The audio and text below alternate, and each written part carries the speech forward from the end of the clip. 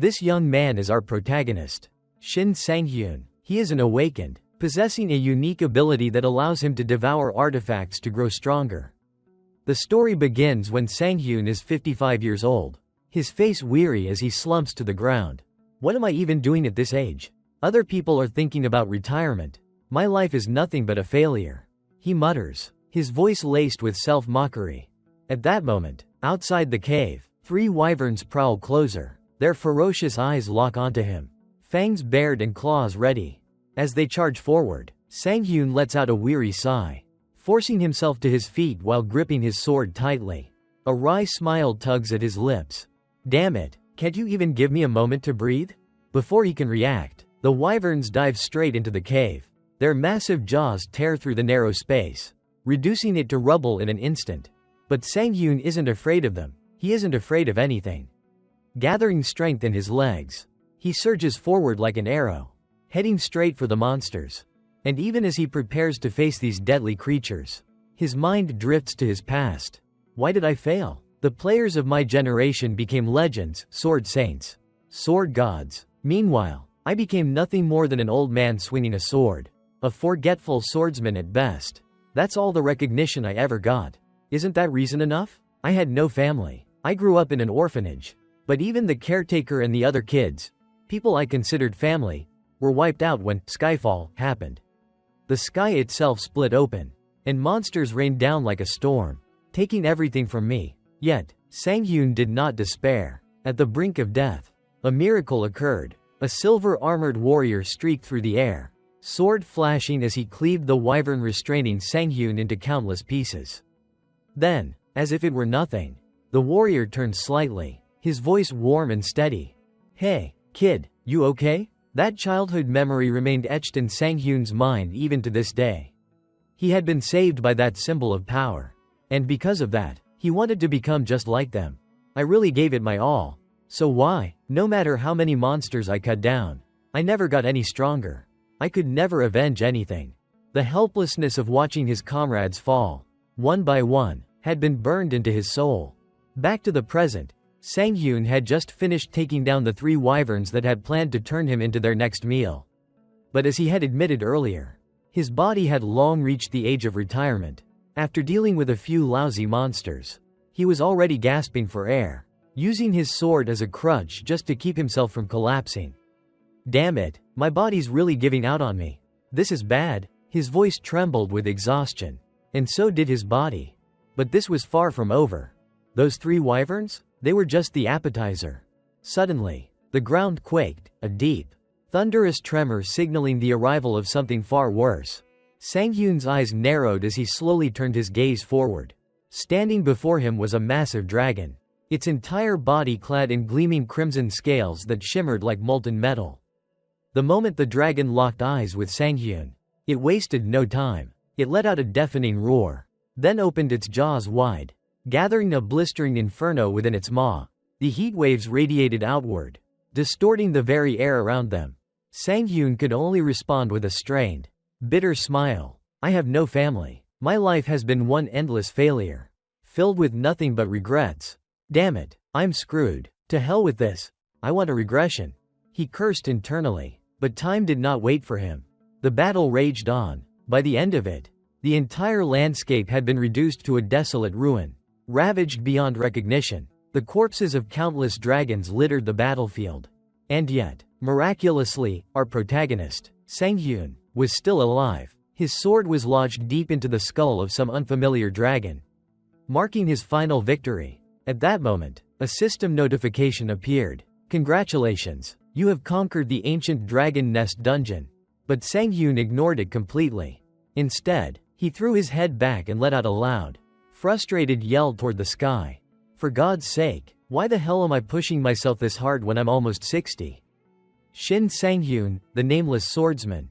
Shin Sang-hyun, our protagonist, is 55 years old. He has been a swordsman for 30 years. Yet his greatest achievement is only ranking within the top 100 in his homeland. Considering the sheer number of players worldwide, this essentially makes him nothing more than a nameless nobody. Now, shifting back to Sang-hyun's perspective. After leaping off the massive dragon's corpse, He unexpectedly discovered a glowing skill book lying nearby. Surprised, he muttered, "Oh, so my reward this time is a skill book? I've devoured artifacts before, can I eat this too?" But before he could make a move, a sudden flash of light appeared beside him, instantly drawing his attention. Turning his gaze toward the source, he saw a spatial gate materialize before him. From within the swirling portal, a young man with golden hair, glasses, and a book in hand gracefully leapt out. At the same moment, a system notification popped up in front of Sanghyun. The constellation, diligent student who found success late, has entered. Diligent student who found success late kindly blesses you for your hard work. Additionally, he praises your flawless finishing move. Seeing this newcomer, Sanghyun wasn't particularly surprised. After all, this person was none other than his contracted constellation, diligent student who found success late. Haha, thanks, Sanghyun replied, genuinely grateful that this constellation had chosen to form a contract with a mere third-rate swordsman like him. As for the perks of this contract, if a player reached level 850, all artifact effects and title stats would be doubled. Upon reaching level 900, all stats would be tripled. However, with his current level sitting at 650, Sanghyun had yet to reap any benefits from this arrangement. Unaware of Sanghyun's inner thoughts, the blonde constellation suddenly transformed into a chibi version of himself, floating closer while urging him to hurry up and consume the skill book. Hearing that, Sanghyun let out an awkward chuckle. Haha, I was planning to eat it anyway. Alright, here goes. With that, he stretched out his palm toward the skill book and activated his unique ability, Artifact Devourer. This is the only skill I've had since my awakening. To understand how it works, I tried cooking and eating artifacts. I even fried them, but there was no difference. By the time I finished my useless experiments, 30 years had passed. It was only when I attempted to synchronize my mana with an artifact of the right rank that I realized it activated my Artifact Devourer skill. But by then, it was already too late. Others had grown powerful the moment they awakened. Before him, the skill book glowed brilliantly as his ability took effect. However, just a few seconds later, the light suddenly flickered out, snuffed out like a flame doused in water. That's it? Nothing happened. Silence followed. Then, frustration surged within Sanghyun. In one swift motion, he grabbed the book and hurled it forward. Shouldn't this thing come with some kind of instructions? There's no way this is an actual skill book. Beside him, his constellation companion scratched his head in confusion.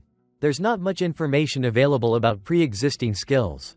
Sorry, I can't be of much help, he admitted apologetically. He reassured Sanghyun, saying there was still time and suggested he try again, perhaps by synchronizing his mana once more. But instead of comforting him, those words seemed to ignite a fire within Sanghyun. His teeth clenched. The corners of his eyes stung as a sudden wave of emotion crashed over him. Time? Who told you I still have time? I'm almost 60. If I had a kid at 30, they'd be nearly 30 by now.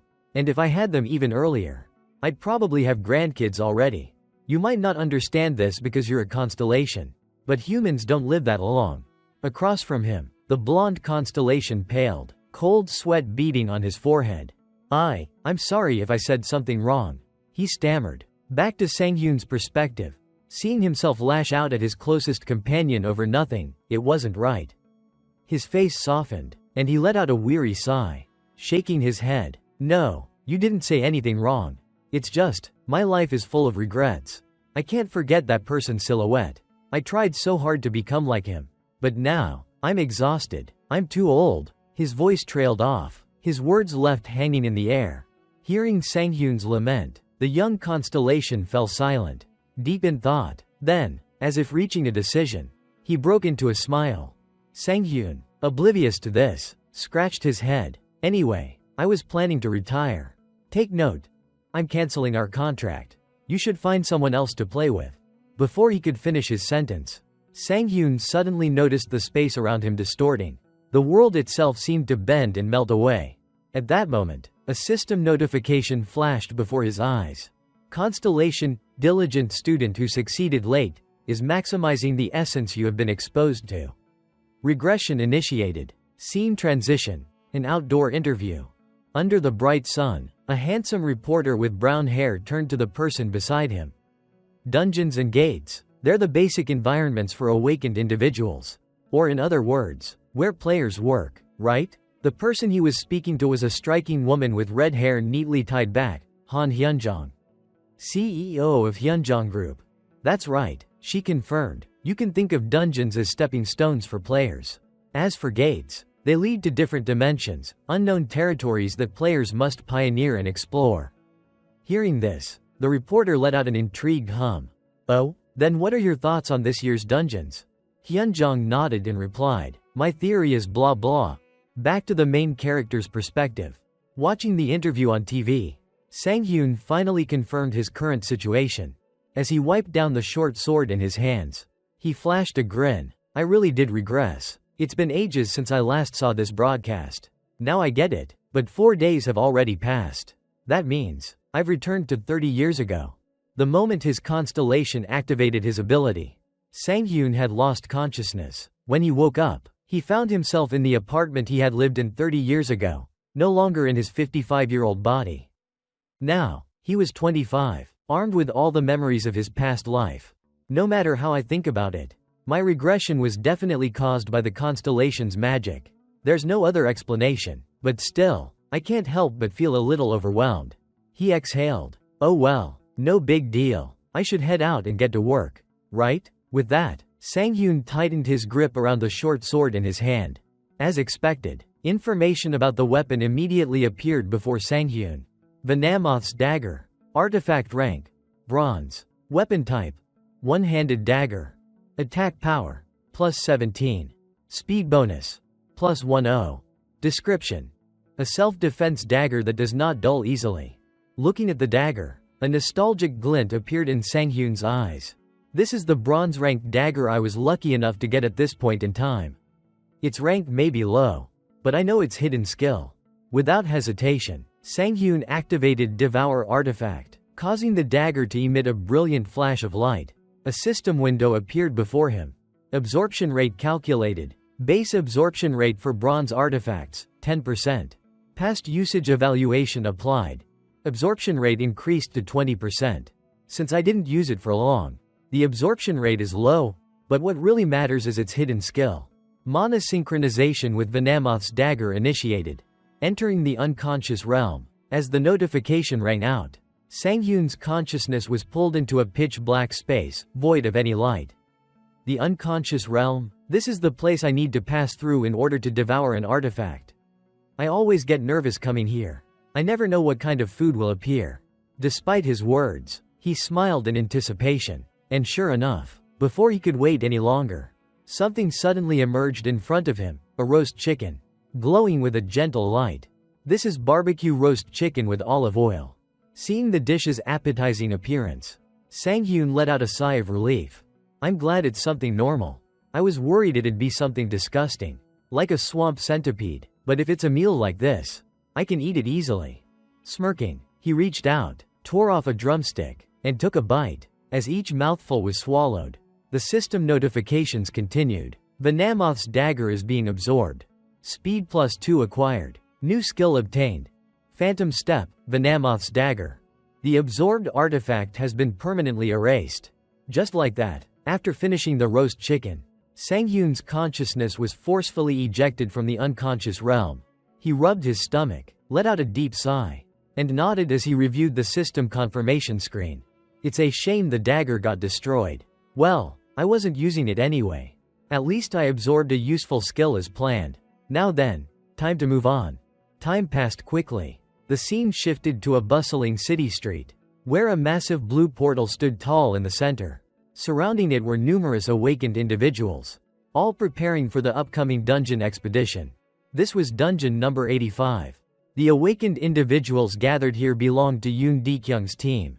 Just then, a man dressed in work attire came rushing toward Yoon Dekyung, visibly panicked. Captain Yoon Dekyung. Hearing someone call his name, Yoon Dekyung paused his paperwork and looked up. Huh? What's got the gatekeeping team leader so worked up? The blue uniformed man scratched his head awkwardly before replying. Well, one of my team members got pulled out. He's a newbie who joined just 4 days ago. His name is Shin Sang-hyun. Don't worry about it, Yoon Dekyung replied nonchalantly. Shin Sang-hyun has already been transferred to the player team. But instead of calming down, the gatekeeping team leader was stunned. His expression turned alarmed as he blurted out, "What? He joined the player team instead of the gatekeeping team? I approved the transfer myself. Is there a problem?" Yoon Deking admitted without hesitation. The blue-uniformed man immediately raised his voice in protest. "Of course, there's a problem. He just awakened recently. And he hasn't even graduated from the player academy yet.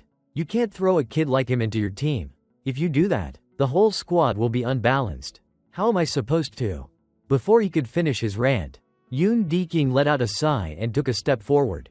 Standing right in front of him, his piercing gaze locked onto the gatekeeping team leader. "The gatekeeping team handles all logistical matters, don't they?" Yoon Deking muttered. "That includes my team and the system's contribution distribution, right?" His eyes narrowed sharply, radiating an oppressive aura. The gatekeeping team leader gulped nervously, realizing the intimidating pressure exuding from Yoon Deking. Awkwardly scratching his head, he forced out a weak chuckle. "Ha ha, oh of course, my apologies." With that, the man quickly scurried away. Watching the man's retreating figure, Yoon Deking scoffed and muttered with disdain. "Seriously? If you give those damn gatekeepers a chance to talk, this is exactly what happens. Balance? What a load of crap." Beside him, a young blonde awakened looked slightly surprised and asked, "But sir, why did you let him in? I didn't expect that at all." Hearing this, Yoon Deking smirked mockingly. "What, you too? Haha, if someone has to die, it'll be him, not us. He needs to cause trouble and die, that way. Those damn gatekeepers will finally shut up. And just like that, we'll maintain our own value. Besides, what can a clueless rookie do?" Understanding the implication, the blonde subordinate burst out laughing. "Oh, haha, I had no idea that was your plan." At that exact moment, while they were still laughing among themselves, a voice suddenly interrupted them. "Hello, starting today, I'll be working as a player. My name is Shin Sang-hyun." The moment he introduced himself, every pair of eyes in the area locked onto him, none of them particularly friendly. The gatekeeper's team members glared at Sang-hyun, their eyes filled with resentment, while the awakened players eyed him with cunning amusement. Being stared at so intensely by so many people made Sang-hyun's scalp tingle slightly. "I expected this, but they're not even trying to hide their emotions." Huh? From Yoon Dekyung's perspective, he quickly masked his true expression and put on a bright smile. "Finally, our new recruit has arrived. Sang-hyun, right? Nice to meet you. I figured you'd be late for your first day as a player." As he spoke, his gaze shifted to the weapon Sang-hyun was carrying, and he narrowed his eyes slightly. "Oh, your weapon, is that a longsword?" Opposite him, Sang-hyun put on a polite smile and explained, "Yes, that's right. I've learned from watching a lot of YouTube videos." Yoon Deking raised an eyebrow and gave a pointed reminder. "You do know that the longsword is one of the hardest weapons to wield, right?" Sang-hyun clenched his fist and responded, his voice filled with determination. "I'll do my best to protect myself. Trust me." Sang-hyun's response seemed to amuse the captain. With a wide grin, Yoon Deking threw an arm around his shoulder and spoke enthusiastically. "Haha, good spirit. That's what I like to see. A real man should have that kind of drive. Just like me." After saying that, he turned to address the rest of the team. "Alright, let's get this dungeon run started. Time to fight." Hearing his command, the other team members cheered loudly, raising their fists into the air. With Sang-hyun now in the group, everyone quickly checked their equipment before stepping into the massive portal, one by one. Meanwhile, Yoon Deking stood off to the side, making sure the entire team entered in an orderly manner. As he watched Sang-hyun's back, his expression remained neutral, but inside, he was full of scorn. He learned from YouTube? What a joke. Does he think dungeons are some kind of game? Just because he awakened and became a player, he's already getting cocky? Looks like he's asking for death. A cold smirk formed in his mind as he thought. Given the conquest strategy I have in place, this orc dungeon is known as the Wailing Wall for rookies. He'll learn his place soon enough. Stupid brat. That was what Yoon Deking firmly believed. But just moments after stepping inside, his face turned deathly pale. Sweat began to pour down his forehead as he took in the shocking sight in front of him. Because lying all across the dungeon floor, in a horrifying mess, were the corpses of countless orcs. completely obliterated. And the cause of this carnage? None other than Sanghyun himself. In that instant, Yoon Dekyung's mind screamed in disbelief. This is insane. Who the hell is this guy? Orcs, these creatures almost exclusively appear in games, novels, and fantasy films. Because we've seen them so often, it's easy to assume they're weak. Compared to other monsters like dragons, they certainly are dumb, violent, and little else. That's why new players, full of arrogance, often rush into battles with orcs without thinking twice. In reality, their attributes are straightforward. On average, an orc stands around 250 centimeters tall and weighs roughly 180 kilograms. Their sheer size alone grants them overwhelming strength compared to humans. That's why orcs have earned the infamous nickname, the Wailing Wall. Now, shifting the scene to inside the dungeon, the setting resembled the long corridors of an ancient fortress. As they moved forward, a dark-haired man glanced back and reminded the protagonist, Shin Sanghyun, don't expect any special treatment just because you're new. From now on, you're on your own. Hearing this, Sanghyun's eyes flickered with mild surprise. But before he could react, the captain of the porter squad spat on the ground and scoffed from behind. Just awakened and already acting like a real player. Huh? Arrogant little brat. For most, those words would sting. But Sanghyun had lived to the age of 55. He had endured countless hardships, beatings, and the cruelties of society. He wasn't the type to take offense easily. Instead, he simply scratched his head and chuckled. Haha, I'll do my best. Looks like no one here is kind to rookies. Huh? He muttered inwardly. Yet, for some reason, the dark-haired man in armor seemed particularly irritable. Despite Sanghyun's light-hearted response, he still snapped. It's not about doing your best, it's about doing it right. Trying your best is useless. Sanghyun's expression barely changed, his attitude as calm as ever. After a brief pause, he asked, so if we run into monsters, am I allowed to fight on the front lines?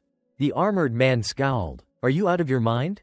But before he could continue berating Sanghyun, his expression suddenly shifted to one of alarm. His voice rang out urgently. Wait, there's an orc. Upon hearing those words, Sanghyun and the leader of the porters both immediately turned around. Sure enough, a green-skinned orc with bulging muscles was closing in on them from behind, gripping a massive axe. Instead of feeling fear, Sanghyun felt a surge of excitement. So this is my first battle since my regression? Leave it to me, he thought to himself. Before his words had even fully left his mouth, the armored guy had already rushed forward, shield in hand, slamming directly into the orc's body, stopping its movement temporarily. Seeing this, the black-haired man's face twisted in shock as he yelled at Sanghyun. You idiot, are you out of your damn mind? You're moving that slow, and you think you can use a greatsword properly? Sanghyun simply responded with a calm reminder. You really don't have to help me. You know. Then quit talking nonsense and prove your skills. The black-haired man shouted again, voice filled with frustration, but in his flustered state, he failed to notice that the orc had already raised its axe high, preparing to strike. Sanghyun quickly pointed it out. All right, just look in front of you. You should be grateful, you little punk. The black-haired man scoffed as he turned back, only to realize, too late, that the orc's axe was already inches from his face. He could even smell the rusty metal and the dried blood still clinging to its surface. For a split second, he thought he was done for. But just before the deadly blow could land, Yoon Dekyung, the leader of the team, barreled in like a human tank. With sheer brute force, he slammed his shield directly into the orc's face, sending the massive creature flying backward and crashing into the ground, leaving a small crater upon impact. Seeing that the orc was temporarily incapacitated, Yoon Dekyung took the opportunity to turn and bellow at the two of them. You guys think this is a damn playground? Focus. Sorry. The black-haired man stammered, while the others looked on, amazed by Yoon Dekyung's quick reflexes. Up ahead, Yoon Dekyung drew his sword and took a battle-ready stance. Fall back, I'll handle this. At the same time, the orc had already recovered, letting out a terrifying roar before charging forward in a blind frenzy. With full force, its axe came crashing down against Yoon Dekyung's shield, creating a deafening clang that echoed through the air. However, Yoon Dekyung truly lived up to his title as the team leader. His strength was anything but ordinary. The moment he blocked the orc's attack, He immediately drove his sword straight into the left side of the monster's chest, causing thick streams of green blood to pour out. Behind him, the rest of the team clenched their fists, excitement lighting up their faces. That was incredible. The captain pierced its heart. Is it dead? The murmurs of victory started to spread, but things didn't go as they expected. Despite having a sword embedded deep in its chest, the orc suddenly grinned, a wild, exhilarated expression, as if the injury was nothing more than a minor inconvenience. Letting out a deafening roar, it gripped its axe tightly and swung it forward with tremendous force. The sheer power of the strike shattered the ground beneath them, leaving a small crater in its wake. Fortunately, Yoon King had sensed the danger just in time. Instead of attempting to block the blow, he instinctively leapt backward to create some distance. From Sang-Yoon's perspective, as he watched the two muscular figures clashing up ahead, his experience quickly told him there was a problem. Yoon King was likely the highest leveled fighter here, but at best, he was only around level 50, nowhere near strong enough to land a fatal strike on the orc. Shifting back to the battlefield, Yoon King let out a fierce battle cry, tightening his grip on his sword before launching himself forward, seizing the opportunity while the orc was still reacting to its previous attack. He drove his blade deep into its body once more, and this time, with such a perfectly executed critical strike. No matter how resilient the orc was, there was no surviving it. As the massive creature finally collapsed to the ground, lifeless, the lower-ranked hunters around them erupted into cheers. He did it. He actually took down an orc by himself. Hearing their excitement, Yoon King let out a small breath of relief before turning back to check on his team. That wasn't much. You guys all right? Of course. You're seriously reliable, Captain. The older awakened ones responded with cheerful grins. Good. Then let's move out. The moment those words left his mouth, before the group even had a chance to take a single step forward, eerie, blood-curdling screams rang out from the distance, immediately drawing their attention. As they turned around, they were met with an intimidating sight: a group of red-skinned orcs marching toward them, their expressions full of aggression, as if they were actively seeking a fight.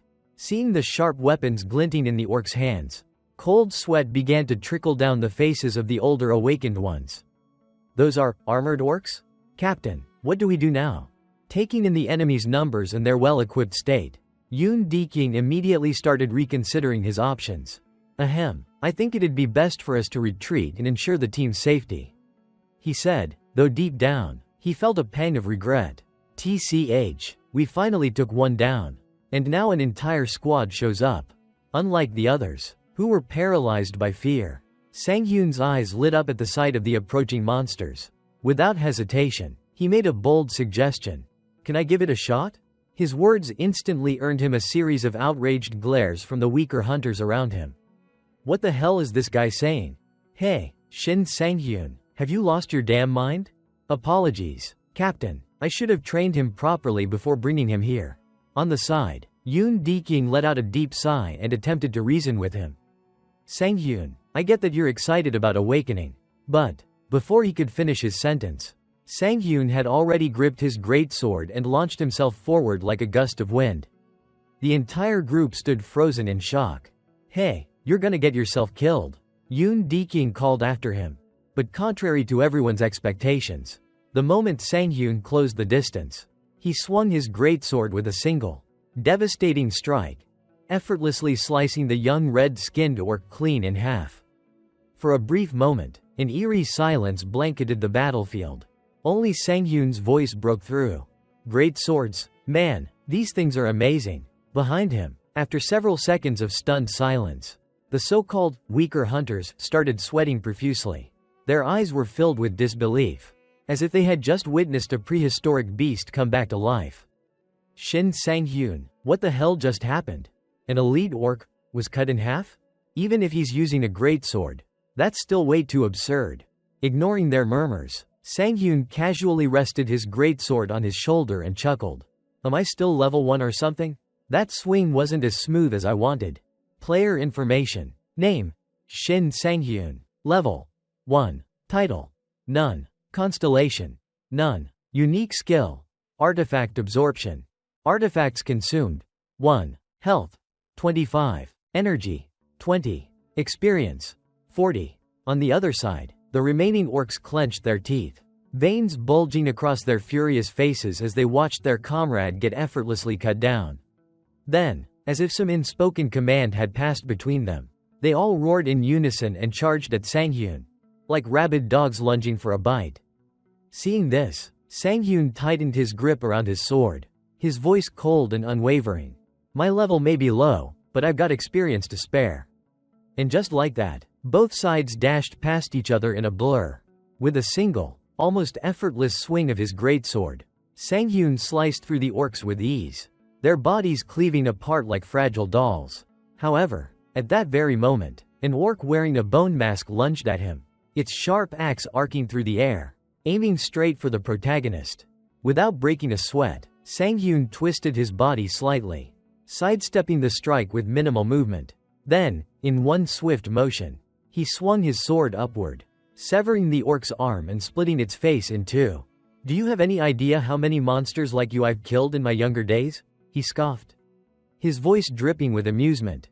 Meanwhile, the awakened hunters in the back could only stare in utter disbelief. Is that really Shin Sang-hyun?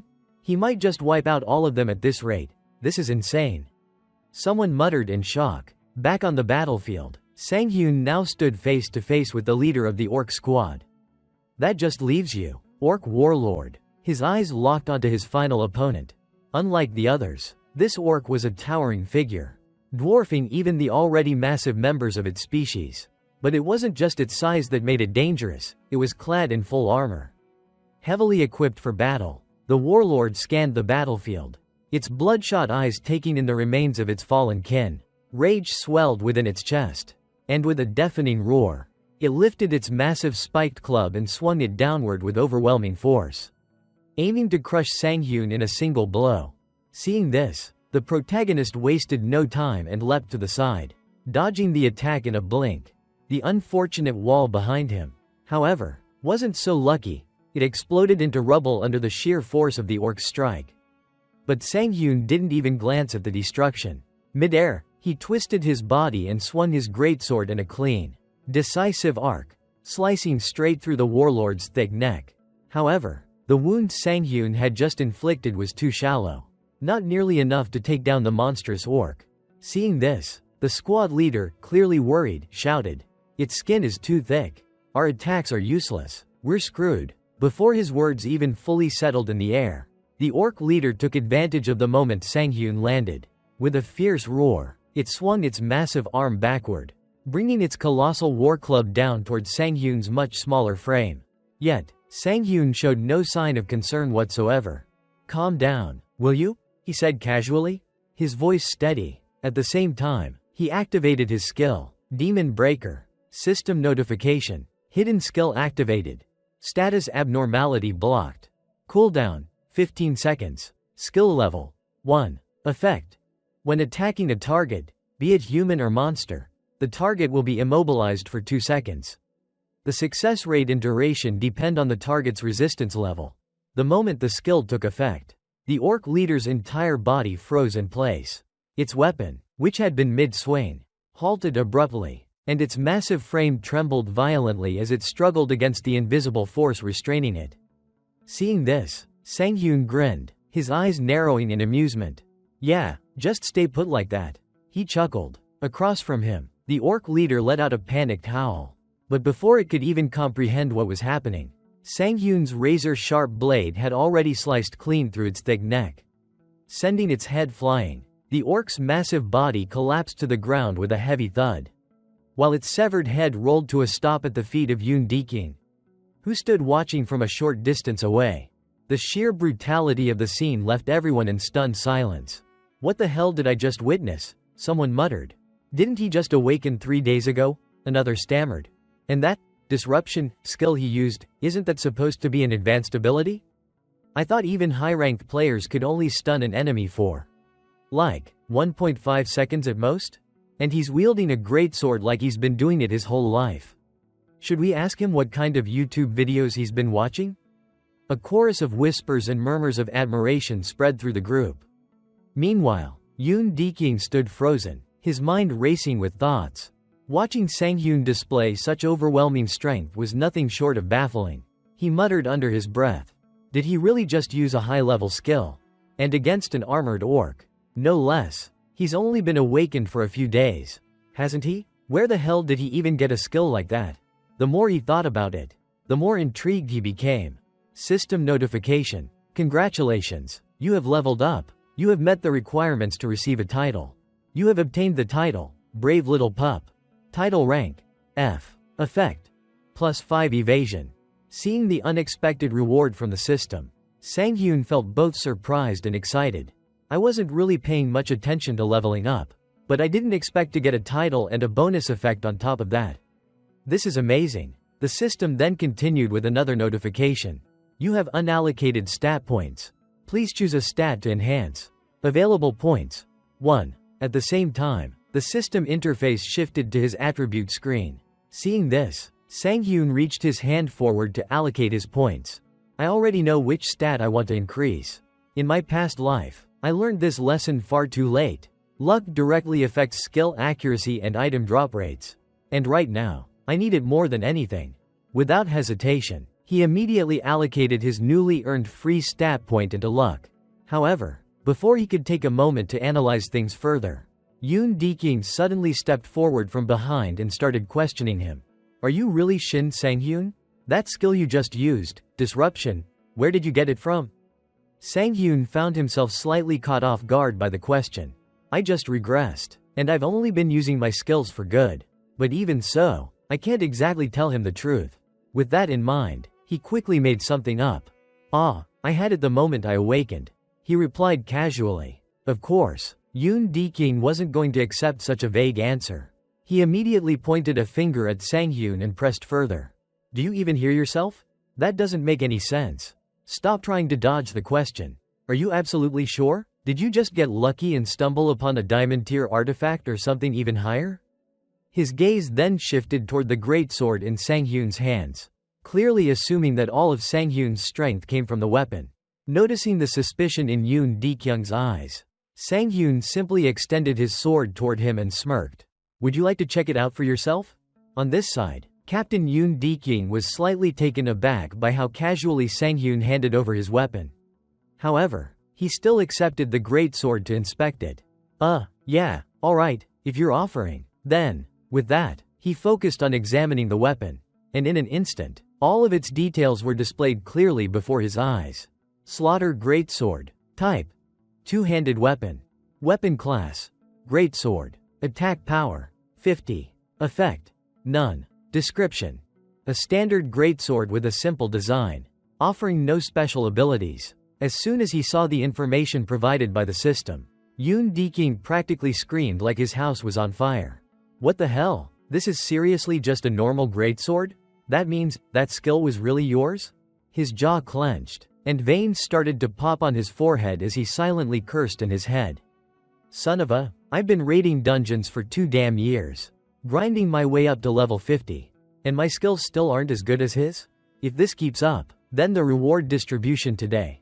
Before he could spiral any further, a teammate suddenly shouted, Captain, the sub-boss just showed up. Hearing that, the rest of the team turned their eyes toward Yoon Deking, waiting for his command. His face darkened slightly, but he quickly gave out orders. Alright, let's move. Then, he turned to Sang-hyun and said, thanks to you, we had an easier time clearing out those small fry. But don't get cocky and end up dead. A flashy skill like yours won't do jack against the demonic orc we're about to face. Sang-hyun tilted his head slightly, finding Yoon Dekyung's attitude a little strange. However, as if remembering something, a smirk slowly formed on his lips. I almost forgot why I joined this team right after regressing.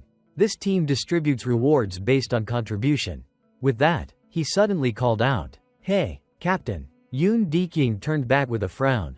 Sang-hyun flashed a bright grin and asked, if I kill the demonic orc myself, can I take the artifact as my reward? The red crystal. A rare loot that could only be obtained by defeating the demonic orc. Even then, it was known to be incredibly difficult to acquire. No, rather, the drop rate was absurdly low. However, in his past life, after his team had failed to take down the demonic orc, They had the rare chance to witness another team successfully obtain the red crystal. Sang-hyun still remembered that moment vividly, the sight of that party standing over the slain demonic orc, holding the precious crystal in their hands. Whoa, Captain, congrats, how'd you even get that? That thing would sell for a fortune at the market. Isn't it the only artifact with the delay skill? The other party members had stared at the red crystal with eyes full of greed.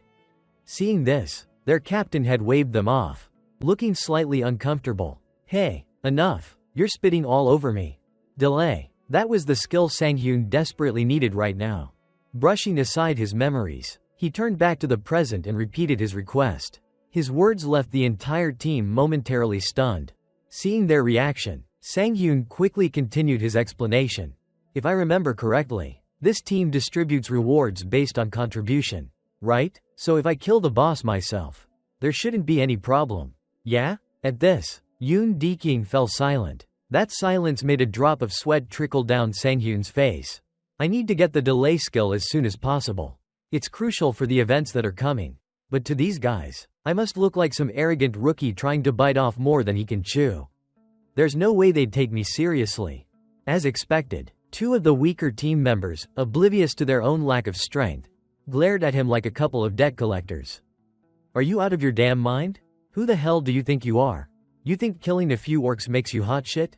Now you're talking about loot distribution? Before they could go on, Yoon Deking calmly raised a hand, cutting them off. Hey, calm down. Then, he turned to Sang-hyun with a sharp gaze. Fine, do whatever you want, but there's a catch. You only get to fight the boss if we fail to defeat it first. Only then will you be allowed to enter the dungeon and take it on yourself. Understood? His warning was clear. But just the fact that Yoon Deking agreed to distribute loot based on contribution was enough to make Sang-hyun feel relieved. That was easier than I thought.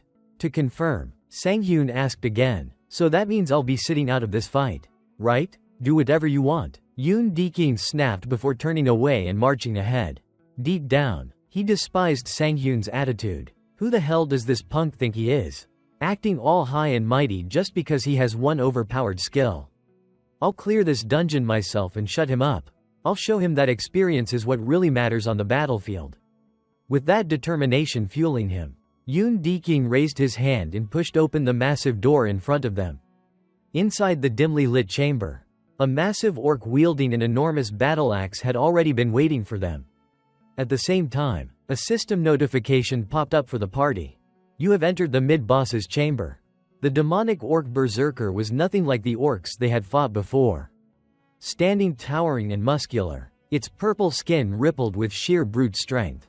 Curved goat-like horns jutted out from its skull, and right in the center of its chest, embedded deep within its flesh, was a gleaming red crystal.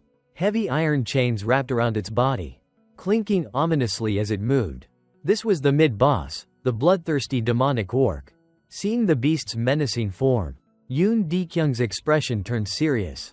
Gripping his sword tightly, he barked out commands. Everyone, prepare for battle. Surround it and attack from behind.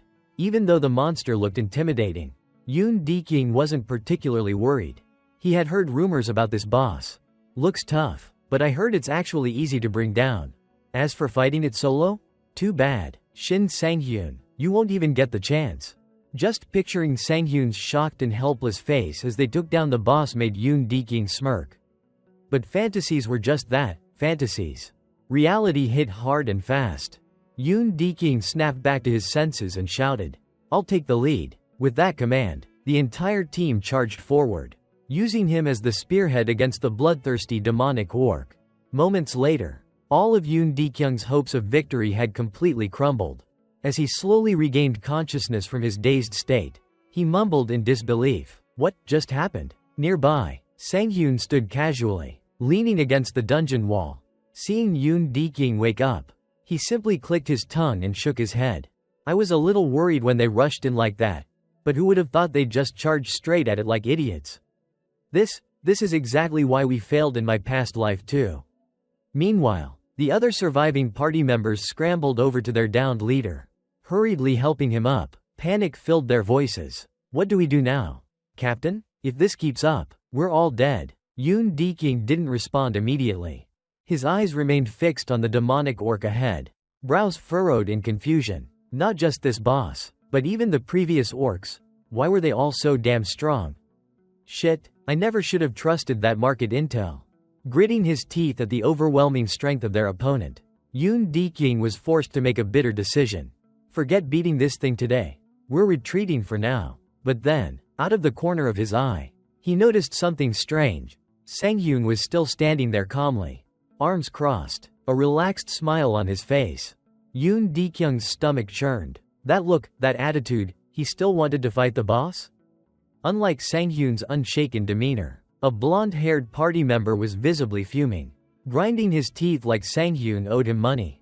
Are you insane? What the hell is wrong with you? Before he could continue his rant, Yoon Deking swung an arm out to silence him. Enough. Everyone, fall back. It has terrible peripheral vision. We'll slip past its blind spot. The rest of the party exhaled in relief. Thank God, someone muttered. As Yoon Deking turned away, blood dripping down his face, he cast one last glance at Sang-hyun. Shin Sang-hyun, I've already warned you. If you die, don't blame me. In response to those words, he let out a faint chuckle before slowly drawing the sword from his back. His voice steady with confidence. No need to worry, I'm not dying today. Facing the bloodthirsty demon orc, standing across from him, as if sensing the killing intent radiating from Sang-hyun, the monstrous orc boss clenched its massive battle axe tightly. Its eyes burned with fury as it charged forward like a raging tank, exuding an overwhelming aura of aggression. Seeing this, Sang-hyun took a deep breath. Steadying himself, his grip on the sword instinctively tightened as a thought flashed through his mind. If this fight was purely about stats, I wouldn't stand a chance against this thing. But with all the experience I've accumulated, that's not an issue at all. With that, Sang-hyun swiftly swung his sword to the right, deflecting the orc's battle axe to the side in an instant.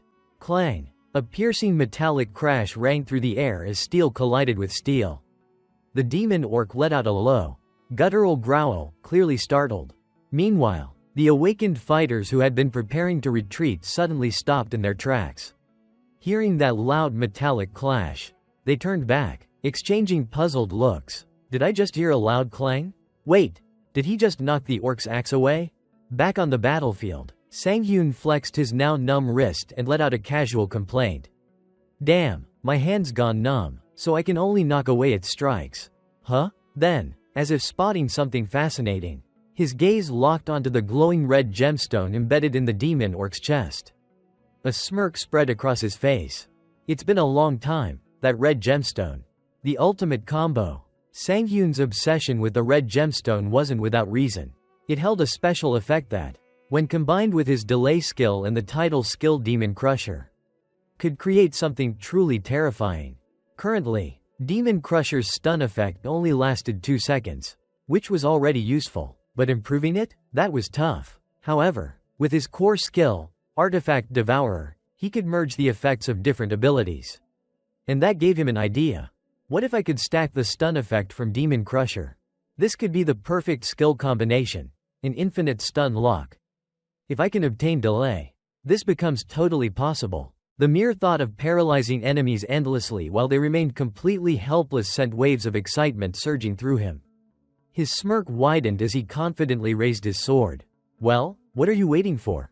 Come at me. As if it understood his taunt, thick veins pulsed across the demon orc's forehead like writhing worms.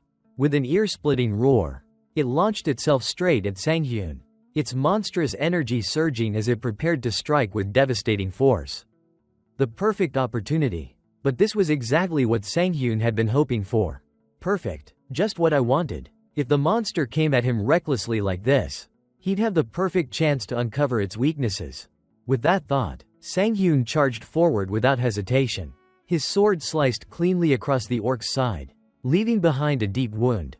Thick streams of dark purple blood spurted from the gash, spilling onto the battlefield. At the same time, Sang-hyun activated his Demon Crusher skill. The demonic orc froze in place, stunned for 2 whole seconds.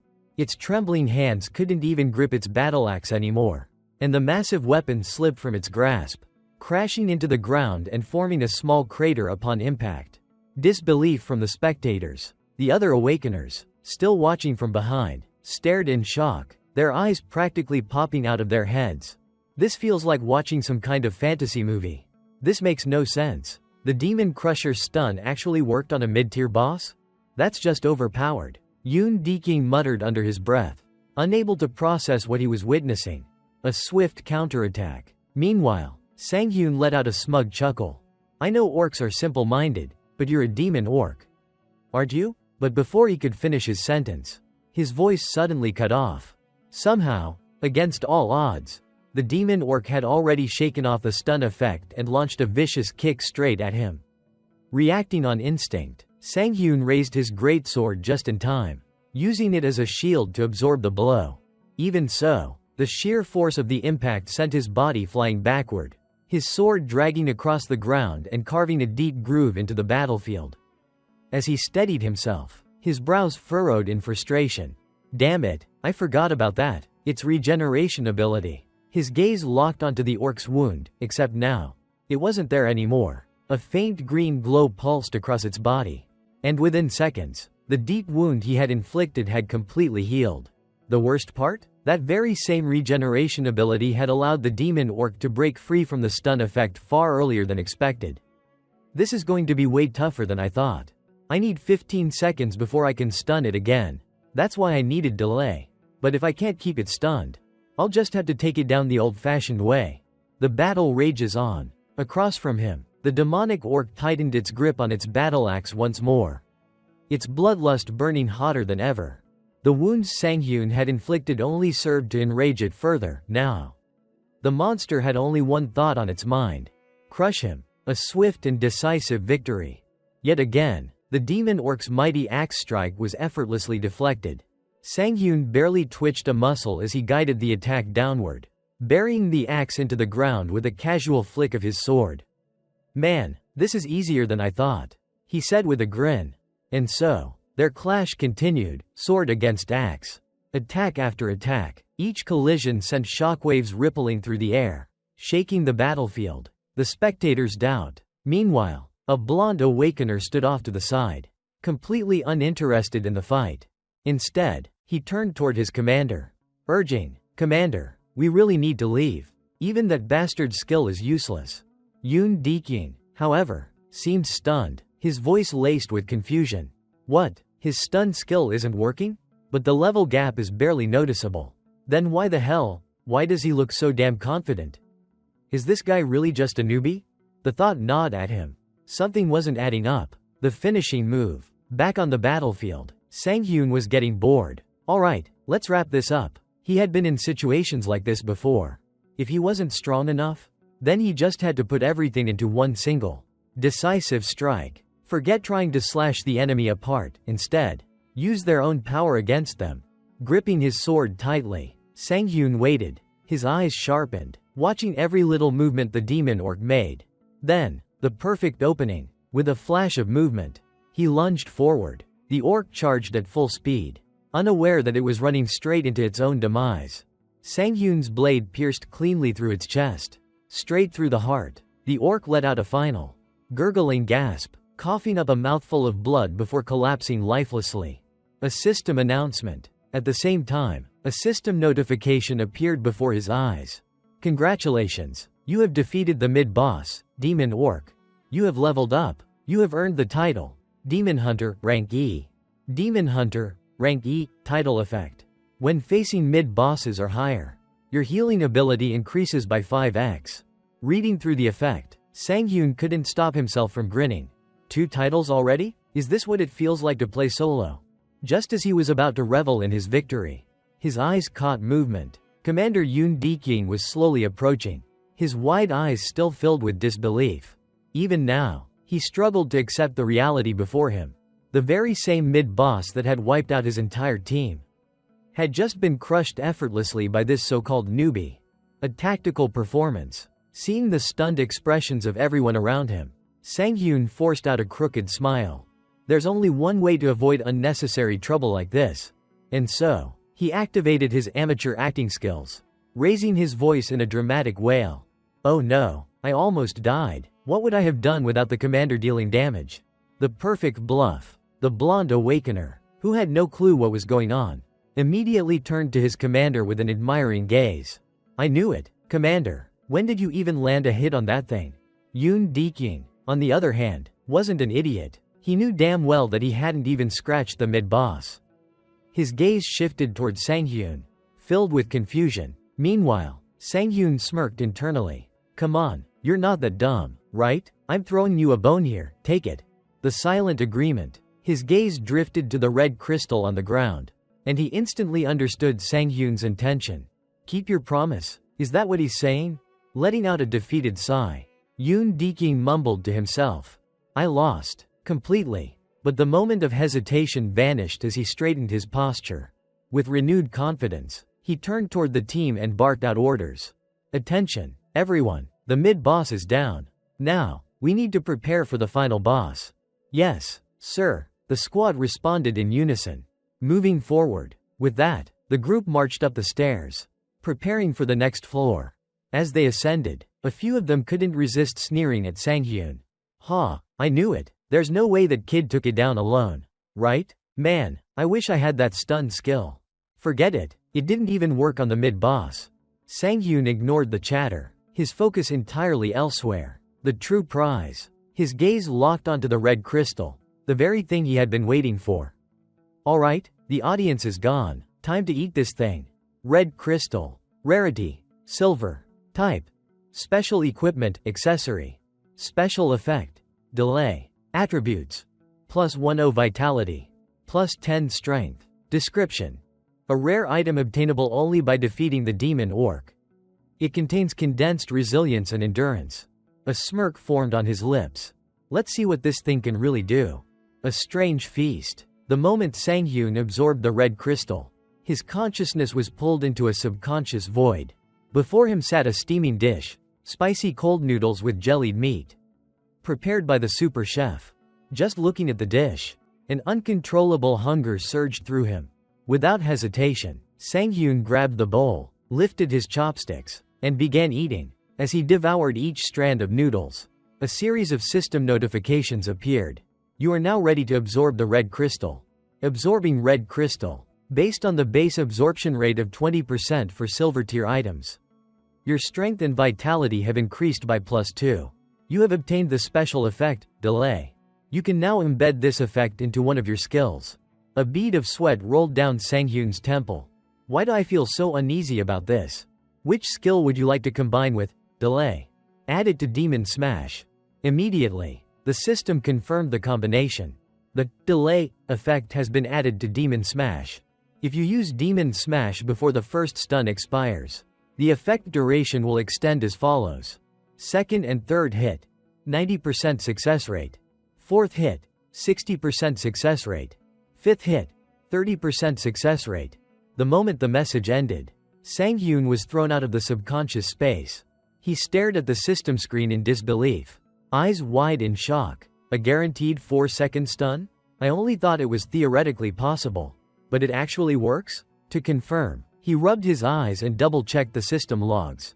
An unexpected proposal. Just then, a voice from behind interrupted his thoughts. "Can we talk for a moment?" Turning around, Sanghyun saw Yoon Dekyung standing behind him. "What now?" "Sure, what's up?" Sanghyun asked. Yoon Dekyung's tone was hesitant, but he spoke clearly. "Right ahead is the final boss room." Sanghyun raised an eyebrow. "You want me to stay behind?" But what the captain said next shocked him. "No, I'd be a failure of a leader if I didn't know how to use a talent like you.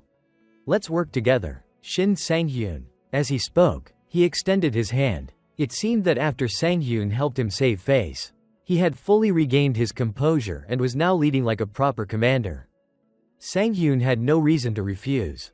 "Haha, but my conditions stay the same," he grinned, clasping Yoon Dekyung's hand. Yeah, I know." The captain chuckled in response. The final boss room. At that moment, the blonde awakener approached, arms crossed. "Are we finally heading in?" Yoon Dekyung nodded firmly. "Yeah, from this point on, everyone needs to stay alert." But as they moved forward, the blonde suddenly clicked his tongue, shooting a glaring look at Sanghyun. This left the protagonist utterly confused. The hell's his problem? Did he eat expired food or something? Meanwhile, Yoon Deking didn't seem to notice the blonde's sour attitude. With a bright grin, he patted Sanghyun's shoulder. Let's finish this up. Drinks are on me after. Time flew by quickly as Sanghyun's team finally stepped into the last boss room of dungeon number 85. Their opponent this time was a monstrous orc with ashen gray skin. Across its body, strange spiral-shaped runes pulsed faintly, and in its grip was a blood-stained spiked mace, still dripping from its last victim. An overwhelming, savage aura radiated from the creature. This was the final boss, the frenzied orc. A captain's resolve. From Yoon Dekyung's perspective, after witnessing the sheer power of the previous boss, the demonic orc, he no longer underestimated this dungeon. A cold sweat dripped down his face as he took a determined step forward. Looking at Sanghyun, I'll go first. However, before the captain could recklessly charge in and get himself obliterated, Sanghyun unsheathed his sword and shook his head. Stay close to me. Deking hesitated. Right now, you shouldn't. But before he could finish, Sanghyun exhaled deeply, lost in thought. The frenzied orc has lower skill resistance than the demonic orc, which means it's easier to stun. As long as I stay calm and attack properly, this shouldn't be a problem. But, stay close to me? Since when did I start saying things like that with such confidence? Back then, I was always scared. Even when I grew older, I barely managed to survive. I can't live like that again. I have to change my weak past and my future. 2. And to do that, I'll show everyone here my overwhelming strength. An overwhelming display. With that resolve burning in his heart, Sanghyun swung his sword down, slashing deep into the frenzied orc's torso. The wound tore from its abdomen to its shoulder, causing the beast to howl in agony. Without hesitation, Sanghyun activated his skill, Demon Smash. A shockwave of force crashed into the orc, leaving it staggered and unable to move. It's stunned for 4 seconds, he shouted. Without missing a beat, Yoon Deking rushed forward, leading the charge. Now, get him. With the boss completely immobilized, the entire team unleashed a relentless barrage of attacks, overwhelming the beast before it could even showcase its strength. And just like that, before the orc could land a single devastating strike, it collapsed, dead. Dungeon complete. The moment its massive body hit the ground, a system notification rang out. Congratulations, you have defeated the final boss, the frenzied orc. Congratulations, you have completed the dungeon of the Red Orc Altar. Recognition and a glimpse of the future. As the lifeless body of the frenzied orc lay in a pool of its own blood, some members of the party couldn't help but remark, wasn't this dungeon way too easy? I didn't even have to use a single potion. Another adventurer chimed in, grinning. See, I told you that stun skill was amazing. Meanwhile, a group of porters huddled together, whispering among themselves while stealing glances at Sanghyun. Do you think he has his own gate? Should I ask him? Huh? I was about to ask first. Another porter scoffed. So what? I need to make a living too. Their team captain retorted, shaking his head. A fast-changing world. Observing how quickly people's attitudes shifted, Sanghyun couldn't help but feel a little dizzy. These guys flip sides so fast. I wasn't even planning to do anything for them. Just as he finished that thought, a series of system notifications appeared before his eyes. Congratulations, you have leveled up. You have obtained the rank D title, Overwhelming Power. Effect. Status effect durations are increased by 10%. Reading the title description, Sanghyun nodded in satisfaction. Not bad. A 4.4 second stun? That's crazy. In my past life, I never earned a single title.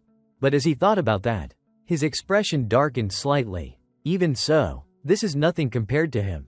Du Gyung-soo, the demon sword, the title collector, the perfect blade, the greatest swordsman in South Korea, a legendary player with countless titles.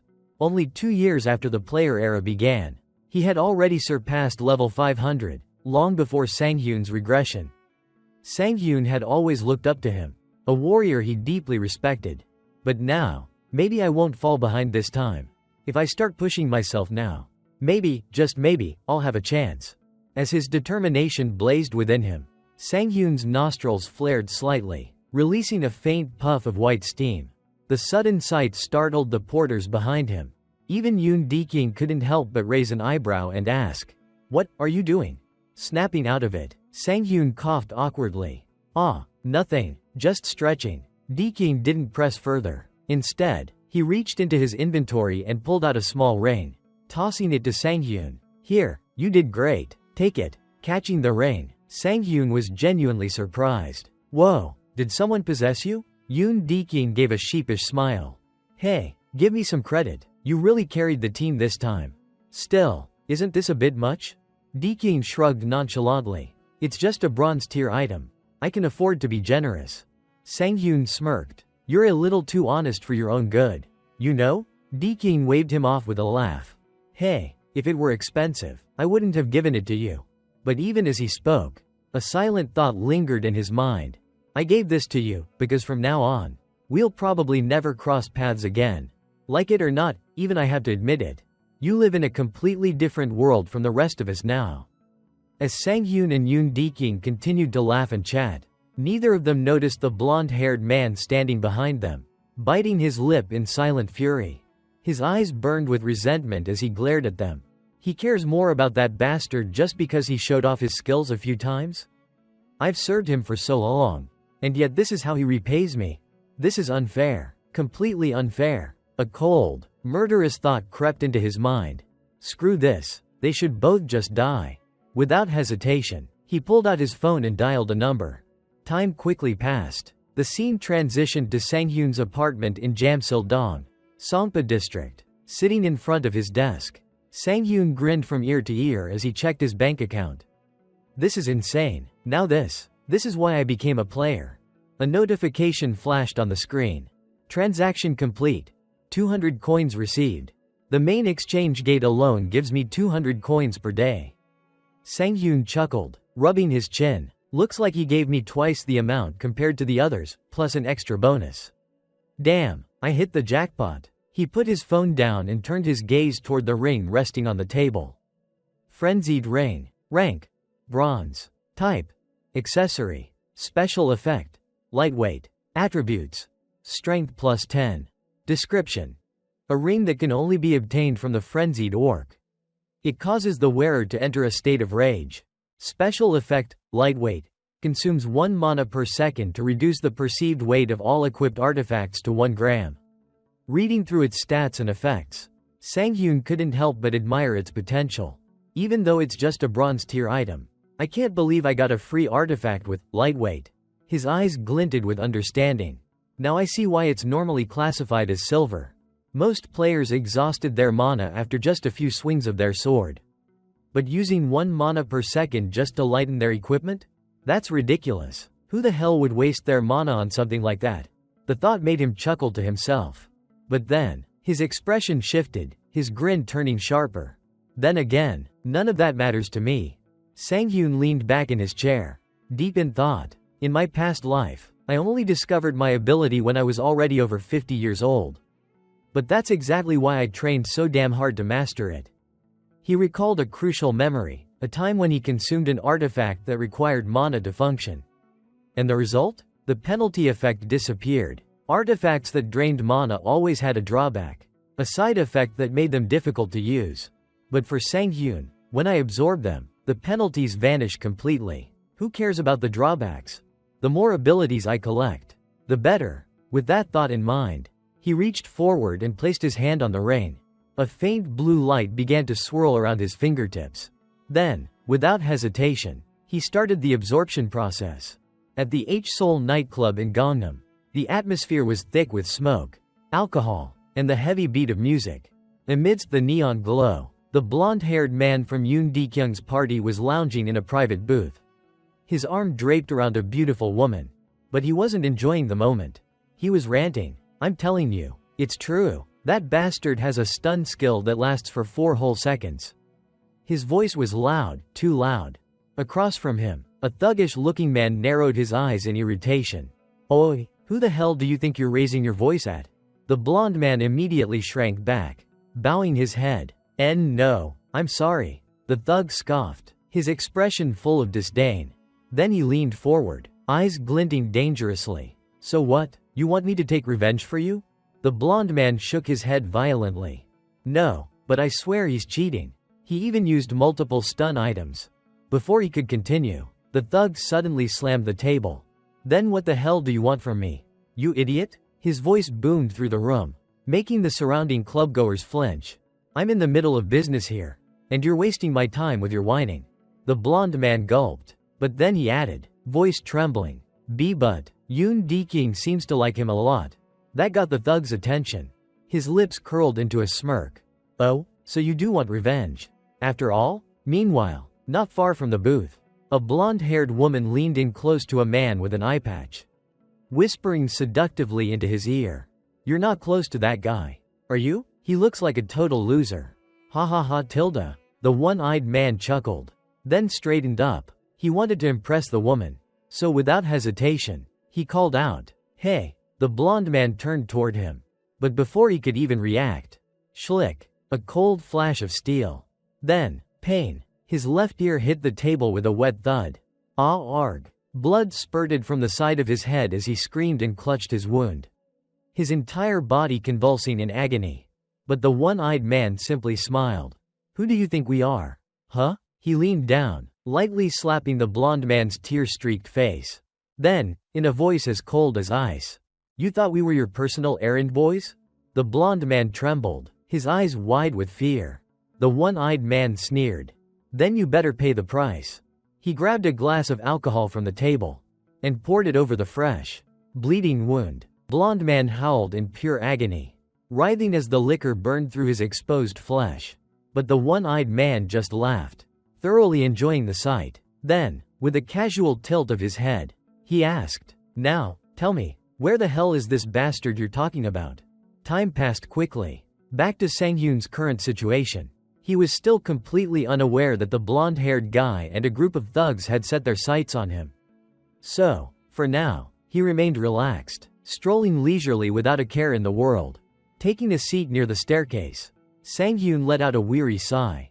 Just remembering the taste of the food he had eaten earlier was enough to make his stomach churn. The mere thought of it made him feel nauseous, like he was about to throw up any second. Who the hell would have guessed that cold cucumber soup could come out of the ring of frenzy?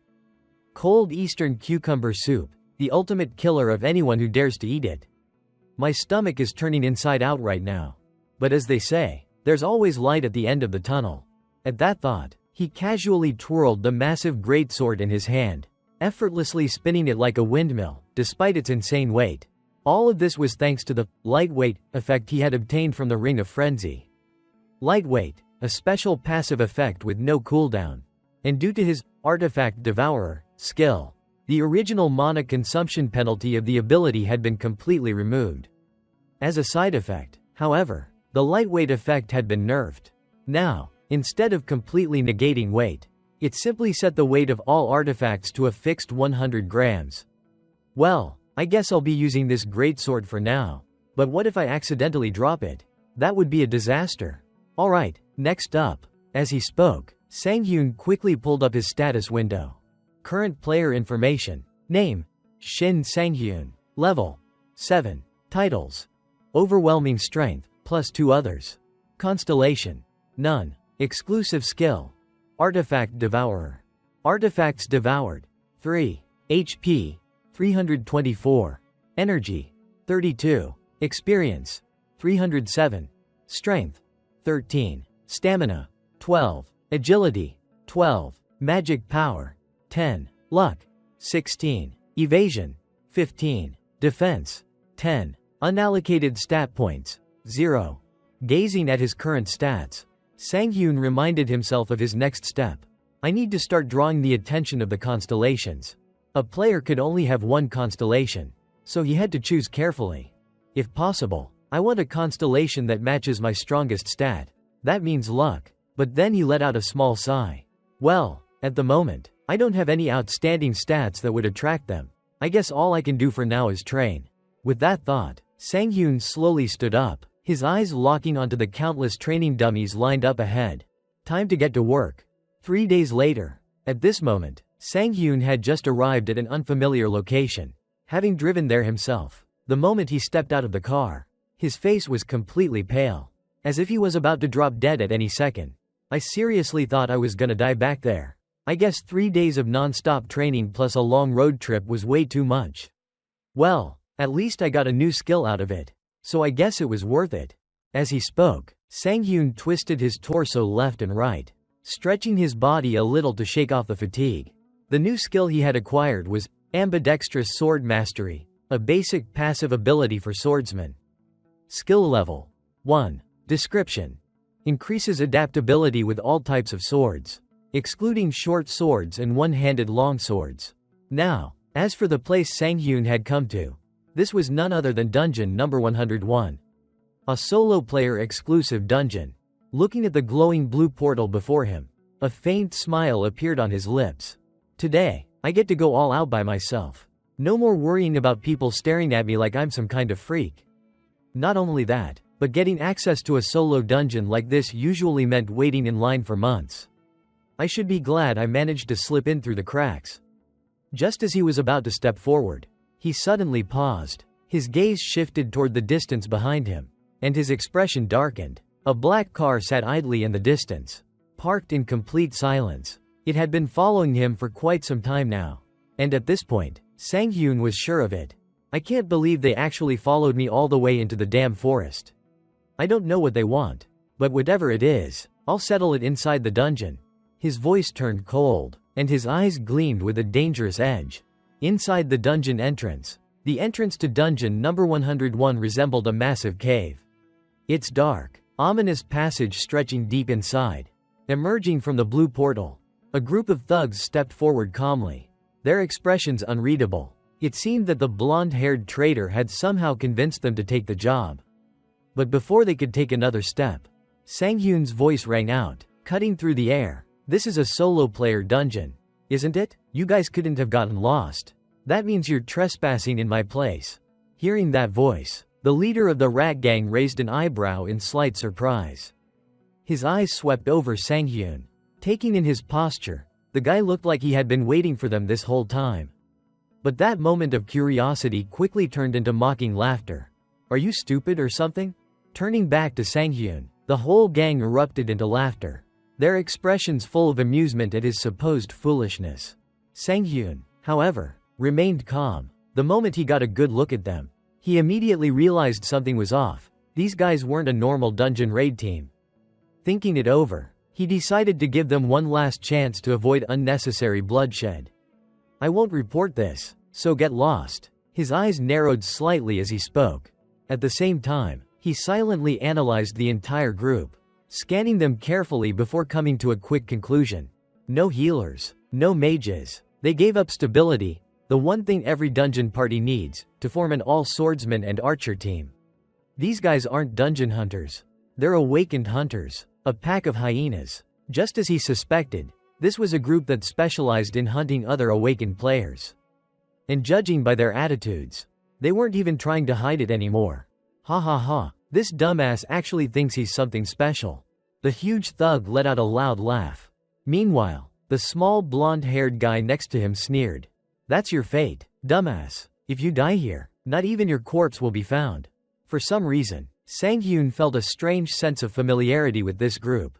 Digging through his memories, he remembered something from the past. This exact group had been completely wiped out by the Player Association's strict surveillance. It's been a while, huh? Against groups like this, the archers are always the biggest problem. Yeah, I already figured that out. Sang-hyun responded lightly, his gaze locking onto the archer. A cold, emotionless man who showed no reaction whatsoever to the idea of killing someone. Not wanting to waste any more time, the archer casually drew his bow, speaking in a bored tone. All right, let's wrap this up and move on. But just as he finished, Sang-hyun spoke up again, and his words left the entire gang stunned. That's exactly why I was waiting for you. If I had to get rid of 4 corpses, what better place to do it than here? A sharp, mocking smile tugged at his lips. The massive thug's face twisted in rage. You little shit. With a furious roar, he lunged forward, ready to attack. However, before he could charge, the one-eyed man swiftly blocked him with his sword. Let's do this the easy way. His voice was cold and composed. The huge thug's eyes widened in frustration. This is the easy way? I'm gonna rip his throat out. Ahead of them, Sang-hyun smirked, his words dripping with provocation. Good boy, listen to your master. Haha, Stop wasting time and just come at me all at once. A thug like the big guy, who was used to throwing his weight around, had no tolerance for this kind of mockery. You better shut your damn mouth. With a furious roar, he planted his foot down, exploded forward like a raging bull, and swung his massive greatsword straight for Sang-hyun's torso without hesitation. Survival of the fittest? Is there a better phrase to describe a dungeon? Inside a dungeon, monsters always aim for your life. And in those same dungeons, the artifacts you and everyone else seek exist on the razor's edge of life and death. If you're weak, you die. There are no rules inside the dungeon. So if you want to live, you have to kill. That was the karma from my past life. And it still applies even now. In the end, everything that happens here is just self-defense. The entire gang of thugs stood frozen in shock. Their eyes, filled with disbelief, were locked onto the scene before them. Just seconds ago, the big guy had charged forward, radiating overwhelming aggression. But now, he had been sliced clean in half. Not a single scream escaped him. One sword strike, that was all it took. Sang-hyun coldly swept his gaze over the remaining three. What are you standing around for? Come on, all of you. No hesitation. The remaining three immediately backed away, instinctively increasing their distance. After seeing that level of strength, they all understood one thing. If Sang-hyun got close, they were dead. Relying on their experience hunting other awakened players, they quickly adjusted their strategy. While running, the blue-haired guy barked out orders. Cover us while we reposition. Got it, the archer responded, but internally, his mind was spiraling in confusion. He killed Sanho. Even if the guy was an idiot, Sanho was still level 100. And that kid had only awakened recently. What the hell is going on? The archer couldn't make sense of it. Meanwhile, on Sang-hyun's side, he had started spinning his greatsword, its heavy blade whirling through the air like the blades of a helicopter. The sharp winds it generated howled ominously, sending shivers down the spines of those who heard it. Hey now, where are you running off to? Sang-hyun teased, his smirk widening. Motherf, what kind of monster is this? The archer cursed. Even as he spoke, his hands moved instinctively, drawing his bow and letting loose 2 arrows at blinding speed. But to Sang-hyun, it was child's play. With one effortless swing, he sliced both arrows in half before they could even get close. And then, before the archer could react, Sang-hyun spun around and hurled his greatsword straight at him. Thud! The sword struck its target. The archer barely had time to scream before collapsing, lifeless. The dying scream made the 2 remaining thugs freeze in place. They turned their heads in shock, their faces going pale. Who the hell is this guy? The small orange-haired thug shouted in disbelief. Unlike him, however, the blue-haired one had a completely different thought process. His sharp gaze locked onto Sang-hyun, and more specifically, the fact that he was now unarmed. He threw away his greatsword. That means he's got no weapon right now. This is the perfect chance to strike. Attack. At his command, both of them charged. At the same time, Sang-hyun also dashed forward, heading straight for his greatsword, which was still lodged in the archer's corpse. The race was on, but just as his fingers brushed the hilt of his weapon, the 2 thugs' blades came slashing toward him. Slash! The sound of steel cutting flesh echoed through the air. A spray of fresh blood splattered onto the ground. But it didn't come from Sang-hyun. It came from the archer's corpse. Because in the final moment, just before the blades reached him, Sang-hyun had used his sword as a pivot point, launching himself into the air with an acrobatic flip. You're insane. The orange-haired thug gritted his teeth, stunned that Sang-hyun managed to dodge even in that tight window of time. But Sang-hyun wasn't interested in conversation. Still midair, he reached down and ripped his greatsword out. At that moment, the blue-haired thug, Jun Tae, suddenly reached out, grabbing the orange-haired one's head from behind. The smaller thug flinched in confusion. Jun Tae, what the hell are you doing? Before he could react, Jun Tae shoved him forward, like a human meat shield. Slash! The orange-haired thug barely had time to scream before Sang-hyun's greatsword cut through him like paper. Just like that, he was gone. Damn, that's some real, brotherly love, right there. Selling out your own teammate the second things go south, Sang-hyun said, mocking. After that, he paused his assault for a moment and casually added, you guys were selling organs. right? Jun Tae's eyes narrowed. Sang-hyun smirked. Yeah? No way in hell people like you would trust each other just out of goodwill. So let me guess, your real goal was awakening mana stones through organ transplants. Right? For a brief second, Jun Tae's expression shifted. Sang-hyun immediately caught it. Bullseye. Still, Jun Tae let out a cold chuckle. So what if you figured it out? Huh, you little shit? As soon as the words left his mouth, Jun Tae lunged. His sword aimed straight at Sang-hyun's chest. And on his lips, a victorious grin. But just when the blade was barely 5 centimeters away from Sang-hyun's face, it stopped, frozen in place, unable to move forward even a single inch. Because Crushing Kneel has been activated. A debilitating shock surged through Jun Tae's body. For the next 4.4 seconds, he was completely paralyzed. Like a statue, Sang-hyun took a step forward, looked him in the eye, and spoke. Let me ask you something. A cold chill crawled up Jun Tae's spine. He tried to move. Nothing. Tried to speak. Nothing. All he could do was stand there, feeling sweat drip down his face. What the hell? I'm paralyzed? But how? Those wounds from earlier? No way. No fucking way. Just from those tiny cuts? There's no skill that broken. And? What is he talking about? I'm the one who kills. That's how it's always been. I take lives, not the other way around. Yet now, for the first time in his life, he saw the end, and as death loomed closer, his mind flashed back to the past. Back to when he tricked a fresh new awakened rookie. Give it your all this time, okay? He had smiled, placing an arm over the young freckled boy's shoulder. With you here, we can do anything. I trust you, bro. The rookie grinned back, completely unaware. Scene transition. A different memory. A young rookie, his face covered in blood, trembled in fear. Tears mixed with red streaks as he stared at Jun Tae. Why are you doing this? His voice cracked. Please, don't. I'll do anything you say. Back to the present. Jun Tae's entire body shook uncontrollably. Sang-hyun watched him, then smirked. What's wrong? Didn't you already go through this yourself? Oh, or are you scared now? Because it's finally your turn? Time passed. Now, Sang-hyun sat beside a small stream, carefully wiping his sword clean. Jun Tae was gone, sent to reunite with his comrades.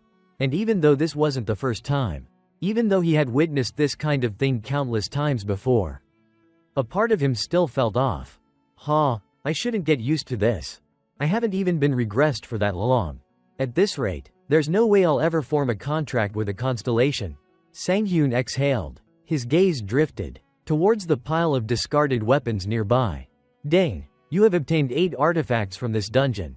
Sang-hyun raised a brow, then grinned. Well, if it's self-defense, then I guess all of this belongs to me now. Huh? Time passed quickly. At this moment, Sang-hyun was putting his jacket back on. During the fight earlier, he had taken it off to avoid getting blood on it. At the same time, he checked his current status. Right now, he had reached level 10, and his consumed artifacts had totaled up to 11. His life points were at 400, energy at 50, and experience at 12. Looking at his status window, Sang-hyun's expression grew a bit complicated. I wish I could have avoided that situation, but considering the results, it was worth it. At least I'm glad I didn't get fat from consuming artifacts. But still, just looking at my stats alone, doesn't this mean I'm already as strong as level 50 players?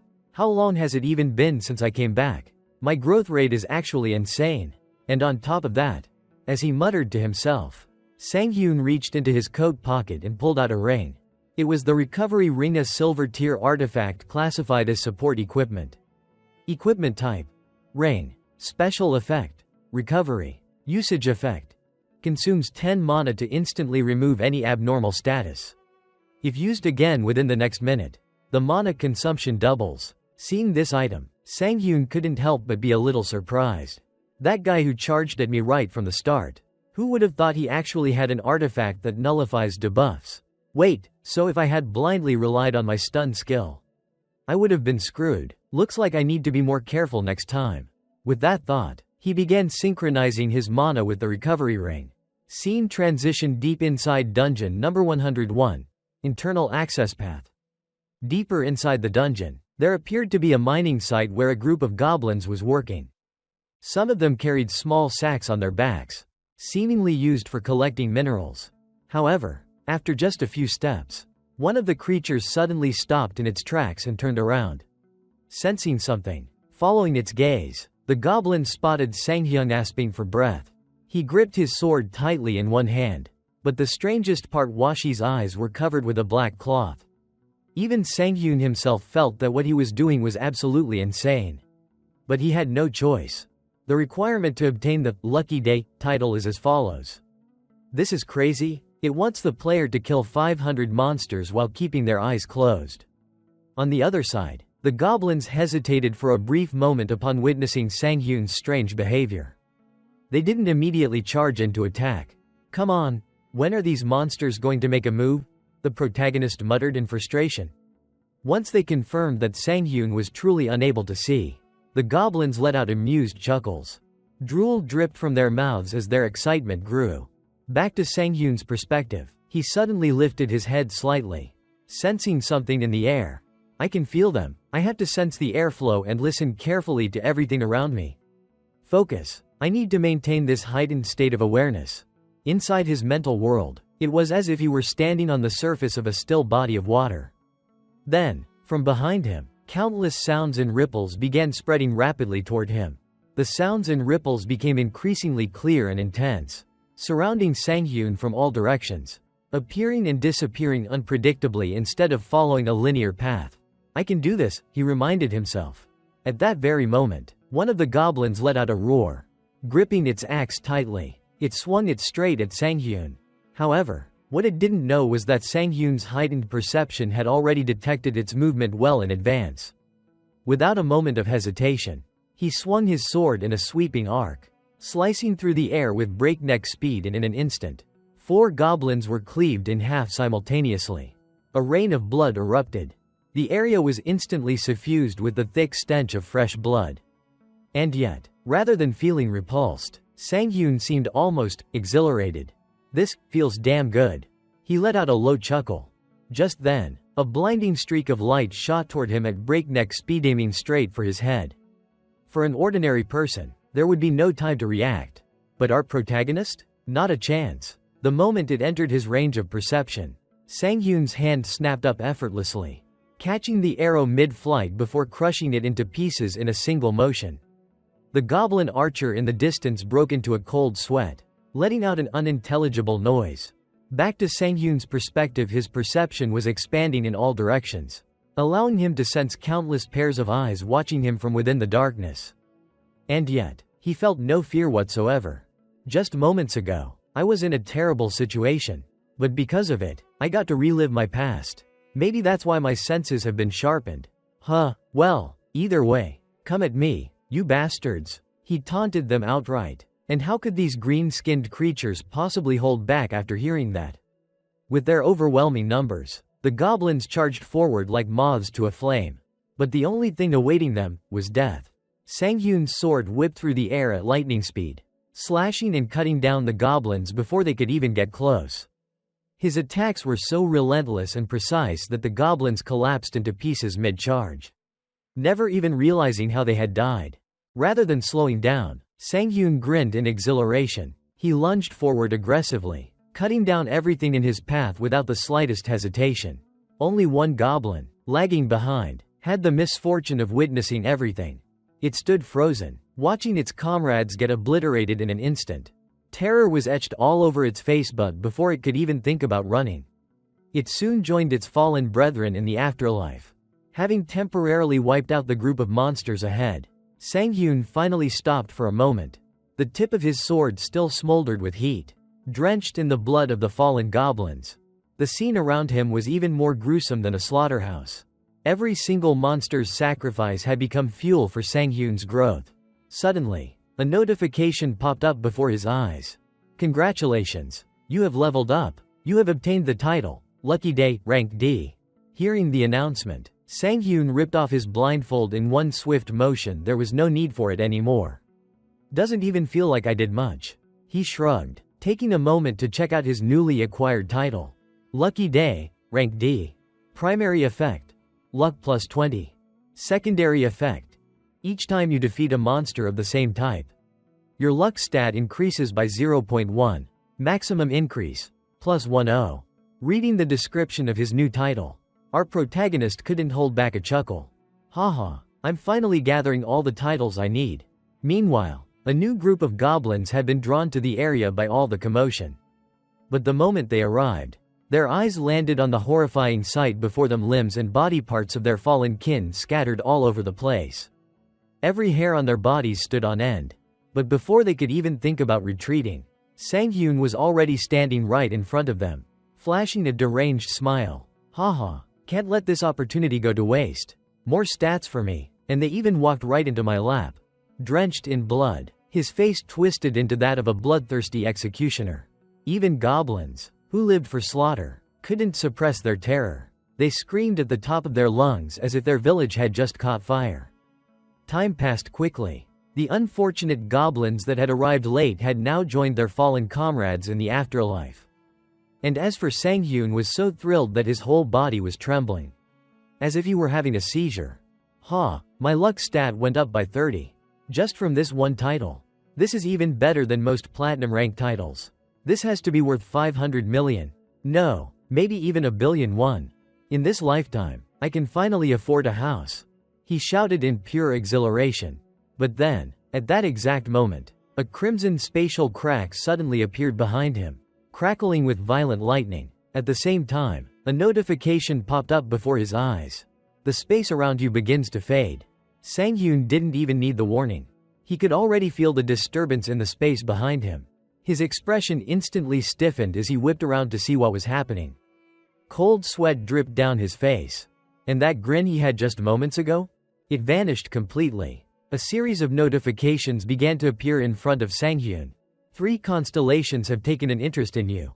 The constellation, Dimensional Ruin Cleaner, asks, are you interested in bringing misfortune to others? The constellation, Grand Voyager of the Void, is intrigued by your mysterious nature and wishes to converse. The constellation, Goddess of Luck, smiles at you while extending her hand. At this moment, the physical manifestations of the 3 constellations stood before Sang-hyun. First was the Dimensional Ruin Cleaner, a grotesque entity resembling a giant insect. Yet it had a pair of wings and an unnervingly long tail. Next was the Grand Voyager of the Void, shrouded in mystery, draped in a flowing white robe. An enigmatic and unfathomable aura emanated from his presence. Lastly, there was the Goddess of Luck, an overwhelmingly beautiful figure capable of captivating one's very soul. Switching to Sang-hyun's perspective, he couldn't help but feel a mix of excitement and nervousness upon witnessing all 3 of his close friends being noticed by the 3 Grand Elders at the same time. That was fast, and all 3 of them too, he thought to himself. A bit overwhelmed. Then, in an attempt to draw some attention to himself, he spoke up, half jokingly. Haha, did you guys see my performance? To his surprise, the Goddess of Luck suddenly floated right in front of him. Rather than being mesmerized by her beauty, Sang-hyun felt a creeping sense of unease. Had he done something to offend them? Wait, was my tone too arrogant? I've never been in this kind of situation before. Not even in my past life. No, the more pressure I feel, the more confident I need to act, he reminded himself. Fortunately for him, the Goddess of Luck showed no signs of displeasure. Instead, she flashed a radiant smile and seemed to regard him with favor. She then spoke in a voice filled with curiosity. This is the first time I've ever seen such a lucky swordsman. How unusual. Hearing that, Sang-hyun scratched the back of his head awkwardly and chuckled. Oh, luck? Yeah, I guess I really am insanely lucky. Haha, even he was a little taken aback by just how ridiculously fortunate he had been. Phew, just as I expected. This constellation seems interested in forming a contract. That means I can take my time and examine things properly now, he thought to himself. Meanwhile, the star of the collapsing Void Cleaner openly praised Sang-hyun's potential for cruelty. This particular constellation had the personality of a classic bloodthirsty executioner.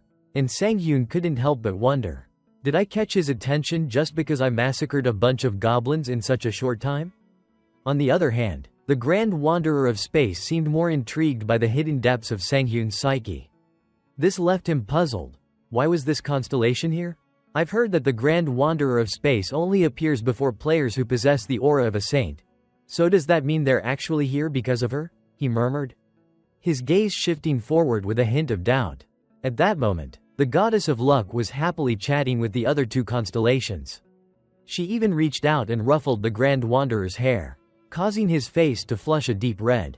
Seeing this, a rumor from Sanghyun's past life suddenly resurfaced in his mind.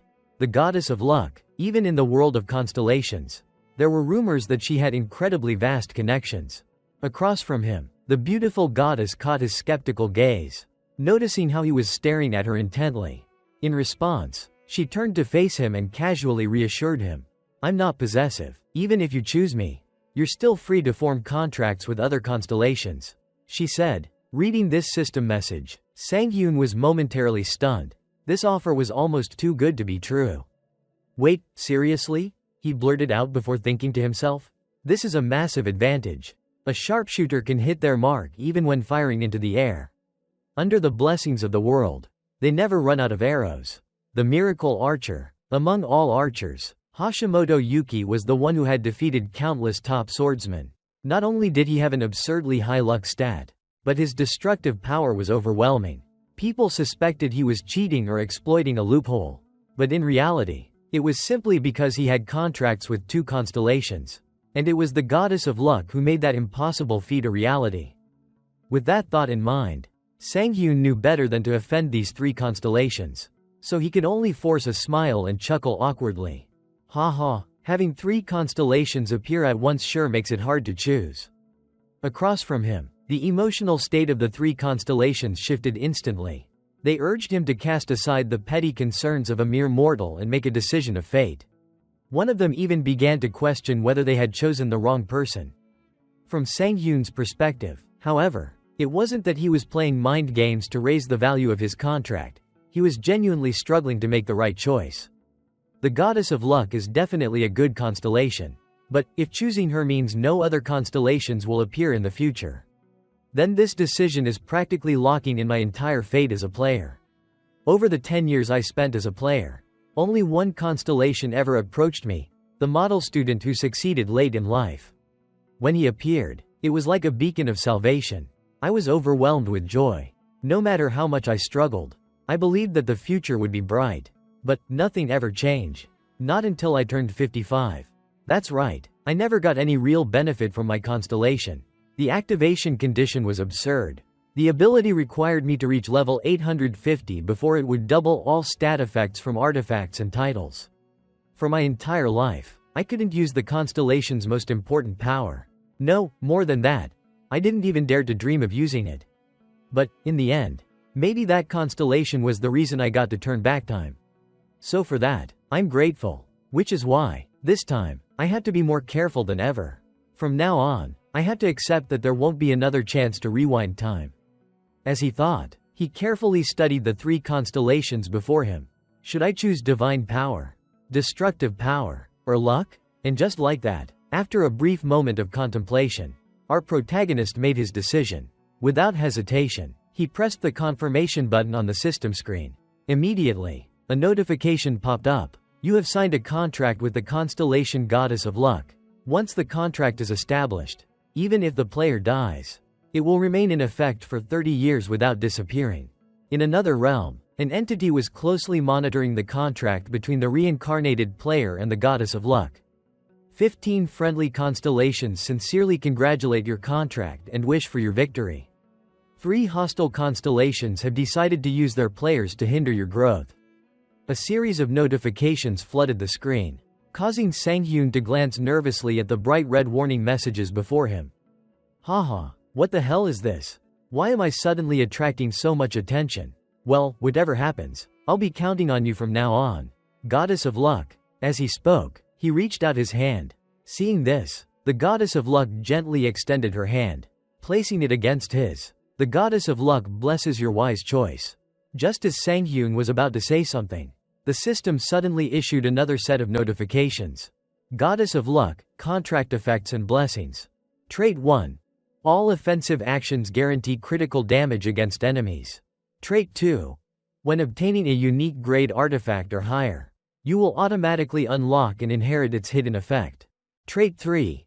When defeating a mid-tier boss or a main boss, If the boss's level is higher than yours, you will receive an artifact with a 100% drop rate. At that moment, the goddess of luck transformed into a chibi version of herself. She tilted her head back arrogantly, her expression smug and full of pride. Meanwhile, Sang-hyun's reaction was as if he had just heard that the neighbor's kid bought a mansion through a scam. Wah, what the hell is this? Why are these abilities so overpowered? Wait, there's more? His eyes widened as yet another notification appeared. Trait 4. When investing level up points into luck, each point will double the stat value. This effect is retroactively applied to all previously allocated points. Sang-hyun's jaw dropped, looking at the 4 contract traits granted by the goddess of luck. Sang-hyun was so overjoyed that he cried like a baby. Guaranteed critical hits and artifact drops? You've really had it rough. Sang-hyun. As he spoke, he felt like his life was only now truly beginning. Then, out of nowhere, the goddess of luck turned to him and asked. The goddess of luck inquires, "What will you do about the offers from the other constellations?"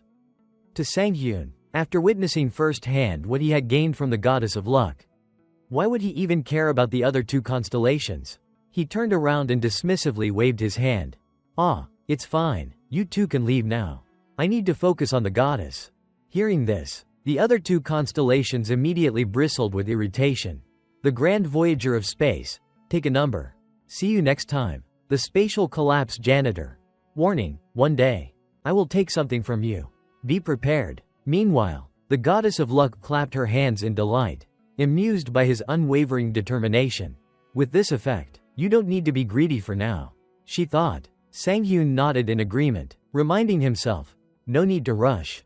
Better opportunities will come. Time flew by in an instant, and the scene shifted. Now, in the boss room of dungeon number 101. Sang-hyun was locked in combat with the dungeon's final boss, a green-skinned monster. The clash of their weapons rang through the air, each impact creating ear-splitting echoes and unleashing shockwaves across the battlefield. Off to the side, the goddess of luck watched, completely dazed. Meanwhile, Sang-hyun only grew more exhilarated the longer he fought. Is this really all the final boss has to offer?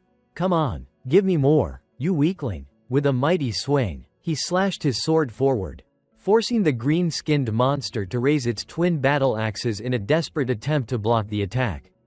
This was the final boss of the dungeon, the greedy Goblin Warlord. Next, the Goblin Warlord channeled all its strength into its arms and shoved Sang-hyun backward. Reacting quickly, Sang-hyun drove his sword into the ground, using it to halt his movement before he could be knocked too far back. A deep trench was left in the earth where his blade had dug in. Then, the Goblin Warlord suddenly threw its head back and let out a deafening shriek. Its eyes blazed a furious red as a system notification appeared before Sang-hyun. The Goblin Warlord has inflicted weakness and oppression on you. You have been paralyzed. From Sang-hyun's perspective, however, this was nothing new. Thanks to his experiences from his previous life, he had long anticipated this move. It's trying to break my will to fight. Muttering under his breath, he activated his recovery skill. Recover. At the same time, the Goblin Warlord refused to give him any breathing room. With a ferocious charge, it swung its battle axe downward in a crushing blow. The sheer force of the attack shattered the ground beneath them, sending sharp shards of rock flying in all directions. However, as the Goblin Warlord surveyed the aftermath, a flicker of confusion crossed its face. It hadn't felt the sensation of hitting anything solid. And sure enough, Sang-hyun's voice rang out, completely unfazed. This skill has a clear limit. It can't completely lock down movement. Guess it's only good for dealing with small fry. Huh? At that moment, Sang-hyun had already braced his sword against the Goblin Warlord's axe, stopping it from being retracted. The reason he could move despite the paralysis? His recovery ring. This was the same ring he had obtained after dealing with those thugs earlier. Thanks to its anti-CC effect, the moment he was paralyzed, the status ailment was immediately lifted. Alright, let's test my luck, Sang-hyun murmured as he steadied his grip on his sword. Meanwhile, the Goblin Warlord's face drained of all color. Panicking, it attempted to inflict weakness on him again. However, this time, Sang-hyun simply smirked coldly. You think that trick will work twice? With a lightning-fast dash forward, Sang-hyun slashed his blade across its chest, carving a deep wound into its left side. The goblin warlord let out a blood-curdling scream as pain surged through its body. Without wasting a second, Sang-hyun activated his skill, Demon Breaker. The effect was immediate. The goblin warlord was paralyzed for 2 whole seconds. Seeing the opportunity, Sang-hyun lunged forward. His sword became a blur, striking with machine-like precision and speed, as if it were a high-powered milling cutter tearing through steel. Only 2 seconds? Then let's make it 4. With that, he applied a delay effect, extending the paralysis for another 2 seconds. The goblin warlord's face froze in sheer disbelief. It couldn't move a muscle. But that wasn't the end. Sang-hyun immediately picked up speed, darting around the stunned goblin, launching a flurry of attacks from every possible angle. Secondary delay effect activated. 90% chance of prolonging paralysis. Success. Ha, got it again? Sang-hyun smirked. Time passed swiftly, and in the end, the goblin warlord could no longer withstand Sang-hyun's relentless assault. It fell with a final, pitiful groan, departing for its next reincarnation. The moment its body hit the ground, a system notification flashed before Sang-hyun's eyes. Congratulations, you have cleared the Dark Swamp Goblin Dungeon. You have leveled up. You have received the D-rank title. Don't mess with me.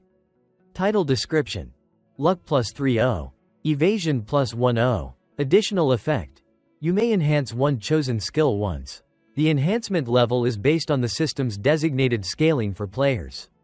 Sang-hyun collapsed onto the ground, completely exhausted from the constant battles since the start of this dungeon.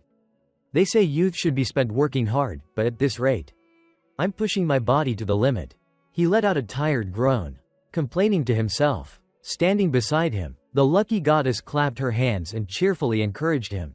The lucky goddess says that as long as you try, fortune will follow. Sang-hyun rolled his eyes. At this point, I should just call this an ability of mine. In response, the lucky goddess puffed up with pride. The lucky goddess says that luck is a skill, and she is delighted to see it following you. In fact, she firmly believes it's all thanks to her. Sang-hyun sighed, but didn't argue. Instead, he quickly opened his stats window. First things first, let's dump my points into luck. As he allocated the points, his luck stat finally surpassed 100. Once a stat exceeds 100, an adjustment occurs, amplifying its effects by an extra 10%. For most stats, like evasion, this meant a higher chance to dodge attacks. But for luck, it directly influenced drop rates. And as if the system wanted to prove his point, a faint glow suddenly radiated from the goblin warlord's massive shield, an item it hadn't even gotten the chance to use during the fight. Sang-hyun glanced at it, and instantly, a window popped up, revealing the item's details. Cudness Shield. Silver Artifact. Secondary Equipment. Type. Shield. Special Effect. Sacrifice. Defense plus 20. Description. A shield left behind by a goblin warrior named Cudness. It fortifies itself using mana and converts received damage into healing. However, the entire process consumes an equivalent amount of mana. Sang-hyun whistled in admiration. Now this is one hell of a shield. It seemed like this item was specifically designed for tank-type players. However, Sang-hyun had no complaints about obtaining it. After all, it's a guaranteed drop thanks to the goddess. So that means luck affects the drop rate of artifacts. Right? One thing's for sure. This is even more troublesome than when I was contracted with the constellation of the late blooming model student. With that thought in mind, he activated his skill, Devour, to absorb the shield's attributes. Meanwhile, the goddess of luck suddenly lunged forward, hugging him tightly and rubbing her cheek against his. Time quickly passed, and the scene transitioned to the interior of the Q area building. At this moment, our protagonist was there, trying to explain something. However, he was immediately rejected by a female employee, her eyes heavy with exhaustion. No way, she said, shaking her head. Standing across from her, Sang-hyun persisted. I understand what you're trying to say. But, look, I have my reasons. Before he could finish, the woman cut him off. I'm sorry, but can you reconsider? I'm about to lose my mind. I don't even know how many corpses I've seen this week. Hearing that, cold sweat dripped down Sang-hyun's face. He muttered to himself, I can't let things go off track from here. To understand how things got to this point, we need to rewind to 2 hours earlier on the Honam Expressway. Seated inside a car, Sang-hyun was reminiscing about the ordinary moment when he devoured the shield. I was worried since it was a goblin's shield. But a simple meal of kimchi and white rice. A classic peninsula-style dish. At least there was kimchi with the rice. Thinking about this, Sang-hyun's car suddenly came to a halt, shaking violently. A moment later, the control panel lit up with a flood of crimson warning icons, startling him into shouting, "What the hell? Why are all these warning lights on? Is it finally time to get a new car?" He muttered to himself but quickly shook his head. No, moving to a new area is more important than getting a replacement. The lower a player's level, the more criminals will have their eyes on them. I can't live in a constant state of paranoia. Moving to well-guarded places like Player Street will be more convenient. And if I factor in artifacts, I should buy used ones so they're easier to consume and absorb. Money, I need a ton of money. And I need it fast. There's only one place I can get that kind of cash. The system appeared when the player era began, bringing with it a slew of quests. The organization overseeing all of these missions was none other than the Player Association. If it's a system managed by the association, I can make it work. Here I come, Quest Zone. With that thought, Sang-hyun floored the gas pedal, racing toward the Player Association. Back in the present, being rejected right at the entrance crushed his dreams of quick riches. Across from him, the dark-eyed employee desperately tried to knock some sense into him. So, please, enter a dungeon appropriate for your level. Why on earth would you go into a level 100 zone? Besides, you're not even ranked yet. In response, Sang-hyun pulled out his best pleading face. I won't cause any trouble. I swear. Please trust me. Maybe I'm only level 17. But with my current skills, going into a low-level area would be a complete waste of time. From the employee's perspective, she was practically on the verge of tears. Her entire body trembled as she weakly pointed to the side, her voice quivering. Yesterday, someone said the exact same thing. Guess what happened to them? So please, just go somewhere appropriate for your level. Seeing her like this, Sang-hyun could somewhat understand her reasoning. I get why she's acting this way. Too many players overestimate themselves and end up dying like idiots. But in moments like these, you just have to grow a thick skin. With that in mind, he put on a face so convincingly trustworthy it could rival a shady multi-level marketer's. Then, with absolute certainty, he declared, "No, absolutely not." At that moment, a purple-haired girl overheard the commotion and approached. "What's going on here?" she asked. Hearing this, the black-haired employee quickly turned to her, shaking her head. "Hello, it's nothing, really." This purple-haired girl was Miso, a member of the Eden Guild, a level 100 player, and an A+ ranker. When Sang-hyun recognized her face, his eyes flickered with shock for a brief moment as he realized who she was. She's called the Slaughter God Archer, Kim Miso, the first level 100 player to reach A+ rank and earn the title, Divine Archer. A rising star, but more than her skill. What truly makes her stand out is the fact that she's the daughter of Kim Yoon-chol, the chairman of Holy Biotech. That means she's also known by another alias, Shadow Reaper, alongside Shin Tae-ri, the country's top assassin player, and Do Jin-ho, one of South Korea's best swordsmen. Her family holds the most shares in the Eden Guild. You could say she's the most privileged player in history. Miso, noticing Sang-hyun staring at her, turned to him and asked, "This is our first time meeting, isn't it? I've been watching for a while. Why are you insisting on taking a level 100 quest?" Without hesitation, Sang-hyun replied, "Because it pays well." At that moment, he caught the murmurs of nearby players. Whoa, Kim Miso is the one who started the conversation. But what's with that guy's attitude? Is he insane? Hey, just drop it. She's about to say something to that level 17 trash. A guy in a cap muttered, holding his friends back. Hearing their words, Sang-hyun simply closed his eyes in silence. Though in his mind, he was cursing them all. "I can hear you, you bastards." Unaware of his inner thoughts, Miso warned him, "That zone is going to be difficult for you." Sang-hyun sighed and shrugged. "Of course, I know that, but the greater the risk, the greater the reward." He paused for a moment, thinking to himself, "I'm definitely not doing this out of personal feelings. Even though, in my past life, I applied to join Kim Miso's party and got rejected. I'm absolutely not doing this out of spite." Unaware of Sang-hyun's petty inner thoughts, Miso remained enthusiastic as she continued speaking. But you do know that completing a mission alone is against the association's regulations, right? Her words immediately snapped Sang-hyun back to reality. He quickly realized the problem. Now that I think about it, solo missions won't have their restrictions lifted for another 4 years.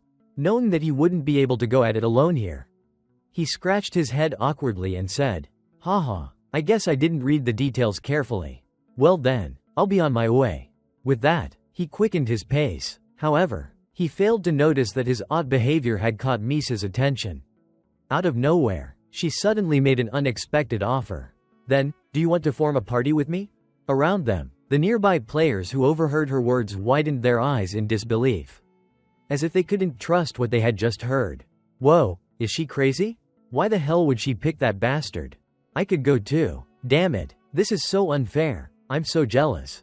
From Sang-hyun's perspective, he wasn't naive enough to believe that a golden opportunity had simply fallen into his lap without reason. Suspicious of Misa's true intentions, he immediately asked, "What's the catch?" Hearing that, Miso gave him a look of approval and smirked. "Oh, so you don't believe this is just a simple favor?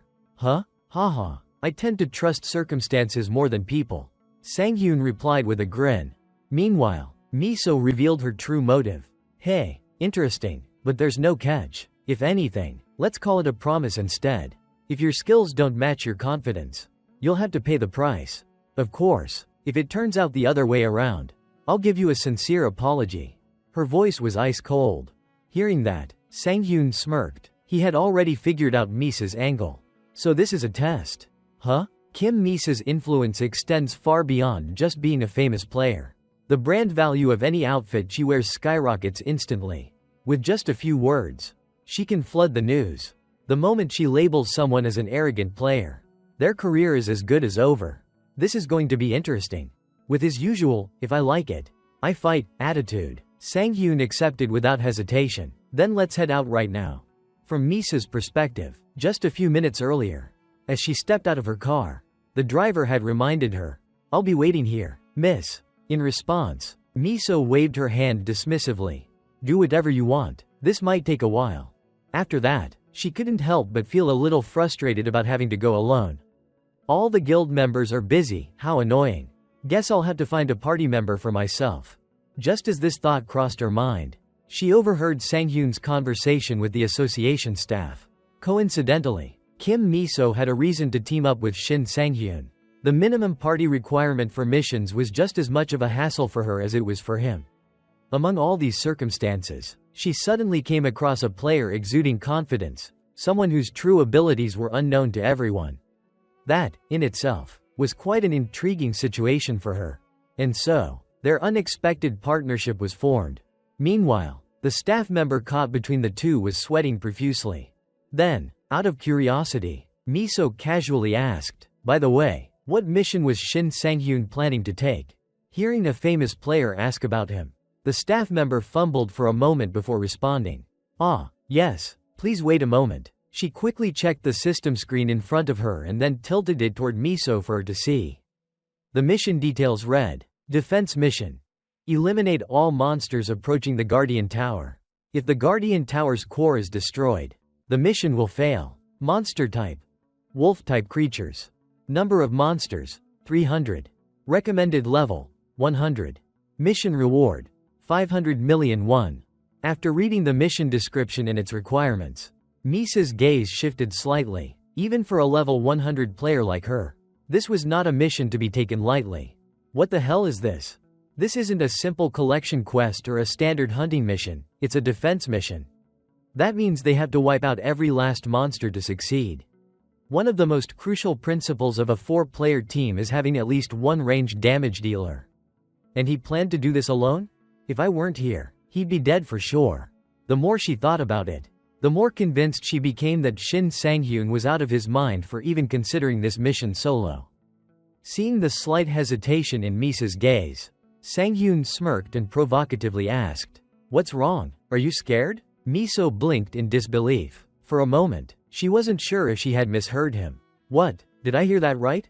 Sang-hyun grinned and replied casually, "Oh, no, it's just that you suddenly went quiet. So I was wondering if you were having second thoughts." If it's too much, we can always recruit more members before heading in. Maybe a tank, or a high damage range DPS. Or, as Sang-hyun continued listing off suggestions, the staff member beside them broke into a nervous sweat. She noticed that Misa's entire body was trembling, but not from fear. It was pure, unfiltered rage. Feeling her pride taking a serious hit, Miso suddenly grabbed Sang-hyun's wrist and hissed through gritted teeth. "No, Shin Sang-hyun, this mission is perfectly fine." Before he could say another word, she slammed the accept button. The moment she did, a system notification appeared before them. "Mission accepted. You will now be transported to the designated mission area." As the message flashed on their screens, a dazzling light engulfed both of them. Bolts of energy crackled wildly in all directions as the teleportation process began. Meanwhile, the staff member watching this unfold had gone completely pale. She mumbled anxiously to herself. Since Kim Miso is going with him, nothing bad should happen, right? Hopefully. I really hope nothing bad happens. No one knows how this is going to turn out. Elsewhere, a black-clad player who had been watching them disappear into the mission zone scratched his head in confusion. "Do you guys think he'll actually pull it off?" Hearing this, the burly player in the iron helmet scoffed and responded with absolute certainty. "No way. He's only level 17. How the hell is he supposed to fight level 100 monsters?"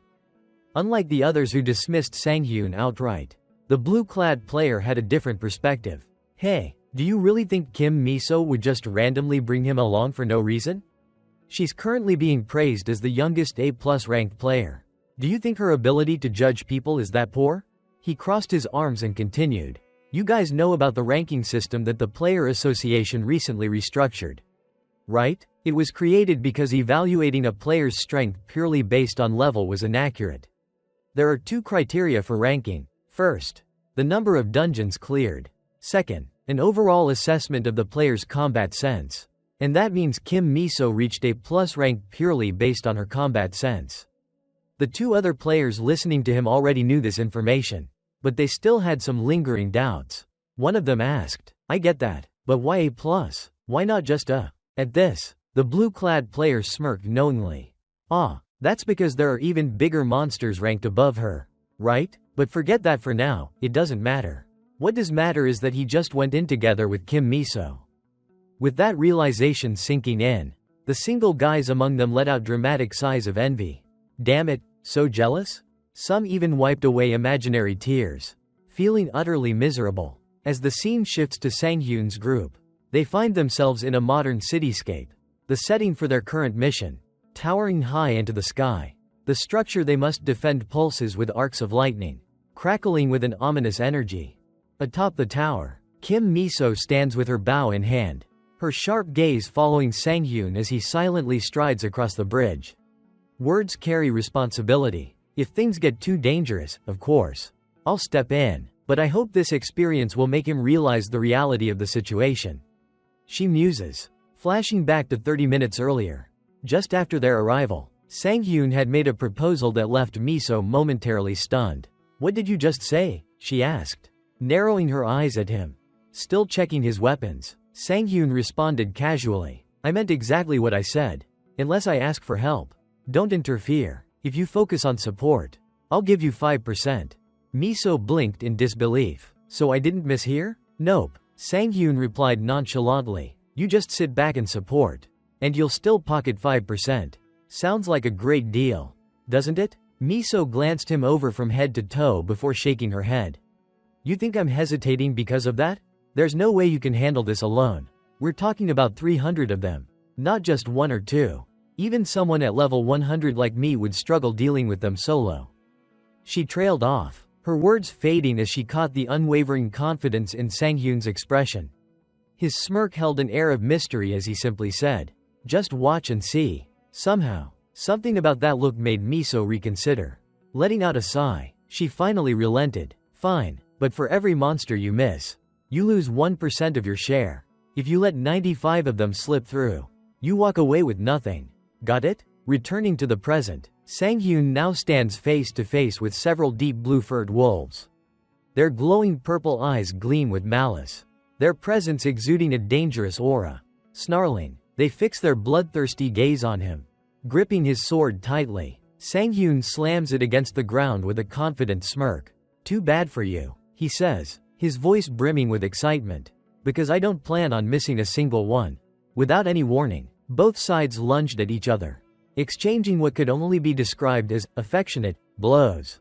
And true to Misa's expectations, Sang-hyun didn't disappoint. With a single fluid dash, his greatsword cleaved through the air at lightning speed, striking the monstrous wolves with pinpoint accuracy. They barely had time to let out a single cry before collapsing in lifeless heaps. After finishing his attack, Sang-hyun turned back to admire his handiwork, a slight smirk forming on his lips. For creatures that look this menacing, their death cries are actually kinda cute. Huh? Meanwhile, Miso, still perched atop the tower, found herself momentarily speechless at the display. Even she had to admit, he's not just some arrogant rookie. The strike just now was flawless. His stance maximized the greatsword's reach with perfect precision. It was the ideal form, similar to the elite swordsman in her guild. He always talks about offense and defense as one. And more importantly, he minimizes unnecessary movements, cutting down multiple enemies in a single swing. However, despite his confidence, there were still far too many enemies. A level 17 player going up against an overwhelming number like this, it's just not possible. That was when a creeping realization hit her. Her expression stiffened as she replayed what she had just witnessed. Wait a second, something's off. Her gaze sharpened as her mind raced through the events. Why weren't the monsters moving at all just now? A chilling thought struck her, making her eyes widen in shock. No way, could it be? Stun? She shouted, her voice echoing in disbelief. The realization hit her so hard that she lost balance, tumbling forward in a panic. Fortunately, at the last second, she managed to grab onto the railing. Swiftly pulling herself back up, she clutched her chest, still reeling from the shock. Damn it, that was close. Almost fell right off. But her mind wasn't on her near accident. It was still racing over what she had just witnessed. That was definitely a stun effect. And I counted 4 whole seconds. If that's really the case, then he even surpasses Jinho in that regard. That means he can leisurely apply crowd control and wipe out enemies at his own pace. Her heart pounded as she processed the implications. Just who the hell is this guy? From Sang-hyun's perspective, with his stun ability, cutting down the monsters was as effortless as slicing through paper. Haha, why is this so easy? He laughed, thoroughly enjoying himself. But as if the heavens decided to spice things up, the difficulty of the mission was suddenly cranked up a notch. Without warning, one of the wolves was sent flying forward, forcing Sang-hyun to halt his movements. His eyes flicked toward the source of the disturbance. In the distance, something massive was hurtling toward him at an astonishing speed. Every wolf in its path was being tossed aside like ragdolls. The sight made a bead of sweat roll down Sang-hyun's temple as he muttered. So it's finally here. Black Wolf. Standing before him was an enormous black wolf, its sheer size rivaling that of a truck. Its imposing presence filled the air with a terrifying aura, and the moment it locked eyes on Sang-hyun, it unleashed a deafening roar. Black Wolf. I didn't encounter it too many times in my past life. But is this why it feels so familiar? At that moment, Sang-hyun felt his entire body seize up. A system notification flashed before his eyes. Black Wolf has inflicted the negative status, stun. And it wasn't just him. The wolf's powerful stun effect extended all the way to Miso, who had been observing from afar. However, just as the effect should have taken hold, a protective aura shimmered around her. Due to your artifact's effect, the negative status, stun, has been nullified. Seeing this notification, Misa's eyes snapped open in realization. That's right, the Black Wolf can use stun too. I was too caught up watching him fight that I completely forgot. And to think I was considering teaching him a lesson. That was reckless. Her gaze turned sharp as she swiftly drew her bow, preparing to provide support. I can accept that he somehow has an extended stun duration. Fine, but for him to also have a way to nullify status effects at such a low level? That's practically unheard of. But before she could even let loose an arrow, Sang-hyun had already taken action. Using his recovery ring, he instantly dispelled the stun effect. The next second, his body shot forward like a bullet. Miso, still holding her bowstring taut, froze in place. Her eyes widened in disbelief. There's no way. A nearly flawless greatsword stands. An abnormally long stun effect. And now, the ability to negate status effects? Is he really just a level 17 player? Unaware of Misa's internal thoughts, the Black Wolf, originally charging in to get a bite of Sanghyun, suddenly skidded to a stop. Its massive paws carving deep grooves into the ground. Seeing its prey casually shake off the stun effect, the beast's once ferocious eyes now flickered with a hint of panic.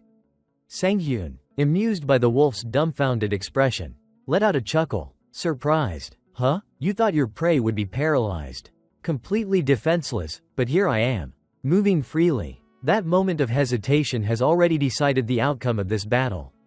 Without giving the wolf a chance to recover, Sanghyun shifted his weight backward, lowering his stance before executing a swift slide under its belly. In the same motion, he thrust his greatsword upward, slicing deep into the beast's underbelly, leaving behind a long, gruesome wound. The mighty Black Wolf, without ever getting a proper chance to show its strength, could only let out a regretful whimper before succumbing to the abyss. Standing beneath its massive body, Sanghyun grabbed its tail and gave it a yank before sighing in annoyance. Damn it, my clothes are covered in blood. Thought I'd make it through clean. He clicked his tongue, glancing down at the crimson-stained fabric. Then, as if a mischievous idea struck him, his lips curled into a grin. Well, since I'm already messy, should I just go all out for fun? His gaze lifted toward the remaining monsters, his eyes gleaming with danger. Meanwhile, from her vantage point, Misa's expression had completely transformed. No longer was she merely observing with mild curiosity. Instead, her eyes sparkled, as if she had just discovered a rare diamond hidden within a pile of rubble. Haha, what is this guy? And just like that, before long, Sanghyun had nearly wiped out the entire horde of monsters in the mission, slashing through them like a man possessed. Around him lay the corpses of countless green wolves, their blood soaking into the battlefield. A glowing message appeared before his eyes, notifying the player. Monster defense mission. Enemies eliminated 299 300s. You have leveled up. You have earned a rank D title, Fearless. Title: Rank D, Fearless. Effect: grants full resistance to status effects caused by the roars of wolf-type monsters. Even though the effect was limited to a single monster species, Sanghyun didn't mind at all. A new title was a new title, and one more step forward. A small smile crept across his face as he took a moment to breathe. Then turned his gaze behind him, where Miso, the archer, was standing watchfully. They're not looking at me with suspicion anymore, he thought. Those doubtful stares, they're gone. Now, they're genuinely watching me, watching to see what I'll do next. And with people watching, a performer like me can't afford to rest. He cracked his knuckles and smirked to himself. Guess I'd better wrap this up quick. Huh? So, are you ready for me, Grey Wolf? As he muttered those words, he glanced upward, and there it was.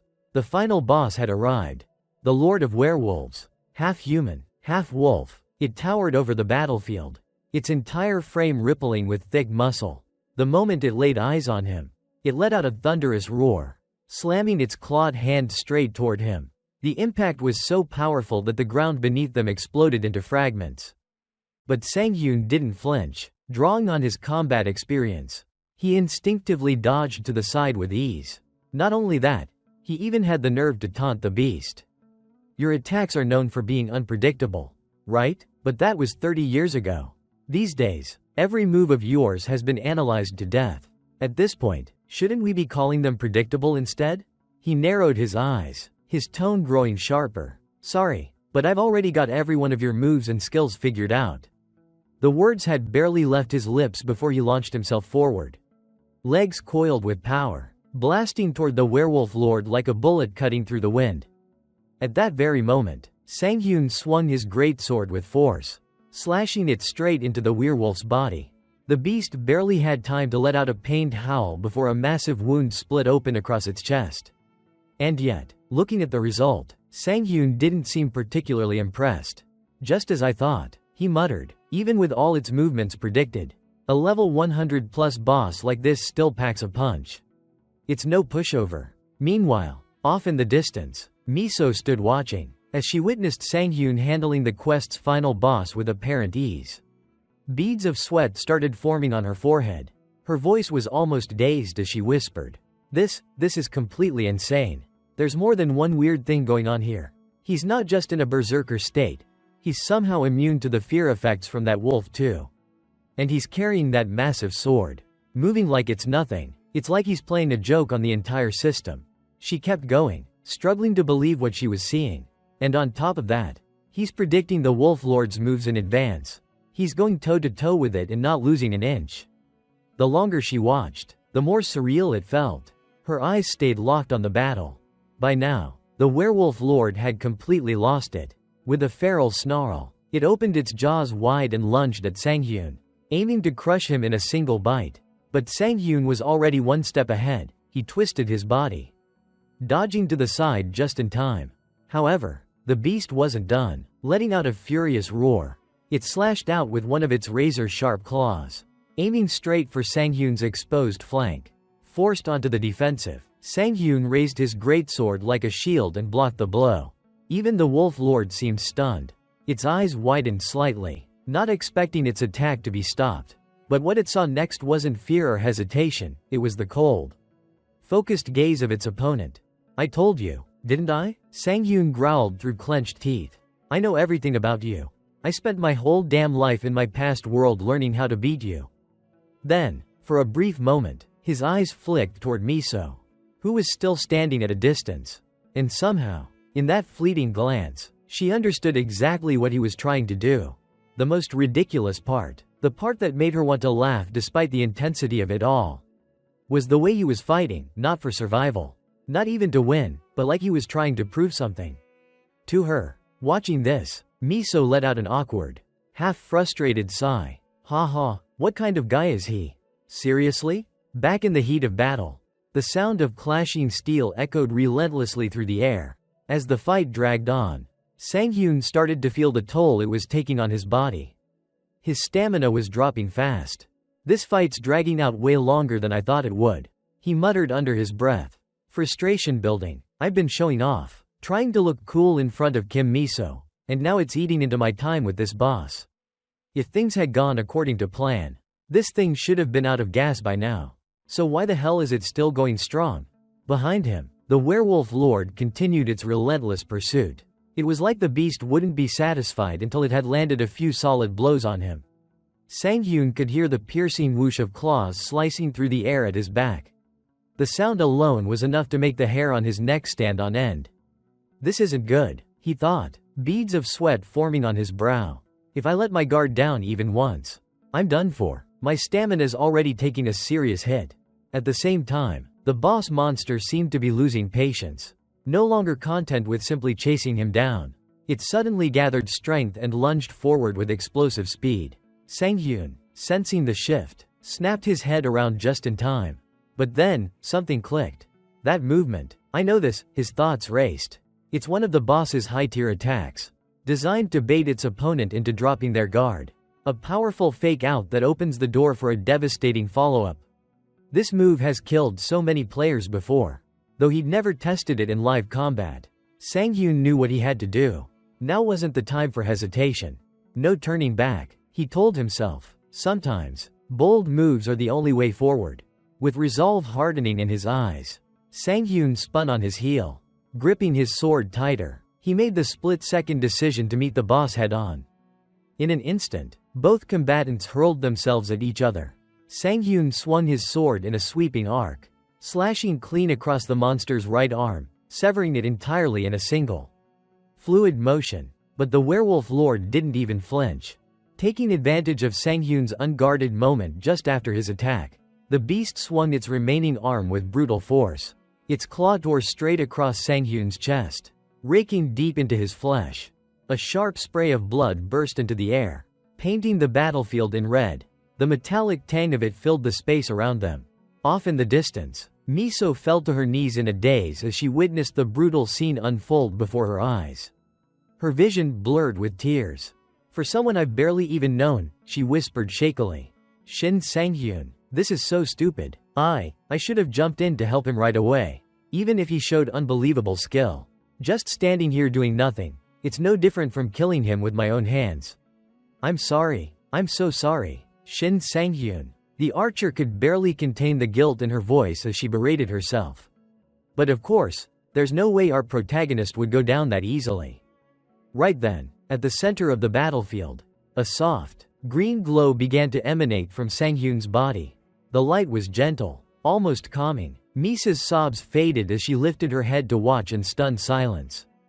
To understand what was happening, we need to rewind a bit, back to the time when Sang-hyun had cleared out the goblin dungeon and obtained a shield, Cutness's barrier. That item had long since been absorbed and reduced to ashes. But now, its special ability was finally being activated. The effect was called Sacrifice. Sacrifice, a conditional passive skill that activates under specific circumstances. It fully restores any damaged body part selected, converting the damage received into restorative energy. If the incoming damage exceeds the player's max HP, the effect revives the player with full health, using the value of that lethal blow. After reading the effect's description, Sang-hyun instantly understood how the skill worked. A conditional healing skill that only triggers in specific moments. It becomes insanely useful after taking fatal damage. So I need to select a body part for it to protect? Right after, a system screen popped up, displaying a selection of body parts that he could assign to activate the Sacrifice effect. Seeing the options laid out before him, Sang-hyun couldn't help but swallow hard. What is this? They've broken it down way too specifically. There are 16 sections in total? That's insane. The safest choice would usually be the back, but even the back is split into 4 sections. That's completely inefficient and dangerous. I can't even predict where I'll be hit. He knew that if he wanted to survive, he couldn't just rely on luck. In that case, he thought to himself, eyes narrowing, I'll have to use this ability strategically. Back in the present moment, thanks to the Sacrifice ability, all the damage Sang-hyun had just taken from the boss's vicious strike was instantly converted into life force. His health bar surged to full in the blink of an eye. Still, even Sang-hyun couldn't help but break into a cold sweat from the gamble he had just taken. Phew, it worked. If I had miscalculated even a little, I would have been dead on the spot. That was way too risky. He muttered to himself, but I guess I pulled off a lucky 2 for 1. Right in front of him, the werewolf lord was now stunned, its body locked in place, frozen by the effect. Seeing this, Sang-hyun gave a small shake of his head and chuckled at the monster's misfortune. I can't tell if I got lucky or if you got unlucky, he said aloud. The right arm you used as bait to lure me in? It got chopped off. Who would have thought you'd lower your guard just to land a lethal blow? But now, how about we test your endurance at a whole different level? And with that, the tide of battle was sealed. Missing an arm and stuck in a stunned state, there was no way the bulky boss monster could withstand what came next. In no time at all, it had collapsed before Sang-hyun, down on its knees, barely clinging to life. Only the faintest trace of breath remained in its massive body. Sang-hyun exhaled deeply, finally allowing himself to relax. That's the end of it. The stun didn't last long, but it was enough to take you down. Just then, he heard footsteps rushing toward him from behind. Turning, he saw Miso sprinting up beside him. He greeted her casually. You made it, Kim Miso. But instead of returning the calm tone, Miso snapped at him in frustration. If you had a healing ability like that, you could have at least told me beforehand. I nearly had a heart attack watching you die. And seriously, what was that just now? Did you resurrect or something? How the hell did you know the werewolf lord's every move and skill so precisely? I've seen a lot of sword wielders before, but none of them have been as mysterious as you. Shin Sang-hyun, it's like you're. Before she could finish her sentence, Sang-hyun cut in with a cold, almost amused smirk and asked, like I'm what, exactly? As Sang-hyun spoke, he suddenly noticed the strange look Miso was giving him. Her eyes were fixed on him with a mix of curiosity and awe, which piqued his interest. What's with that look? He asked. Miso quickly shook her head. Oh, it's nothing. It's just, you really seem like a high-ranking player. That's all. Her comment left Sang-hyun mentally spiraling. Wait, that's what she was going to say. I thought she was going to question how I took down the boss so easily. But actually, she's not wrong. No average player could have pulled that off. Brushing the thought aside, Miso turned her attention toward the massive corpse of the werewolf and asked, Anyway, are you going to finish it off or what? Just then, the werewolf let out a faint groan, signaling it was still barely clinging to life. Sang-hyun, clearly not in the mood to drag things out, muttered, "I'll make this easy for you. I almost forgot you were still breathing." With a final swing of his sword, he sent the beast off to join the rest of its underlings in the afterlife. And the reward? Definitely not something to scoff at. A system notification popped up in front of him. You have obtained a rank C title. Fight to the death. Fight to the death, title rank, C. Description: when in isolation, with no allies within a 5-meter radius, the fight to the death state is activated, temporarily boosting all stats by 20%. The effect ends immediately when isolation ends. Seeing the reward, a grin spread across Sang-hyun's face. He couldn't hide his excitement. A special title for one-on-one combat? And it's my first rank C title? Man, this brings back memories. From the side, Miso caught the glint in his eyes and made an educated guess. You got a new title, didn't you? Not bothering to hide it, Sang-hyun shot her a look. Wait, you knew that would happen? Miso, you've fought this boss before, haven't you? Standing proudly, Miso responded with a smug smile. Well, yeah, of course I've soloed it before. As Miso finished her sentence, her voice suddenly trailed off. A hint of embarrassment flashed across her face, and she let out a quiet sigh before admitting, honestly, there's nothing to brag about. I only managed to beat that thing thanks to an artifact. I can't exactly say it was because of skill like you. Sang-hyun waved his hand dismissively. Using an artifact is a skill in itself. So, thanks for the compliment. Miso forced a small, awkward smile. Her eyes briefly drifted to the gear Sang-hyun was wearing, and she didn't know what to make of it. Internally, she sighed. The artifacts I'm using are worth over 200 billion won.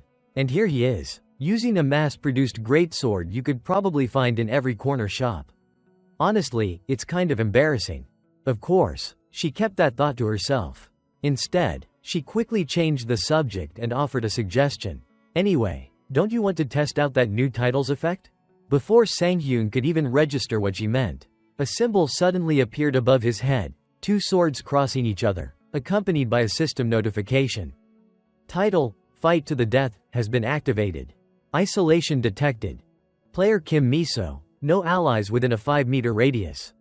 Title: Fight to the Death has been automatically triggered.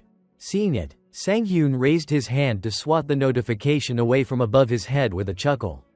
Haha, as if there are any enemies around here right now. With the mission now completed, Miso waved goodbye. I'm heading out first. You know, I have to contact the dungeon haulers waiting outside. Oh, yeah, thanks. Sang-hyun gave a small nod and watched her walk away, her figure growing smaller in the distance. A quiet sense of nostalgia rose within him. The quest reward includes monster-related materials, so calling in a cleanup crew is just the natural next step. That's how I used to handle things in my previous life, too. Taking care of all those annoying details always made me seem more reliable in her eyes. As that thought crossed his mind, Miso suddenly came to a stop ahead. She turned back and called out to him. And, I'm giving up the 5% mission reward cut I mentioned earlier. Her words caught Sang-hyun completely off guard. Wait, what? But that's not fair to you, he shouted in surprise. Before Sang-hyun could get another word in, Miso waved him off from up ahead. For someone as wealthy as her, that 5% cut of the quest reward clearly wasn't even worth worrying about. I'm fine, really, don't go freaking out like that.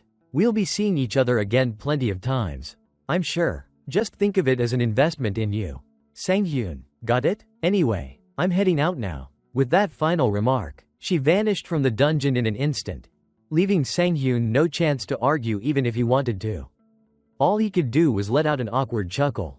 She really is something else. I can't ever afford to let my guard down around her, not even at the very end. He muttered to himself. Anyway, let's finally check out the reward I've been waiting for. Turning around, his eyes locked onto a softly glowing blue gem resting in the distance. It was the Blue Moonstone, a platinum-grade item, classified as a special accessory. Effect: Wolf's Intimidation. Stats: HP plus 100, Mana plus 100, Luck plus 50. Description: a gemstone forged from the faith of the Silver Wolf tribe. Worshippers of the Blue Moon. Just seeing the stats sent an uncontrollable shiver of excitement through Sang-hyun's body. Like he was having a full-blown seizure of joy. It's finally here. A platinum-grade artifact, he exclaimed, eyes gleaming. Just one of these goes for at least 1,000,000,000 won. Incredible. This thing's worth as much as a freaking apartment in the capital. Practically sprinting over, he grabbed the gem and pressed it to his face like a long-lost treasure. Basking in the sheer bliss of victory. Right on cue, the goddess of luck appeared beside him, smug as ever and ready to take credit. So, have you started believing in her influence yet? She teased, flashing a playful smile. Seeing her show up, Sang-hyun's grin vanished in an instant. Why would this be your doing? He snapped. That's all my effort. Thank you very much. Before he could even finish his complaint, an unfamiliar divine voice suddenly cut in, crashing their conversation. The deity known as ripped lips strongly objects to the biased luck you've been receiving. A formal request has been submitted to remove the goddess of luck from the player system. In response, the goddess of luck took immediate action. With a flicker of mischief in her eyes, she suddenly initiated a vote among the constellations connected to the player system. A system-wide notification appeared. Vote initiated. Proposal to expel the entity known as ripped lips from the player system. The vote count began climbing rapidly, 61 out of 100, and rising. Within moments, the proposal passed unanimously. The deity known as Ripped Lips was stripped of his constellation status and forcibly removed from the system, much to the sheer delight of the goddess of luck. It all happened so fast. Sang-hyun barely had time to blink before it was over. Wait, that actually got approved? He muttered in disbelief. And here I thought she was just some quirky constellation. Turns out she's really popular. Choosing not to dwell on that cosmic drama, Sang-hyun turned his attention back to the glowing gemstone in front of him. Eyes narrowed with focus, he murmured, since it's platinum grade, I should be able to absorb about 40% of its power. He read the item's effect carefully. Special effect. Hour of the Wolf. Always active, no cooldown. When the moon is visible within a dungeon, recovery speed increases 5-fold. Regardless of the moon's presence, all wolf-type monsters are placed under a continuous state of fear when in the vicinity of the blue moonstone's wielder. If the moon is visible, wolf-type monsters will never attack the wielder. Even an idiot could understand how powerful that was, let alone someone like Sang-hyun. Pretty straightforward, he grinned. So basically, I'm a walking nightmare for wolves now, even without the moon. With a gleam in his eyes, he began the process of absorbing the artifact's power. Time passed. The scene shifted to the quest hall. A portal shimmered into existence at the center of the grand lobby, drawing everyone's attention. From within that glowing gateway, Sang-hyun stepped out, calm, composed, and glowing faintly with residual power. Instantly, dozens of hunters who had been waiting in the hall turned to stare. The murmurs began immediately. Wait, is that really Shin Sang-hyun? Did he really clear a level 100 quest solo? One voice asked aloud, and another responded without hesitation. I think so. Kim Miso wouldn't lie about something like that. Among the gathering crowd, a young staff member stood nervously, her worried eyes fixed on Sang-hyun. Clearly, she had been stressing over the decision to approve his quest assignment. Sensing her concern, Miso quietly approached and gently reassured her. Don't worry about it, she said warmly. No one in their right mind would have assigned a level 17 player to a level 100 dungeon. I would have stopped it myself if it was really a mistake. You did a good job. The kind words hit home. The young staffer's eyes welled up with emotion. And before she could stop herself, tears began to stream down her cheeks. As Miso gently patted the young employee on the shoulder, she added with a smile, you should start remembering Shin Sang-hyun's face. He's going to become one of our regulars very soon. Switching to the main character's point of view, Sang-hyun watched the emotional scene from a distance and chuckled softly. Thinking about it now, I kinda feel bad for the staff. He thought, they must be under a ton of pressure. But he didn't get much time to reflect.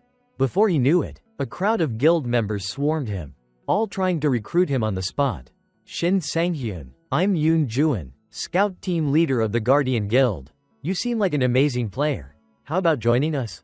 No, don't listen to them. Our guild offers the best support and benefits. Just hear us out. Wait, we also. Voices overlapped in a chaotic flurry of guild advertisements. But just as things were getting noisy, Miso stepped forward and cut them off. "Sorry," she said with a cool smile. "But Sang-hyun has some matters to settle with us first. We'll be taking our leave." The abrupt statement left the other guild members visibly unsettled. "Wait, what? Does that mean Eden has already recruited him?" someone whispered. Trying to make sense of the situation, Miso didn't bother explaining further. Instead, she turned to look at Sang-hyun meaningfully and asked, "Right? Yeah, I guess so, sure." Sang-hyun replied awkwardly, clearly caught off guard. A faint sense of unease stirred in him as he thought to himself, "She definitely just saved me from a headache, but what exactly is her plan?" Time passed quickly. The scene shifted to the inside of a luxury car. Sang-hyun stared at his phone screen, eyes wide with disbelief as he watched 500 million won get deposited into his account. A huge grin spread across his face, he couldn't stop smiling. Seeing his reaction, Miso laughed. The quest payout got processed pretty fast. Huh? Snapping back to reality, Sang-hyun tried to compose himself and scratched the back of his head. "Yeah, that was, honestly, faster than anything I've experienced before. I'm not complaining though, feels great getting a payday like that." Miso responded with a casual wave of her hand. "I called in a few A-rank agents. They handled the paperwork and reward processing so things could move along quicker for you." "Thanks. Seriously, thank you for helping me with all this," Sang-hyun said sincerely, just as Sang-hyun was still basking in the joy of his freshly earned fortune.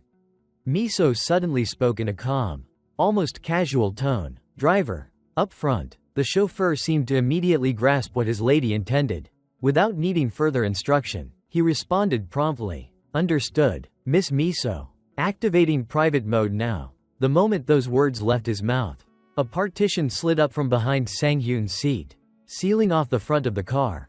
Startled, Sang-hyun turned his head sharply. He quickly realized the situation. "Yep, just as I suspected. What the hell is going on here? Nobody does anything this nice without wanting something in return." He narrowed his eyes slightly, shifting his gaze to Miso, waiting for her to explain herself.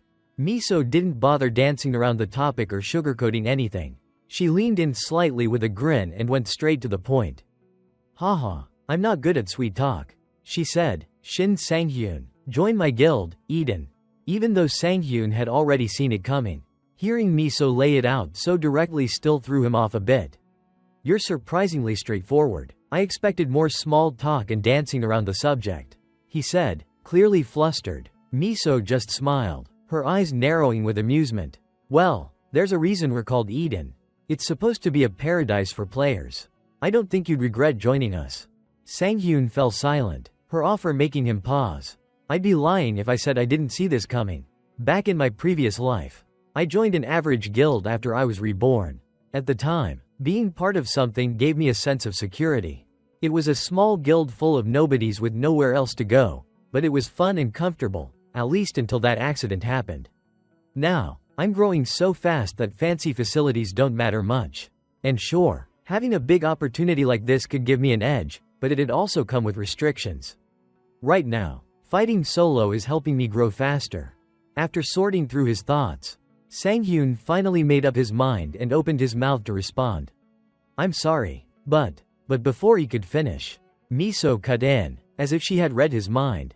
"You're planning to start a one-man guild, aren't you?" That caught Sang-hyun completely off guard.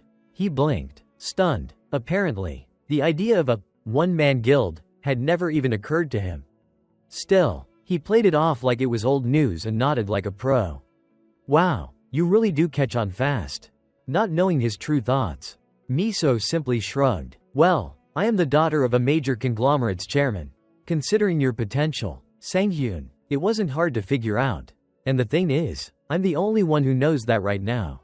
As she said this, she looked at him with clear intrigue in her eyes, like she was thoroughly enjoying the moment. And all Sang-hyun could do in response was smile awkwardly. Even though she figured out that I'm planning to start a solo guild, she still made her move, showed her interest, and created a connection she can leverage later. Honestly, she's one hell of a negotiator, he thought to himself. Time passed quickly, and the scene shifted to the player district, specifically Building C near Jamsil Station. As planned, Sang-hyun was in the process of securing a place to live in this area for safety reasons. Standing in front of him was a cheerful employee, smiling from ear to ear after closing a contract. As I mentioned earlier, the deposit is 100 million won, and the monthly rent is 5 million won. Her expression was like a wolf eyeing a sheep, and Sang-hyun couldn't help but scratch his head, slightly uncomfortable. You say that price with such a big smile that it almost doesn't sound too bad. He joked. She laughed brightly. Haha, well, you're actually getting a pretty sweet deal. Places like this usually have a long wait list. Anyway, I'll get going now. Feel free to reach out if you run into any problems. With that, she turned and walked off. And Sang-hyun waved at her from behind. Of course, take care on your way back. Once she was gone, he let out a long sigh. I managed to find a place faster than expected. Everyone else on that wait list probably has to keep grinding it out now. I guess I should thank the goddess of luck for this one too. Huh? So much had happened in such a short amount of time. His mysterious return to life. The strange new changes. It was all still kind of mind-blowing. For days, he'd been wrapped up in trying to make sense of everything, even if none of the information really helped in the immediate moment. He didn't know what steps to take moving forward. But eventually, that uncertainty began to fade, replaced by a shift in perspective. He felt it now, a pulse, a fire flowing through his body. Youth and potential, both burning bright in the palms of his hands. I'm not just going to sit around anymore. This time, I'll live differently, happier, stronger. I swear I won't go back to being a coward. More than anything, opportunities for growth were appearing left and right. That alone felt like a blessing. As that thought passed, he suddenly recalled a memory when Miso, the archer, had taken a phone call from someone important. Yes, this is her. Oh, reporter Park Jung-min, is that you? What brings you here today? Haha, you're always so quick on the scoop. Sitting beside her, Sang-hyun's eyes widened the moment he heard the name Park Jung-min. A spark of surprise flickered across his face as he thought to himself. Wait, Park Jung-min from Player News? That guy's an S-rank reporter. At the same time, over at the Player News building, Jung-min was smiling brightly. That's right, I heard you. Miso, we're with him during the mission run. Things are going absolutely nuts over here with all the info coming in. Miso gave a slight nod and responded. It's just like you've heard. Out of all the players I've encountered recently, he's definitely. Before she could finish her sentence, Jung-min cut her off, lowering his voice. He could feel the nosy stares of his coworkers bearing down on him. Sorry, but could you speed it up a bit? Everyone's totally eyeing me right now. Time skipped ahead once again. Sang-hyun had just gotten out of the car and was politely thanking Miso. Thanks for the ride, but just as he turned to leave, Miso quickly called out. Wait, Sang-hyun, just a second. We're about to explore an unidentified gate. We're putting together a temporary team, 4 members max. All under level 120. Don't worry, it's not an official guild mission. If you're interested, then. Before she could even finish the invitation, Sang-hyun's instincts picked up the sweet scent of a quest opportunity. And he practically shouted, I'm in. The way he reacted, like a dog being offered a bone, left Miso momentarily speechless. You turned down a guild offer without blinking, and now you're this excited over a mission? Ignoring her slightly sarcastic remark, Sang-hyun could barely contain the excitement bubbling up inside him. Finally, I've got a shot at entering the gate. He thought to himself. To put it simply, dungeons are fixed locations. Once you're in, the entrance and exit are set, and the traps and monsters all behave in predictable patterns. But a gate is different, it constantly changes. While you're dealing with one situation, the paths in and out can shift in real time, and sometimes even the monsters themselves change based on the nature of the gate. But as always, the greater the risk, the better the reward. That's a rule every player lives by. And if it's an unidentified gate, there's a special reward system in place for the first person to conquer it, guaranteed high-grade loot. Kim Miso must have experienced this before. That weapon she has, one that can pierce through the hardened hide of a dark wolf, could only have come from a place like that. As he was lost in thought, Miso pulled out her phone and said, I'll contact you as soon as I get more details. Looks like we'll be talking a lot from now on. Here, punch your number in. She handed her phone to Sang-hyun. But something on the screen caught his attention. An event reminder popped up right at the top. Friday, June 20th 8 o'clock to 10:30 p.m. Meeting with Mr. Gregory. Noticing it too late, Miso quickly snatched the phone back. Flustered, "I'm so sorry. That was careless of me. What's wrong with me today?" She let out a small sigh, clearly rattled, while Sang-hyun quietly mulled over what he saw. Looks like she's got some kind of secret she can't talk about. But then again, who doesn't? Every player has their secrets. Even me, I've got things I could never tell anyone. If people ever found out I was reincarnated, who knows what kind of chaos that'd cause. It'd be a serious problem. That's for sure. Thinking about it all, an image of his old companion from his past life suddenly surfaced in Sang-hyun's mind. A wave of nostalgia washed over him. I have no idea where he is now or what he's doing, but we spent so many years working side by side.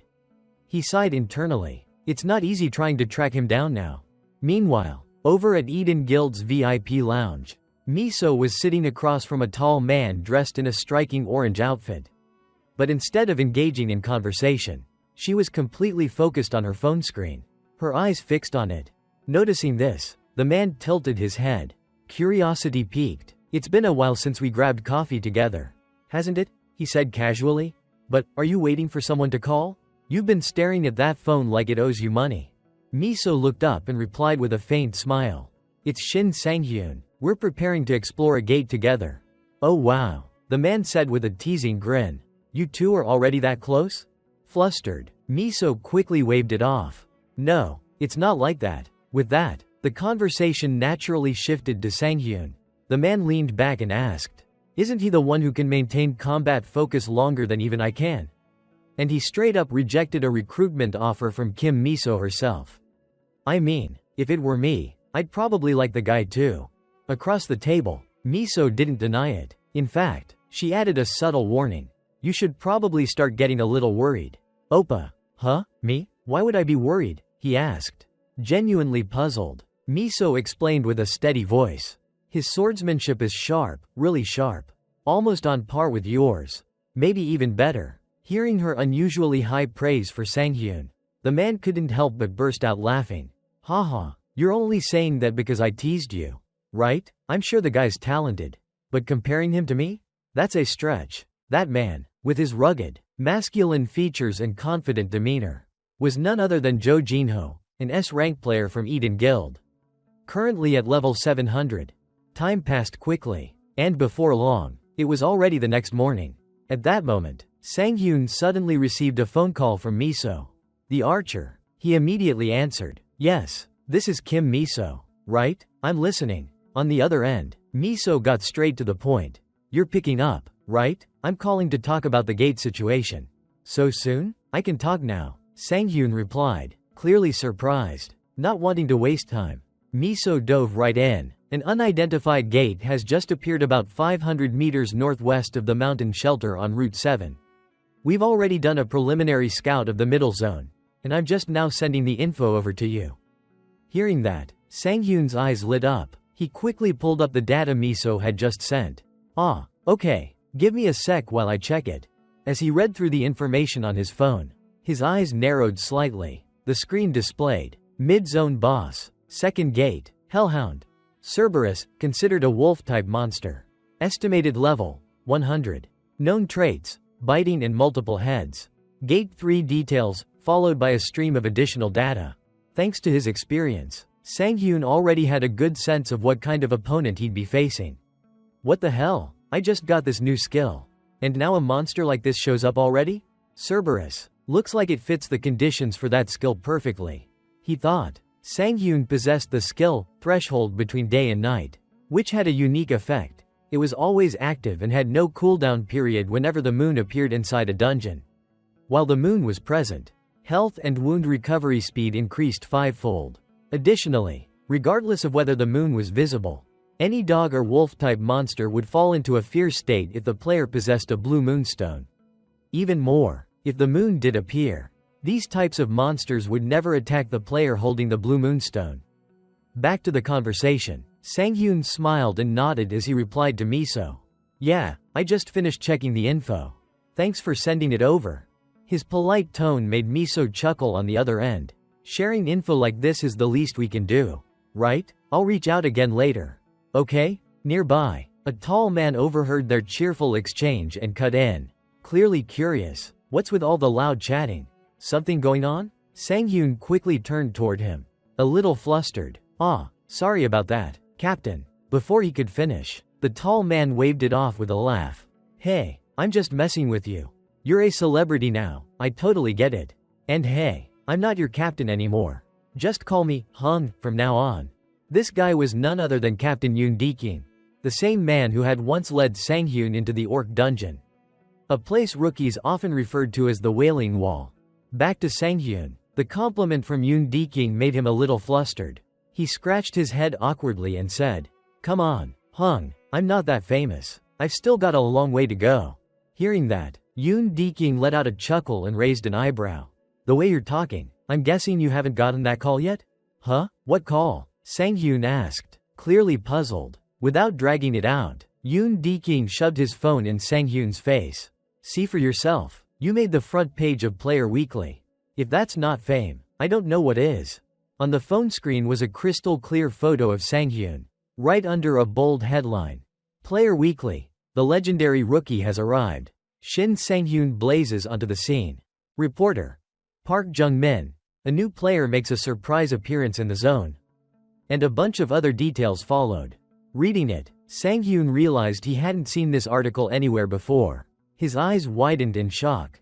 And then he practically screamed like his house had just caught fire. What the hell is this? His startled reaction made Yoon Deking burst out laughing. Haha, you might want to turn off your phone now. You're about to get all kinds of calls. Switching to Sang-hyun's internal thoughts, he was clearly frustrated. It's not that I hate this magazine, but do they really just publish stuff like this without even interviewing the person first? As if on cue, just like Yoon Deking had predicted, Sang-hyun's phone started ringing non-stop. That only gave Yoon more material to tease him with. What's the matter? Don't tell me one of your distant cousins already got to you. Sang-hyun replied dryly, I'm only thinking about the close relatives at this point. As he said that, he quickly turned off his phone, stuffed it into his pocket, and let out a long sigh. Great, another thing to worry about. Hung, did I come prepared today or what? Before Sang-hyun could even finish his sentence, Yoon Deking, who already seemed to know where this was headed, held out the bag he'd been carrying and placed it right in front of Sang-hyun. That's what you're talking about, right? On Sang-hyun's end, the moment he peeked inside the bag and saw what was in there, he lit up and exclaimed, Yes, thanks so much, Hung. Yoon Deking crossed his arms and quipped, Thanks? If anyone heard that, they'd think I gave it to you for free. Money-wise, though, this stuff's all old gear, covered in my fingerprints. Wouldn't it make more sense for you to just buy new ones? There was a clear note of curiosity in his voice. After all, Sang-hyun was now a well-known player with serious skills. Picking up new gear should have been no problem at all for someone like him. Of course, Sang-hyun couldn't exactly tell Yoon Deking that he planned to absorb the old gear to boost his powers. So he gave an awkward, half-hearted excuse instead. Maybe I'm just trying to inherit your fighting spirit, you know. The way you handle things. The more he spoke, the more Yoon Dekyung's expression darkened. Eventually, the man couldn't hold back and muttered, Haha, there you go talking nonsense again. Sang-hyun gave a sheepish grin. Well, just think of this as a way to shake off some bad luck or something. Meanwhile, Yoon Deking silently shook his head. Like that explains why old gear has a higher absorption rate, yeah. Right. Just as he was about to press further, a voice suddenly cut in from behind, a woman's voice. Sorry I'm late, parking here's a nightmare. Let's get the appraisal started right away. The voice belonged to a strikingly beautiful woman. As she approached, Sang-hyun gave her a quick glance, then turned to Yoon Deking and asked, Huh? Who's that? Oh, that's the appraiser I called in to help with our transaction.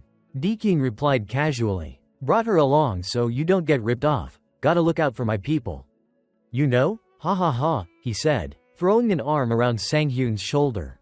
Wasting no time, the appraiser got straight to work. A soft purple glow shimmered from her lips as she cast a skill that enveloped all the items in a faint light. Moments later, she let out a relaxed breath, nodded, and turned to both of them. All set. The evaluation's complete. You two can go ahead and trade based on the pre-agreed price. Looks fair. Hearing that, Yoon Deking shot a sideways glance at Sang-hyun. So, you were planning to haggle? Huh? What? Of course not. Sang-hyun shook his head firmly.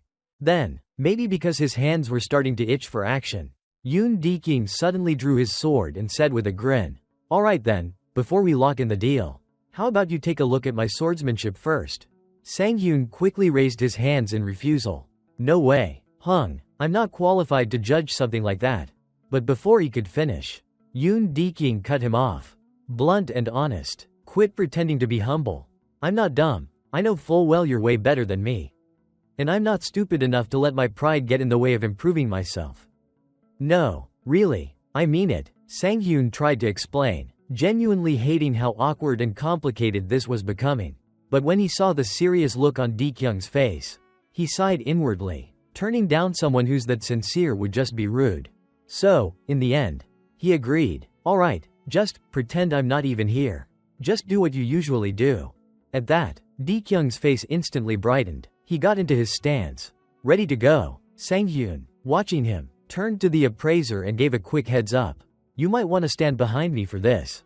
"Oh, right, got it," the appraiser nodded, quickly stepping aside to give them space. Once she'd moved to a safe distance, Yoon Deking shouted, "Here I come," and charged forward. His movements were sharp, and each strike of his sword sliced through the air, stirring up powerful gusts that whipped outward in all directions. Even Sang-hyun couldn't help but be impressed, thinking to himself, "Whoa, he's gotten way stronger since the last time we met in that dungeon. Looks like he hasn't stopped training for even a second." But then he noticed something off. "There's a problem here. Hung, hold up for a second," Sang-hyun called out. "Huh? Already? I've still got more," Deking said in surprise. But Sang-hyun walked over and pointed something out. "Your left arm, is something wrong with it?" That caught Deking off guard. "How'd you know?" Sang-hyun explained. "When you swing with your right, your left shoulder opens up too much. It felt like you weren't fully aware of that side of your body." "If I'm right," Deking let out a resigned breath and finally admitted it. "You nailed it. I've had a minor injury on that side, something from blocking hits with my left shoulder. Guess I couldn't hide it." "Huh? Most of the damage I've taken during training or in dungeons has ended up on that side. I know it's a problem, but there's not much I can do." As he spoke, he reached up to rub his left shoulder with a frustrated expression. But what Sang-hyun said next left Yoon Deking stunned. "That injury? It's treatable. It's actually way easier to fix than you think. Don't hide it, own it. Choose a sword style that flows better with your current form. Make it your strength, from the way you control your movement to the rhythm of your steps. It won't be easy to adjust everything, but trust me, you'll improve a lot. Try gripping like this. Just tighten your fingers a little more." As he spoke, Sang-hyun stepped in and physically guided him through the motion. Yoon Deking clicked his tongue. "TCH, it's not as easy as it sounds." "Hey, Sang-hyun, that hurts. Man, haha. Just hang in there for a bit longer." Sang-hyun encouraged him. A few seconds later, a relieved sigh came from Deking. "Hey, it's kinda embarrassing to admit, but wow, that actually feels way better." Sang-hyun smirked. "Right? It'll keep getting better, I promise. Now twist your hips this way."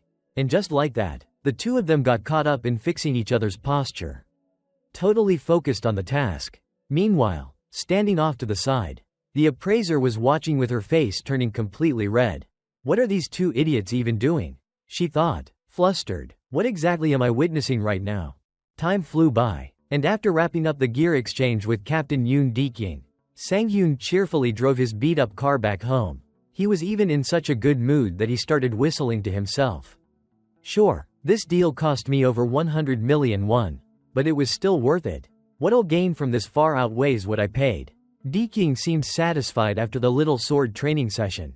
But that appraiser girl looked kind of weird toward the end. Was she just tired? Whatever. I can't wait to devour these items and see how much stronger I've gotten.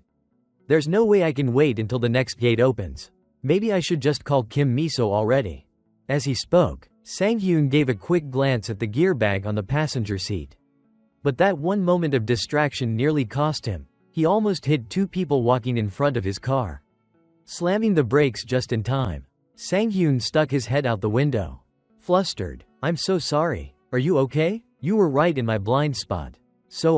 Before he could finish, one of the men, dressed like a total thug, cut him off. clearly having waited for this moment.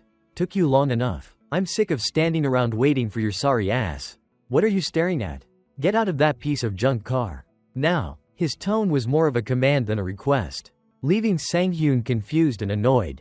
What the hell? Debt collectors or something? Who are these guys? Seeing the look on Sang-hyun's face, the scrawny blonde one just shrugged and mocked him with a smirk.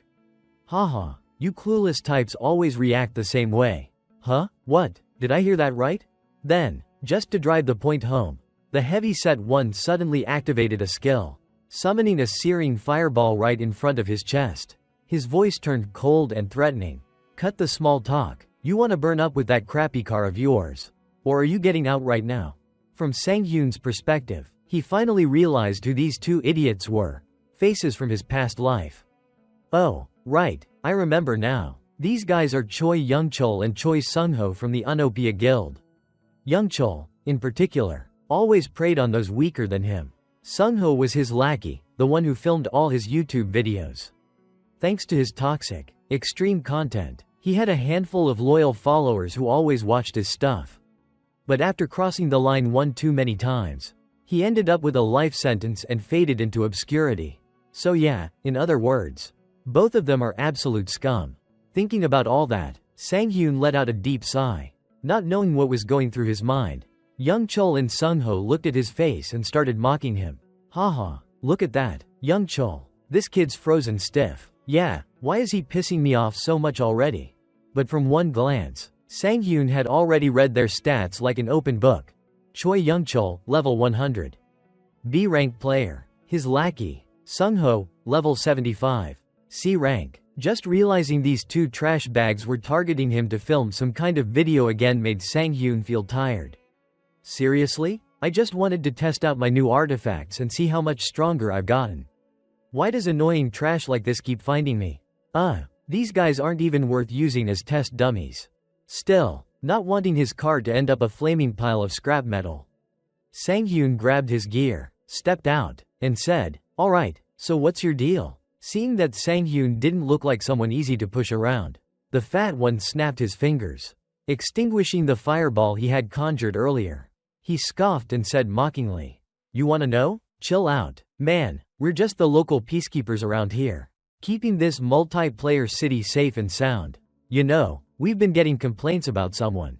Apparently, there's this jackass driving a piece of junk car all over town. People say they're sick of having to deal with it just being around. Know who I'm talking about?" As he spoke, he raised one foot and slammed it into Sang-hyun's car. Sang-hyun's expression darkened immediately, but Young-chol, clueless as ever, didn't pick up on it. He kept flapping his mouth with a smug grin. Now do you get it? Unless you want this trash heap of yours to rot away right here. Pack your junk and get lost. Got it? Meanwhile, the commotion had caught the attention of nearby pedestrians. A few people were already starting to murmur as they noticed who was causing the disturbance. Hey, what's going on over there? Isn't that Young-chol and Sung-ho again? Those jerks are picking fights like always. Just then, a guy with reddish-brown hair suddenly recognized someone in the middle of the scuffle. Wait, I know that guy. Isn't he the one who was featured in Player Weekly? He's the one who went into that mission zone with Kim Miso. What was his name again? Shin Sang-hyun, right? Their voices got loud enough for Young-chol to overhear. His smirk faded a bit, a trace of unease appearing on his face. He turned to his sidekick and muttered, "Wait, is he strong?"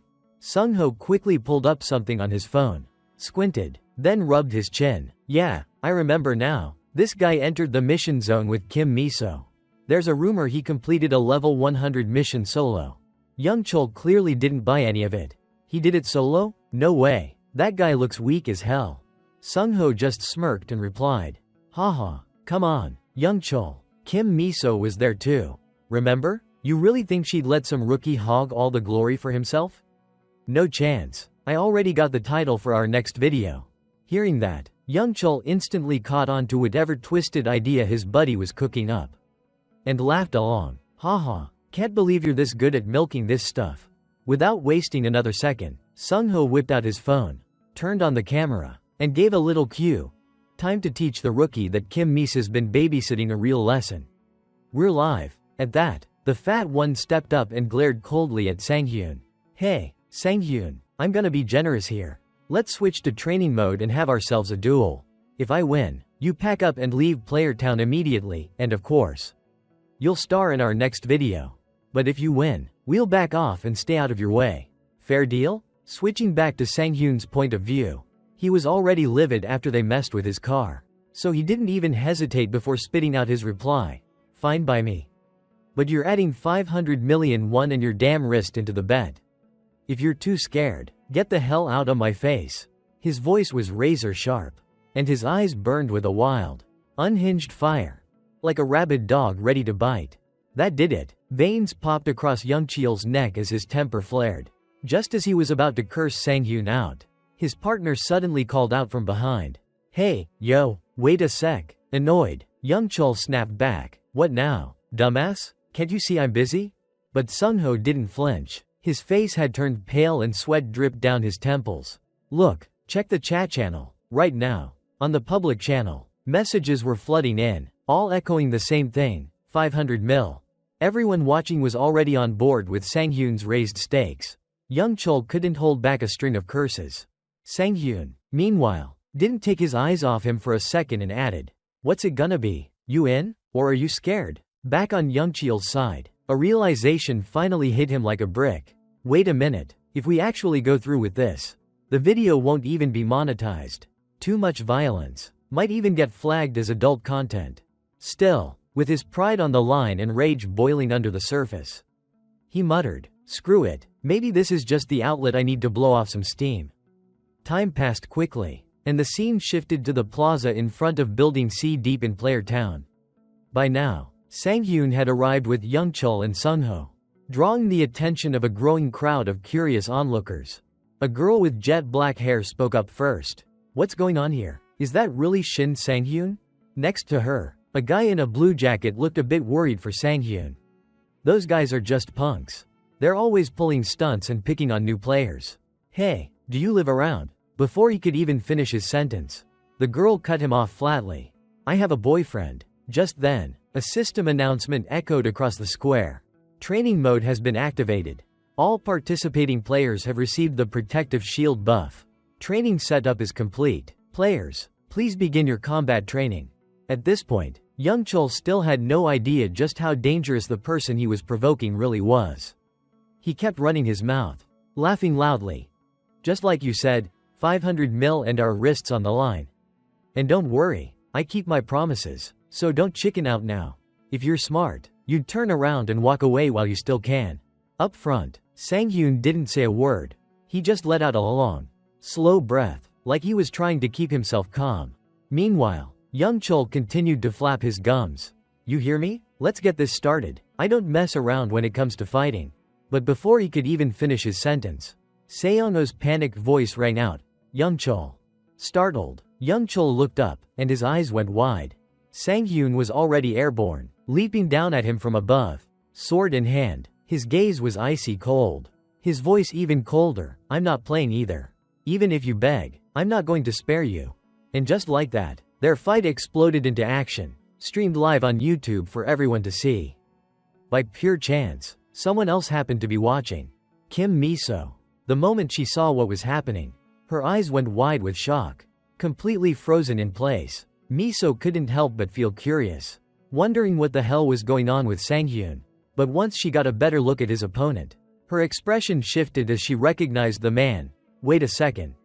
Isn't that Choi Youngcheol from the Unopia Guild? He's a B-rank player, but super well-known because his uncle's the guild master. What's he doing messing with Sang-hyun?" Right then, a voice called out from nearby. "Hey, Miso, what's going on? Why the long face?" The voice belonged to a woman with short hair and a physique like a panther, Shin Tiri. A top-tier S-rank player from the Eden Guild. Level 700. Her sharp eyes flicked over to the TV screen, and she immediately caught on. "That player, isn't that the one you've been trying to recruit?" Miso turned to her and admitted, "Yeah, that's Sang-hyun, but I have no idea why he's there or what's going on." Tiri took one more glance at the screen and smirked. Whatever the reason, he moves well, sharp reflexes. Back on the battlefield, Youngcheol was caught completely off guard by Sang-hyun's sudden charge. "You bastard," he cursed, scrambling backward just in time. If he'd hesitated even half a second longer, Sang-hyun's blade would have sliced him clean in two. Fuming, Young Chul retaliated by hurling a massive fireball. "You've got some nerve," he roared as the blazing orb rocketed toward Sang-hyun. But it wasn't enough. Not even close. Sang-hyun gripped his sword tighter and swung it upward in one fluid motion, cutting clean through the fireball. It split in half before exploding in the distance, one hell of a blast. But still no match for him. The crowd around them was stunned, jaws dropping at the unreal scene. How the hell is he doing that?"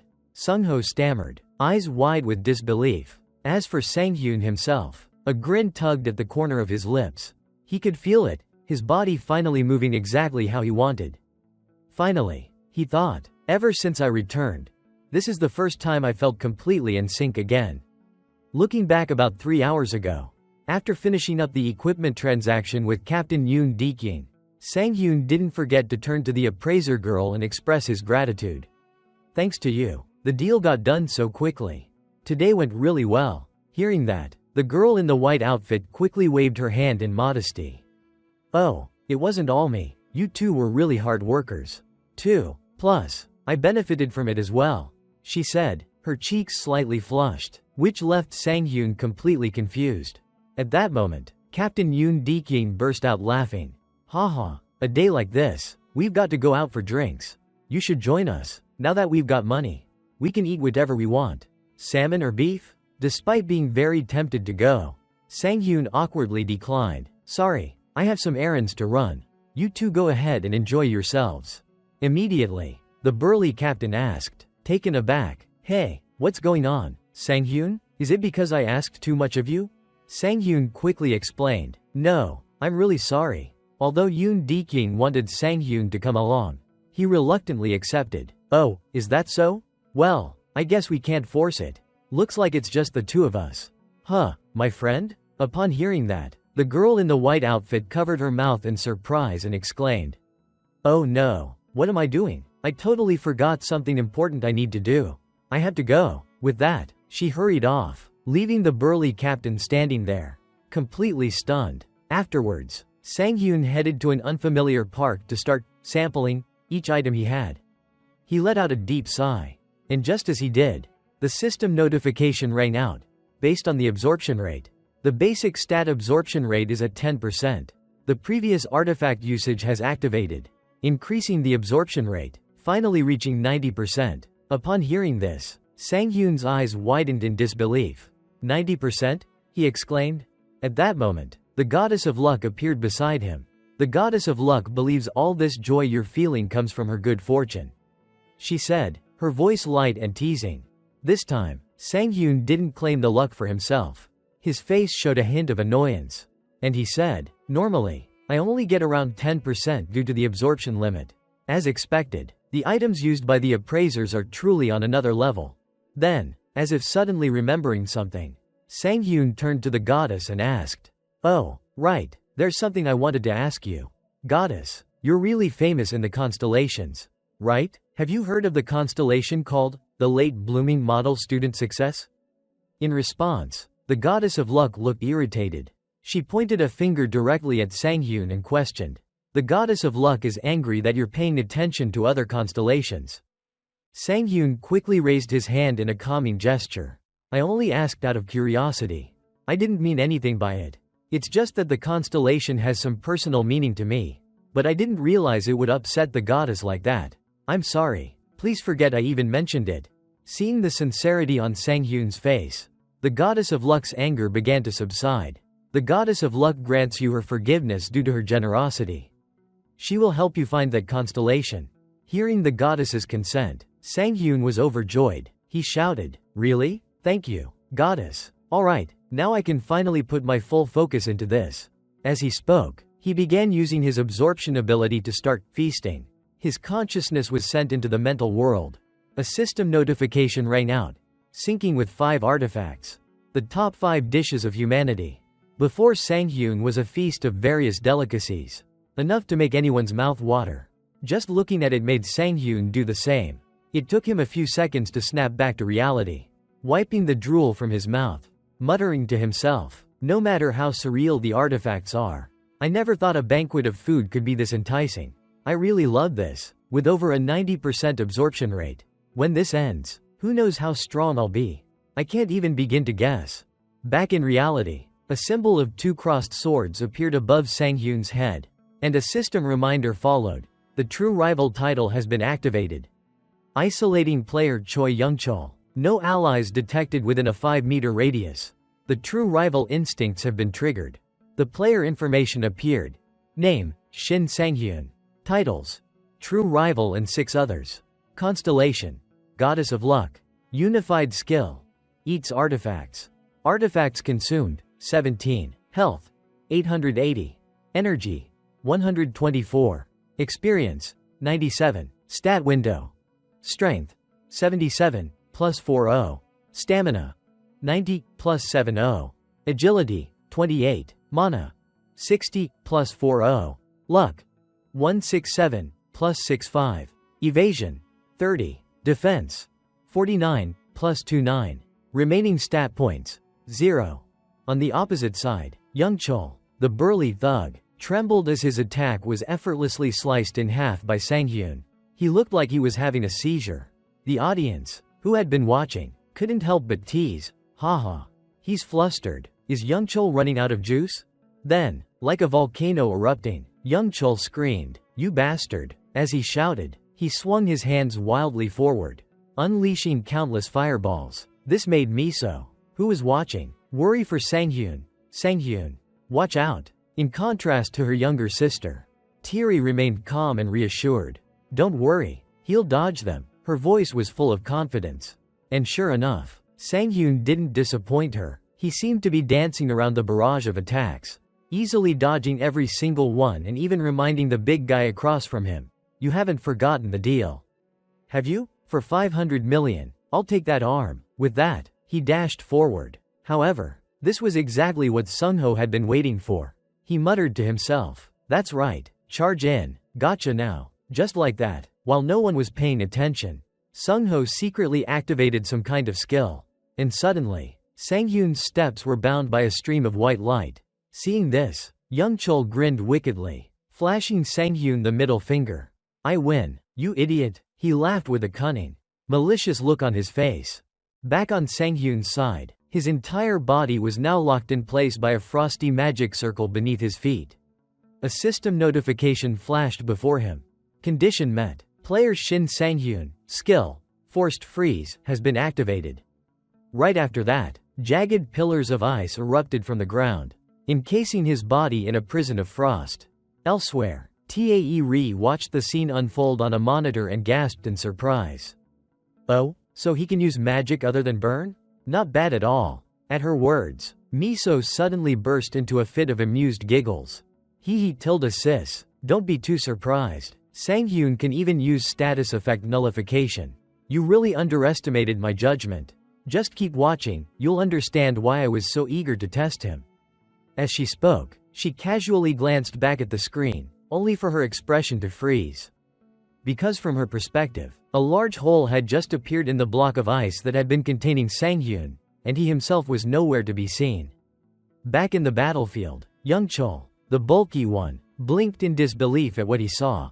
What the hell? Where'd that bastard go? A flicker of doubt ran through his mind. The skill definitely activated. Unless he has status effect nullification, there's no way he could have escaped. Is he really a rookie? But just then, Sang-hyun's figure appeared, right above his head. With a fierce grip on his greatsword, Sang-hyun launched himself downward. His feet slammed into Young Cheol's back with full force, driving the heavy man straight into the ground. The impact cracked the earth beneath him into a spiderweb of fractures. Yet despite the clean landing, one thing left Sang-hyun visibly displeased. His blade, aimed directly at Young Chol, had failed to strike the target as intended. Something had disrupted the finishing blow. All around them, the spectators froze in shock. Sung-ho, the scrawny one, was stammering, barely able to form a sentence. Meanwhile, the chat channel exploded. Oh my god, Shin Sang-hyun, did he just use status effect nullification? But more importantly, doesn't he seem different from earlier? The comments jolted Jung Ji-yu out of his daze. He quickly turned to examine Sang-hyun again, sensing something strange in the air. Now that I think about it, that guy's entire presence feels completely different from before. What the hell did he do? His gaze sharpened. Sang-hyun's eyes, once normal, had turned pitch black. He didn't look like a player anymore. He looked like a demon. Back at S-rank Hunter Tae Ri's position, it seemed her younger sister Miso was just as curious. The white-haired girl tilted her head slightly and said, "Looks like some kind of awakening skill." Miso glanced at her with wide eyes. Her voice filled with curiosity. "An awakening skill? You mean Shin Sang-hyun?" Tae Ri nodded, her tone more thoughtful now. "Yeah, it seems to branch from either transcendence or illusion. Judging by those pitch-black pupils, it's probably illusion. From what I know, taking damage while using that kind of skill causes severe exhaustion. Didn't he just say he was going to take them down without getting hit once?" Talk about confidence. She let out a sigh, equal parts exasperated and impressed by Sang-hyun's sheer nerve. Miso, meanwhile, just broke into a wide, excited grin. "Haha, nah, sis. He never used anything like that when he was with me. And that kind of skill's not exactly easy to trigger either." Tae Ri shrugged, casually analyzing the situation. "Then it's one of two things. Either he had no reason to activate it around you, or he didn't have it at all." Then, a brief pause. Tae Ri's face suddenly grew more contemplative. She muttered to herself after a second or two of silence. Or, maybe he just figured out a way to get it recently. Cut to the appraisal center. The female appraiser who'd handled Sang-hyun's gear stared at the report in her hands. Stunned, her lips parted slightly as she mumbled, "Oh no, this could be a problem. The artifact Shin Sang-hyun just bought, it had to go through a potential trade assessment." According to her screen, the chance that the item contained a hidden skill was 0.02%. And the skill in question? Psychedelic. She scoffed in disbelief. A hidden skill with odds that low? No way. If he actually pulled that, he must be blessed by Lady Luck herself. Psychedelic. A hidden skill. A high-tier awakening ability. Cooldown, 1 hour. Skill level, 1. Upon activation, it fully restores the user's HP and triggers an awakened state for 100 seconds. In that state, physical and mental capabilities are pushed beyond their limits, borderline berserk. Decision-making and information processing speeds are dramatically increased. However, once the illusion effect ends, the user crashes into extreme exhaustion for 10 minutes, with delayed damage taking its toll. Cut back to Sang-hyun, who now looked, and sounded, like a lunatic on a full-blown adrenaline high. "So, what about that bet, huh? Wanna run it back?" His voice brimmed with manic energy. Across from him, young Chol was pale as a sheet, fear seeping into his bones. He cursed under his breath. "Shit, this bastard. I let my guard down thinking he was just some rookie. But if this is what he's really capable of, I'll have to get serious." Thinking quickly, young Chol slammed both palms against the ground, unleashing a surge of mana that caused a minor explosion beneath them. The blast flung both him and Sang-hyun in opposite directions, a desperate move to break free from the protagonist's grip. As he staggered backward, retreating through the smoke and debris, young Cheol's mind raced. "First, I need to put some distance between us. But wait, will that even work? This is nothing like what that bastard Jo Sung-ho told me. If I'd known he was this strong, I never would have picked this fight. Don't tell me those bastards." His thoughts spiraled into confusion as he glanced toward his own subordinate. The blonde, scrawny Sung-ho wouldn't even make eye contact anymore. He stood frozen, drenched in sweat, looking like he was about to puke. And in that moment, even young Chol, dense as he could be, finally realized. He'd been set up, hard. But before he could turn his rage toward Sung-ho, Sang-hyun was already on him. The younger man rushed forward, grabbed a fistful of young Cheol's shirt, and slammed him straight down into the stone floor with brutal force. The impact sent chunks of tile and dirt flying in every direction.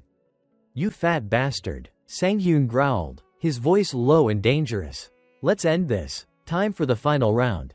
Young Chol writhed beneath him, now more terrified than ever. Wait, fine, you win, alright? I'll transfer the 500 million, right now." But Sang-hyun wasn't here for money anymore. There was no way he'd let this guy off that easily. His eyes narrowed. "The bet's done," he said coldly. "Now it's personal." He raised his fist high. Young Cheol's eyes widened in disbelief. What? There's nothing personal. Are you insane? But Sang-hyun was already seeing red. "Oh, there's something personal. Alright, you wanna know why I started all this?" His grip tightened. Flashback, 3 days ago. At a modest auto repair shop. A mechanic handed Sang-hyun his keys and offered a solemn nod. "We've patched her up, but you're gonna have to let her go soon." Sang-hyun blinked, caught off guard. "Wait, what? Let her go?" The mechanic nodded again, more gently this time. "Yeah, she's too old now. I know you're attached, but it's time. That car's taken you everywhere. Hasn't it? I'm sure she's happy." Knowing that, as those words left the mechanic's mouth, even he had to fight back tears. But Sang-hyun? He didn't stand a chance. His eyes welled up, his throat tightened, and his heart ached as if he were losing a lifelong friend. And then, he heard it. The faint, almost ghostly voice of the old car echoed in his mind. "That's right, Sang-hyun, I've been so happy, taking you everywhere all this time. But now it's your turn, live a good life. Okay?" Just picturing his beloved rust bucket being forced into retirement like that, unceremoniously and against its will, was enough to make his blood boil. His face twisted with rage, veins bulging in his forehead as he screamed at Youngchul like a man possessed. "This is for my scrapped baby. You bastard." On the ground, Youngchul was already shaking, eyes wide with fear, tears streaming down his face. "Holy sh*t. I'm sorry, okay? I'm really f***ing sorry." But it was too late. And then, it happened. A horrifying, wet sound broke through the tension. Peefed, pffffffbbt, squish. A moment of stunned silence followed. People nearby instinctively recoiled, covering their noses, their faces contorting in disgust. "The hell is that smell?" someone shouted. Even Sang-hyun froze, his fist still raised midair, now eyeing Youngchul in horrified disbelief. The bastard had literally crapped himself. And the worst part? This was all being streamed live. Every viewer watching, from casual fans to hardcore PvP junkies, saw it in real time. Gasps, groans, and a tidal wave of second-hand embarrassment flooded the chat. "Bro, what did I just watch?" Youngchul went full toddler mode. Is this a boss fight or a bathroom emergency? Back on the battlefield, Youngchul had completely broken down. A shell of the arrogant man he was minutes ago. He sobbed uncontrollably, curled into a trembling heap. I'm sorry, I swear I'm sorry." All around them, the crowd had erupted into chaos once again. "God, that stench. Can you smell it? Dude totally crapped himself." Mocking voices flew from every direction, laughter echoing through the air. Off to the side, Sung-ho, the skinny cameraman, was frozen in place, nearly pissing himself from fear. Sweat poured down his face, and his hands trembled as he gripped the phone still recording the aftermath. ***, he muttered to himself, eyes darting nervously. "What do I even do now? Maybe I should just delete the whole damn channel. I've seriously messed with someone I shouldn't have." As he stood there spiraling, a calm but commanding voice suddenly cut through the noise. "Mr. Sung-ho, I presume? You've stirred up quite the mess here." Startled, Sung-ho whipped his head around and immediately paled. Manager? The man approaching was Moon Baek-yeon, the zone administrator for the Gangdong district under the Utopia Guild. Seeing him, Sung-ho quickly bowed his head in apology. But Baek-yeon barely acknowledged the gesture. His attention was focused elsewhere, locked on Sang-hyun. So this is the kid? Baek-yeon thought, his gaze narrowing slightly. Freshly awakened, yet he took down Choi Youngchul, a seasoned awakened fighter. Impressive, very impressive. Let's see what kind of player he really is. With that, Baek-yeon stepped forward, his expression friendly but analytical. "You must be Shin Sang-hyun." "Yes, I'm here on behalf of Utopia to handle the incident report and, of course, to offer compensation for what you've endured. Do you have a moment to talk?" Across from him, Sang-hyun raised an eyebrow slightly, his voice firm and unyielding. "Before that, could you state your name and guild affiliation?" There was nothing rude in his tone, just a quiet strength. Calm, controlled, confident, but for some reason, that only made Baek-yeon feel uneasy. That attitude, it's not arrogance. No, this is something else. He's calm, too calm, like someone who's survived hell and come out the other side sharper than ever. His skill and presence are way beyond his rank. Realizing that, Baek-yeon quickly nodded, adjusting his tone with newfound respect. "Apologies for not introducing myself sooner. I'm Moon Baek-yun, administrator for the Gangdong district. Utopia Guild. He offered a slight bow. Already thinking ahead. We need to recruit him, whatever it takes. Burn some resources if we have to. As long as we come across as respectful and genuine, we might have a shot at pulling him in. To push his plan forward, Baek-yun suddenly raised his voice with conviction. Utopia Guild will cover all the damages. Sang-hyun didn't even hesitate. The moment those words left Baek-yun's mouth, he whipped out his phone and pulled up a banking app. For real? That makes things easy. Then, he held up his phone screen. Go ahead and transfer me 20 billion won. Here's my account number. I'd say that's a fair number, considering the psychological trauma and everything else I've had to put up with. Baek-yun's expression froze, completely blank. That number hit him like a truck. 20 billion? He repeated, stunned. Any chance we can, I don't know, negotiate? I mean, how about I just give you the guy covered in crap and let you do whatever you want with him? Time skip. Sang-hyun's apartment. From outside his door, Baek-yun's voice could be heard again. Annoyingly persistent. Mr. Sang-hyun, are you sure the Utopia Guild's compensation reached your account? Inside, Sang-hyun groaned in frustration, shouting back, Dude, are you still here? You seriously haven't heard from Kim Miso yet? Baek-yun fired back another question. You're absolutely sure you're not affiliated with Eden Guild, right? Sang-hyun opened the door, rubbing his temples, utterly fed up. Nope, not even close. Please, for the love of all that's holy, leave me alone. But the moment he tried to shut the door, a swarm of reporters shoved their microphones through the opening, shouting over one another like a chaotic press conference. Mr. Sang-hyun, the public has a right to know, please comment. That's right, speak up. Why are you dodging the question? Are you or aren't you dating Kim Miso? Don't avoid it, just answer directly. Bombarded from all sides, Sang-hyun felt more drained than when he'd cleared that last dungeon. He let out a long sigh. Right, since when is my love life part of the public's right to know? And with that, he slammed the door shut, shutting out the voices. He trudged back to his room, muttering to himself, am I not tired enough already? Dating? In my situation? Yeah, sure, let's add that to the list. Inside, his eyes fell on the gear he'd laid out earlier, cleaned, polished, ready. Today was the day of the raid Kim Miso had invited him to join. Can't believe it's actually happening, he thought. That raid Miso mentioned, it's today. This whole week's been chaos. Time to get focused. He blinked in surprise at the pile of new equipment.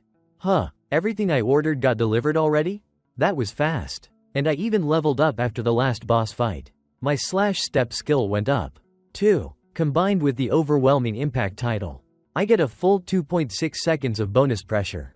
Stacked with my previous effects, that pushes it past 5 seconds. Depending on who I'm up against, that gives me a massive edge. Okay then, let's see what kind of damage I can do today.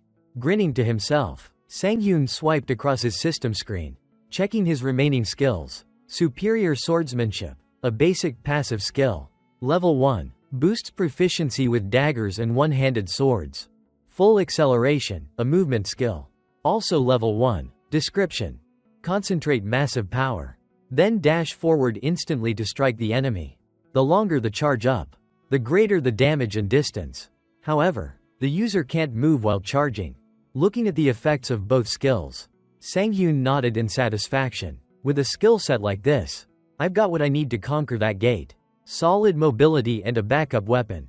Perfect. He reflected briefly on his past battles, the weaknesses he'd exposed along the way. I can't make the same mistakes again. When he fought the Alpha Wolf, he had to risk everything, limited by his offensive approach and the drawbacks of that self-sacrifice skill, barely managing to win. Same with the fight against Choi Youngchol. He'd walked right into the guy's trap, completely lacking any mobility skills. If Youngchol had been just a little stronger, it would have been game over. I need to keep my head clear. With the temperature rising like this, I need to keep pushing my training. Otherwise, I'll just repeat my past failures, just like the disaster in 2040. This time, he had to make sure the future changed. He wasn't going to lose everything again. This life, this time, I had to be strong. I had to become strong, like him. As those words echoed in his mind, an image surfaced of the knight who had once saved him when he was a child. Suddenly, his phone rang, snapping him out of the thought spiral. He reached for it, Answering casually, "Hello?" A youthful voice came through the line. "Hi, Mr. Sang-hyun? This is reporter Park Jung-min. I'm calling about the interview we scheduled for today. Just wanted to confirm you're still available." The moment he heard that, Sang-hyun's face twisted like someone dealing with a serious case of constipation. But he recovered quickly and forced a cheerful tone. "Ah, of course. Still early, right?" Jung-min replied. "Exactly. I'll see you at the cafe I messaged you about earlier." Sang-hyun had completely forgotten about the interview. "Damn it, totally slipped my mind. The gate raid is at 7 p.m. The interview's at 2 o'clock, right?" He quickly glanced at the time on his phone, and could only offer a crooked, defeated smile. Time flew by, and the scene shifted to the hallway outside Sang-hyun's apartment. The reporters had practically set up camp, mats, blankets, and all, just to catch him the moment he stepped out. So, when Sang-hyun finally emerged, the whole crowd lit up like it was Christmas morning. "There he is. Sang-hyun's here. Over here. Tell us about your relationship with Kim Miso." But their enthusiasm faltered fast the moment they saw him fully geared up in battle-ready equipment. A frigid aura radiating from his body. The temperature in the hallway seemed to plummet. Everyone froze. The air was heavy, almost suffocating. Sang-hyun barked, "Move, now," without waiting for a response. He activated every buff and enhancement skill he had, launching himself forward at breakneck speed. He wasn't just running, he was flying through the streets like a missile. He had one goal: get to the interview. Fast. The scene cut to a quiet cafe, where reporter Park Jung-min was calmly waiting. Just then, a loud yelp from a startled employee drew his attention. He turned to look, and immediately saw the blur that was Sang-hyun storming toward him. "Sang-hyun, over here." Jung-min waved, smiling. "I already ordered coffee. You can just sit down." But then he paused, his cheerful expression faltering. "You okay? You seem kinda intense." Sang-hyun was drenched in sweat, his breathing heavy, eyes sharp. "I'm fine," he said simply. "Were you just in a dungeon?" Jung-min asked, half joking. Sang-hyun scratched his head and gave an awkward chuckle. "Nah, no way. Haha." But internally, he was grumbling. Getting here was more exhausting than any dungeon I've ever cleared. He slumped into the seat and gave a quick apology. "Sorry for being late." Jung-min waved it off. "No worries." Then, with a bright smile and eyes narrowing in excitement, the reporter leaned forward. "Actually, I was originally going to ask about your recent raid, but something bigger came up. You haven't heard yet, have you? It's blowing up among players all over the world." He paused dramatically, then continued. "Until now, everyone believed player level was the only measure of strength. But you flipped that idea on its head. Low level, high power, you're rewriting the rulebook. Sang-hyun, people are calling you the legendary rookie." Hearing that, our main character let out an awkward chuckle, rubbing the back of his neck. "Come on now, I'm not that special." Jung-min grinned and leaned in a bit. "You do realize it's not just regular players watching you, right? Plenty of guilds have their eyes on you, too." From Sang-hyun's perspective, he had to admit, "Yeah, I've been getting a lot more friendly calls than usual lately." He laughed again. "Huh, are you talking about the buzz with Utopia? Or are there others I should be worried about?" Jung-min shook his head, then dropped the real bomb. "No, I'm talking about foreign guilds. Just this morning, 5 international guilds officially requested your information from the Korean Players Association." Sang-hyun blinked, stunned. Normally, overseas guilds only scout high-level awakened players. But someone at your level? A rookie? That's unheard of. You're seriously on their radar now. He paused, then added, "From now on, I'd keep an eye out if I were you. A lot of people are starting to ask, who exactly is this guy?"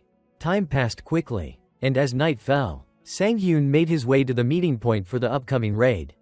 While walking, he couldn't help but brood over what he'd just heard. Damn it, I was planning on founding my own guild and going solo. But, foreign guilds? That actually sounds kinda tempting. Their level of resources is on another tier completely. Now that I think about it, just how badly was I treated before?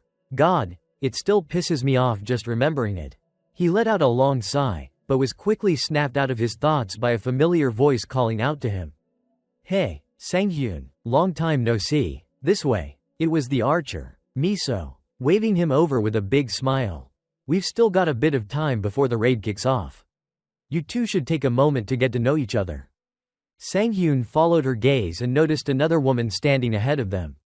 His brows furrowed slightly. Who's that? He thought to himself, eyeing the woman with a mix of curiosity and caution. He didn't know it yet, but he was looking at Tae Ri. Seeing the curious look on Sang-hyun's face, Miso smiled and stepped in to explain. My sister's been bugging me non-stop to meet you, Sang-hyun, so I brought her along before you head into the gate. Hope you don't mind. This is my sister, Shin Tae Ri. She's also a member of the Eden Guild. Same as me. If you want to chill for a bit, there's a cafe nearby. Just behind her, the S-rank hunter Shin Tae Ri stood silently, her eyes fixed on Sang-hyun with a calm, unreadable expression. After a moment, she stepped forward and extended her hand. It's a pleasure to meet you. I'm Shin Tae Ri. Sang-hyun quickly reached out to shake her hand, responding politely. Oh, I'm Shin Sang-hyun. Nice to meet you too. Despite his composed exterior, he couldn't help feeling a bit pressured. Even without Misa's introduction, there wasn't a single player in Korea who didn't know who Shin Tae Ri was. Her fame extended far beyond the country. After all, she was one of Eden's top-ranking leaders. Just her presence could shift a guild's overall power ranking. Ever since I regressed, I've been running into some serious heavyweights, he thought with a sigh. Man, the last timeline was pure suffering. Tae Ri then spoke, breaking his train of thought. Hey, Sang-hyun, I was wondering if I could ask you for a small favor? That caught him off guard. Huh? A favor? Wait, why would she need anything from me? Confused but willing, he nodded. Sure, if it's something I can help with. But before he could even finish his sentence, she cut in calmly. It's nothing major. I was just wondering, would you be willing to have a quick sparring match with me? Sang-hyun hadn't even gotten a word out before Miso let out an exasperated groan. Seriously, sis? You just met him. Tae Ri shrugged. What's the big deal? I told you on the way here. Apparently, in Tae Ri's mind, she had already voiced her desire to test Sang-hyun's strength, but judging from Misa's blank expression, that conversation may have only happened in her head. Flustered, Miso gently pushed her sister aside and turned back to Sang-hyun with an apologetic smile. Haha, sorry about that, Sang-hyun. My sister has a quirky sense of humor sometimes. Hearing this, with his fiery spirit, Sang-hyun immediately agreed. Sure, no problem. How about we start right here? Right now? Almost unable to wait, he even reached for his sword. Seeing this, Miso looked a bit flustered, wanting to stop him, but Sang-hyun shook his head and explained. It's not like every day the top players in Korea agree to spar with me. No matter how you look at it, this is an honor. Hearing that, Tae Ri seemed to see Sang-hyun in a new light. Looks like you've got a good eye. Sang-hyun, sorry if I came on a bit rough earlier. Let's keep this to 5 moves. Just tell me when you're ready, she said as she drew her weapons. That put some pressure on Sang-hyun. Sweat started to drip down his face. Inside, he thought, I barely stand a chance. But this is an opportunity to see how far I've come and what I'm still missing. Just her drawing her weapons already changes everything. No joking around this time. I'll give it everything I've got from the start. With that, Sang-hyun activated his illusion skill, ready to go all out. Meanwhile, Miso was completely overwhelmed, unable to keep up with what was happening. What? No way. I can't follow this at all. Ignoring Misa's bewildered face, Tae Ri nodded and said, all right then, here comes the first move. Suddenly, her form twisted, spinning like a vortex. Watching this, Sang-hyun's face went blank. In his mind, he scolded himself. Damn it, I'm so stupid. With my current body level, I forgot this. I saw it too late to react properly. He forced himself to swing his sword backward and managed to block Tae Ri's twin sword attack just in time. The clash was so powerful it sent out a shockwave into the surroundings. Sang-hyun reminded himself, I need to predict and react before her moves. Tae Ri, surprised that Sang-hyun had managed to block her sudden strike, showed a hint of admiration on her face. Then Sang-hyun swung his sword fiercely, knocking Tae Ri's body into the air. Even in midair, she praised him. Your moves are pretty good. So, should I raise the intensity for the next one? You've got 4 moves left. Without hesitation, Tae Ri's body flashed like a streak of lightning, moving faster than a blink. Her form shifted rapidly, leaving Sang-hyun swallowing hard in fear. As expected, her moves are monstrous, and now she's even faster. Moments like this remind me of when all my sight-based abilities were blocked. I have to rely entirely on my sense of perception. Of course, this time the difficulty is at least 10 times higher. From Misa's perspective, seeing Sang-hyun suddenly close his eyes left her dumbfounded. He's closing his eyes in a situation like this? Even if it's Shin Sang-hyun? That's reckless. Unaware of Misa's worries, Sang-hyun was fully immersing himself in the most focused state, sensing every movement in the space around him. At that very moment, Tae-ri's attack came rushing right toward him. But Sang-hyun had already felt it coming and twisted his body just in time to dodge. Tae-ri's surprise showed again. Your concentration is impressive. I didn't expect you to block a follow-up strike like that. Most swordsmen can't reach that level of focus. It's not just talent, it's mostly experience. You're like a seasoned veteran player.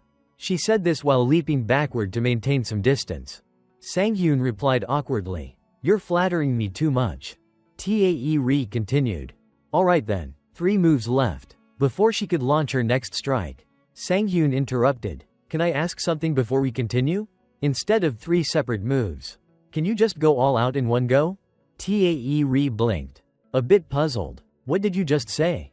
With firm resolve, Sang-hyun answered. I know it sounds arrogant, but I don't want to waste this chance.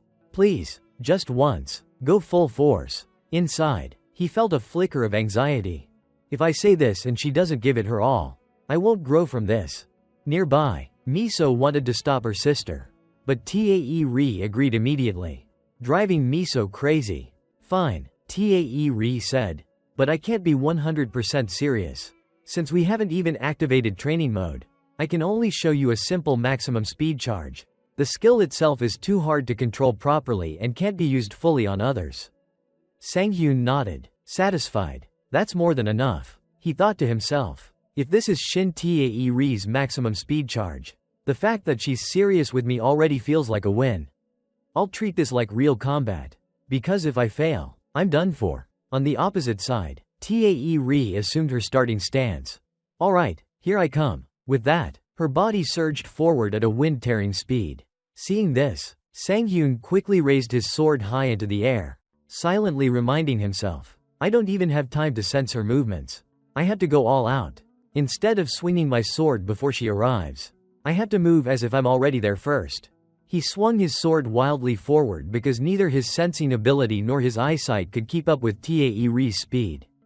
At that very moment, whether by luck or fate, Sang-hyun's sword nearly grazed the hunter's face, making her eyes widen in surprise.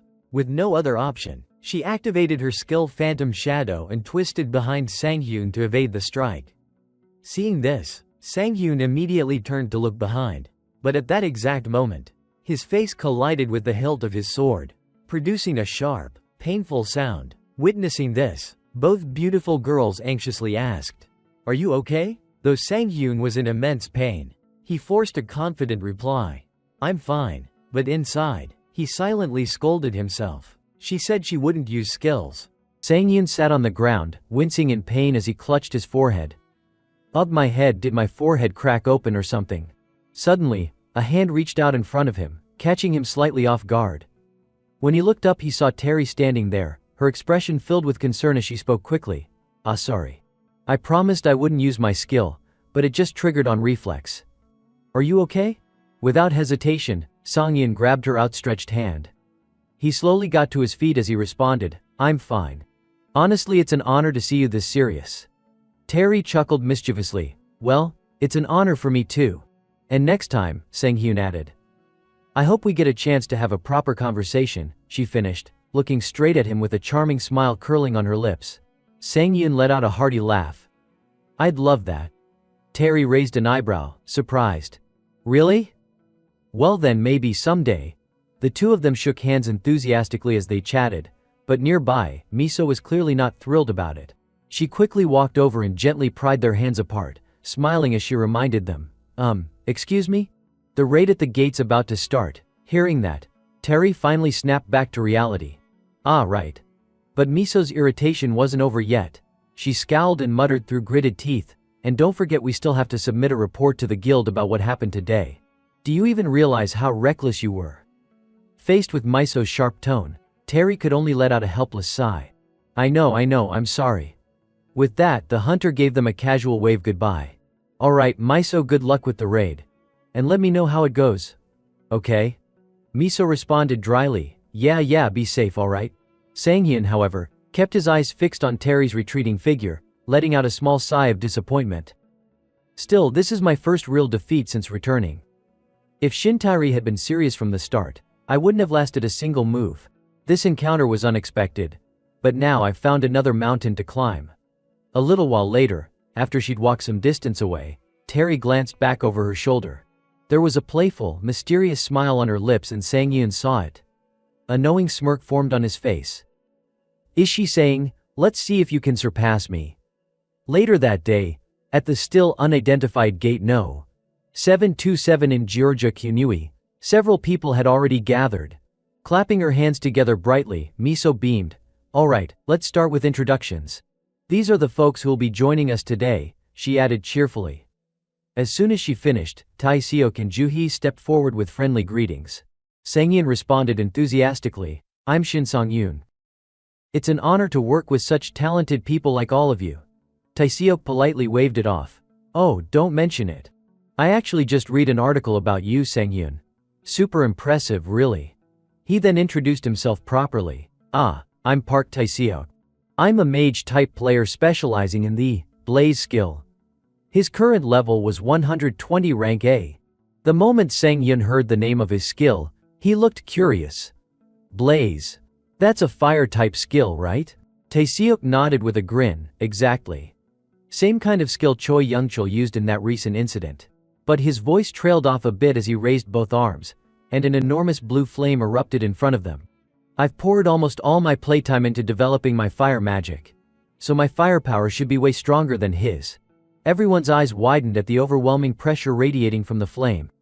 After a few seconds of showing off, Tae-seok quickly extinguished it. But I've only reached the blue flame tier so far. Still got a long way to go. Sanghyun chuckled. Trust me, you already seem plenty reliable. Internally he was thinking, smart move. Focusing on one thing until your skill stabilize is definitely the better approach. The only reason I handled Choi Youngchul so easily was because, instead of specializing, that guy spread himself thin across multiple elements. Classic jack of all trades, master of none player. Suddenly Miso spoke up, snapping him out of his thoughts. She gestured to the girl with greenish-blue hair standing next to Tae-seok. And this here is Kang Joo-hee. She's a mage-type player specializing in spatial magic. Her main skill is Spatial Link. Joo-hee shyly chimed in. Yes, just like Miso said. Since Tae-seok already showed off his skill, I'll show you mine too. But before she could start, Miso frantically tried to stop her. Joo-hee, wait. Her warning fell on deaf ears. Joo-hee's spell had already been activated. A gust of wind whipped up, sending things flying everywhere. Sanghyun let out a heavy sigh, already exhausted by the scene unfolding. Miso couldn't hold back her frustration anymore and yelled, Joo-hee. How many times have I told you not to do that? Looking embarrassed, Joo-hee quickly apologized, but Sanghyun's focus was elsewhere now on the strange wind swirling around him. What is this wind? Didn't she say she's a spatial magic user? The wind intensified, growing stronger until, finally, a circular portal resembling a giant mirror materialized in front of him. Inside, the image of a distant city flickered to life, leaving Sanghyun stunned. Joo-hee spoke up timidly, anyway, that's my ability. Please take care of me, everyone. She gave a deep, clumsy bow. Faced with her overflowing enthusiasm, Sanghyun was caught off guard. No, I should be the one saying that to you. At that moment Sanghyun couldn't help but marvel inwardly. Kim Miso really pulled together a perfectly balanced team. I handle close combat. Kim Miso covers long range. Park Tae-seok fills the firepower gap. And Kang Joo-hee adds the strategic flexibility with her spatial magic. Aside from not having a dedicated healer, this squad is pretty much flawless. But the most important thing is, our teamwork clicks naturally. It's obvious they've practiced together more than a few times. Honestly, in survival situations, that kind of chemistry is more valuable than any elaborate strategy. I used to have that too. His eyes lingered on the group, and memories of his old teammates came flooding back. A faint smile curled at the corner of his lips. Suddenly, Miso appeared in front of him, snapping him out of his thoughts. She asked with genuine concern, "Sangyun, you good? Did you get hurt earlier when you were sparring with Terry?" The unexpected question caught him off guard for a second. But Sangyun quickly brushed it off with a cheerful grin, "I'm fine. Just spaced out a little, that's all." He reminded himself silently, enough dwelling on the past. Stay in the present. Less thinking, more focus. The next moment he looked toward the looming gate ahead and asked the group, "Shall we head in?" The moment they stepped through that unidentified gate, a frozen hellscape awaited them. Thick snow fell relentlessly, but the four of them strolled forward without hesitation. Suddenly Sangyun's voice called out from behind, "Oh, by the way, thanks a ton, Tai-seok."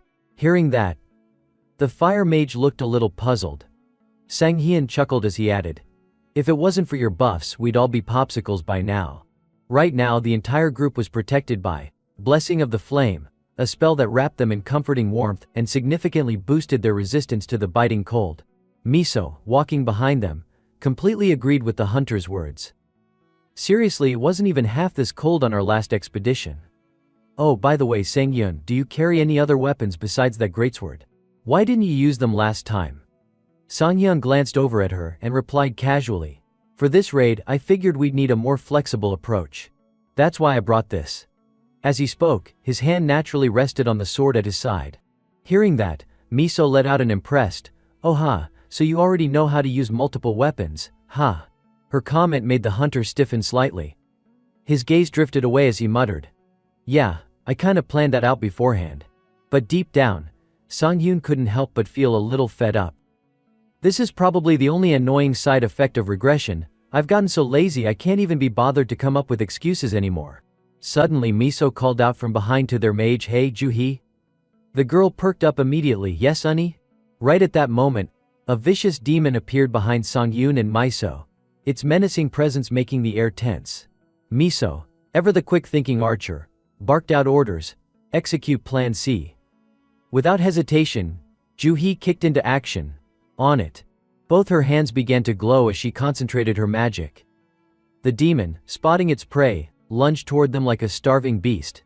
It raised its weapon and slammed it down with brutal force, sending snow flying in all directions. But Miso and Sangyun had already anticipated its move, quickly dodging out of harm's way. Now, the two of them hovered just above the demon's head, ready to strike. Miso called out loudly, "You give the orders, Sangyun." With no time to hesitate, Sangyun responded, "All right then, fire support now." A confident grin spread across his face as he launched himself toward the demon. The demon quickly caught sight of his approach, whipping its head around with a snarl. Sangyun froze for a split second, surprised that he'd been spotted so quickly. But he wasn't alone. Miso had his back. The moment the demon turned, her sharp voice rang out. She raised her bow and drew an arrow, calling out loudly, "Tai-seok." The mage didn't need to be told twice. The moment he heard his name, he conjured a large, blazing blue fireball. "Got it," he shouted, ready to unleash hell. The moment Miso's sharp arrow was released, Tai-seok's blazing fireball engulfed it, fusing the two into a single, devastating projectile that shot straight toward the demon. At the same time, Sangyun charged in with his sword drawn, turning their coordinated assault into an unstoppable barrage. The demon froze, unable to react to the perfectly timed attack. With the arrow burying itself into its head, the creature let out an agonized, ear-splitting scream. Before it could regain its senses, Sangyun was already there, his blade flashing through the air. With a single clean strike, his sword sliced through the demon's body like paper, splitting it into pieces as blood sprayed in every direction. Without wasting a second, Sangyun called out, "Kang Juhi." The moment her name was called, Juhi responded sharply, "On it." She immediately activated her magic circle. The demon, battered and unable to fight back, finally saw a fleeting opportunity to retaliate. In an instant, it twisted its massive body, lunging its arm toward Sangyun in a desperate attempt to grab him. Its clawed hand slammed into the snowy ground, sending a violent tremor across the area. But all it managed to clutch was snow and stones. Sangyun was nowhere to be found. Only his greatsword remained, buried upright in the frozen earth. The demon, oblivious to reality, allowed a smug, victorious grin to spread across its face, convinced it had turned the fight around. But its moment of triumph was short-lived. A familiar voice sounded directly behind it, cool and mocking. "What's wrong? Thought you had me, didn't you? The demon's eyes widened in shock. It whipped its head around, only to find Sang Yian standing right beside it, one hand resting casually on the sword hilt embedded in the ground. Behind them, Taeseok readied another crackling fireball, calling out to their mage, "Juhi, be ready to follow up." "Got it," she answered swiftly, preparing her next spell. Sensing the danger closing in, the demon roared with frustration and activated its Tier 2 demonic battle skill, its body trembling with raw, violent energy. But Sang Yian only grinned wider, the thrill of battle lighting up his eyes. Without hesitation he closed the distance, swinging his blade down in a brutal arc. The strike landed cleanly on the demon's skull, splitting its head and body clean in two. Juhi and Taeseok stared upward in stunned silence, unable to process what had just happened.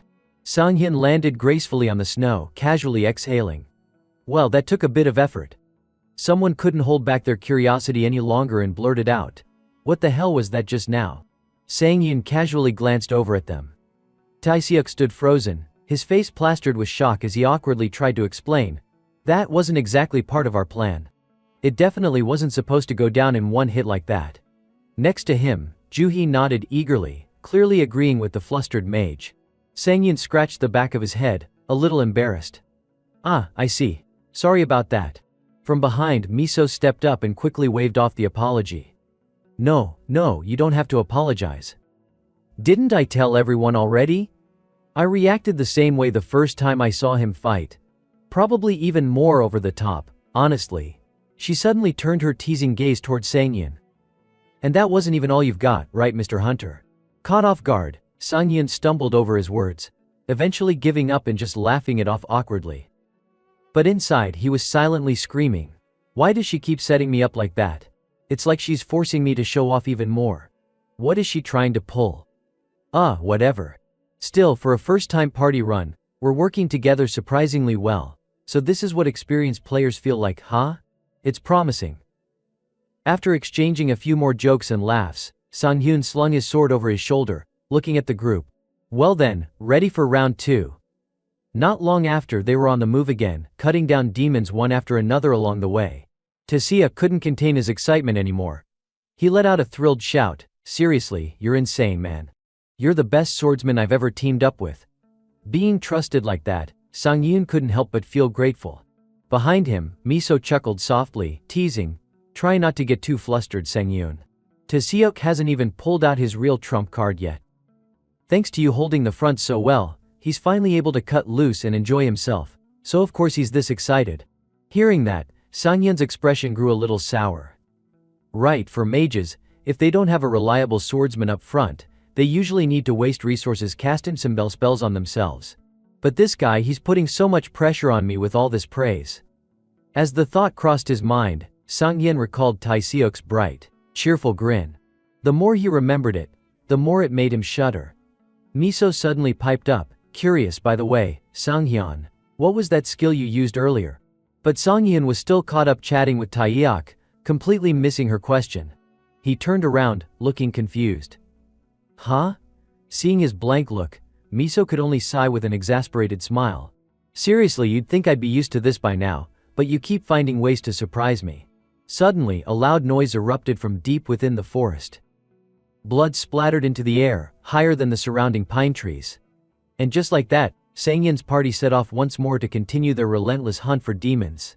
Suddenly, Miso's eyes widened, as if she had just noticed something. In the distance, a group of demons was charging toward them, snarling and growling like wild beasts.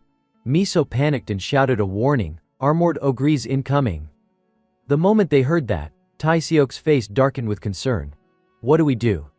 This timing couldn't be worse. The archer completely agreed, her expression tense. "Exactly. We've got to hit them with everything we've got. First, we need to keep our distance." But before Miso could finish her sentence, someone else's voice cut in. "Ms. Kangjuhi? Can you open a portal that leads directly in front of those things, right in front of me?" Sangyun's reckless suggestion made everyone freeze in shock. "Sanghyun. Those monsters have insanely high defense, there's no way," but she stopped mid-sentence, stunned by Sangyun's actions. Huh? What is he planning? But in moments like this, trusting him just this once might not be such a bad idea.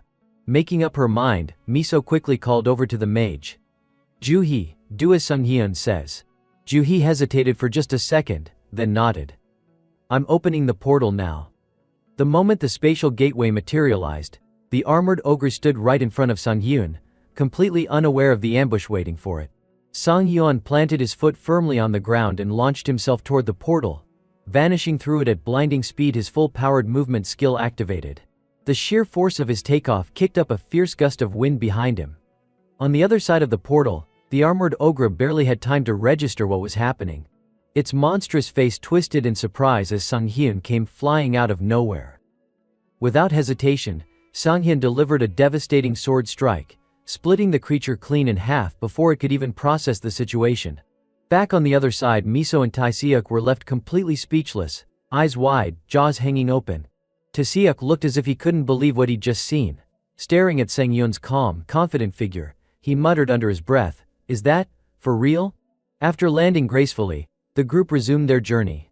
Miso walked alongside the hunter, still trying to wrap her head around it. That's a movement skill, right? But I've never seen one with that kind of raw power before. Sunghyun responded casually, "Well, it's because I trust you all. That's what gives me the confidence to use it." Just then Juhi's expression shifted dramatically. She suddenly gestured frantically, eyes filled with alarm. Everyone quiet. The entire group froze in place, confusion written across their faces. The young mage gathered everyone together, gesturing for them to take a look at what had made her react so suddenly. "Looks like we've arrived."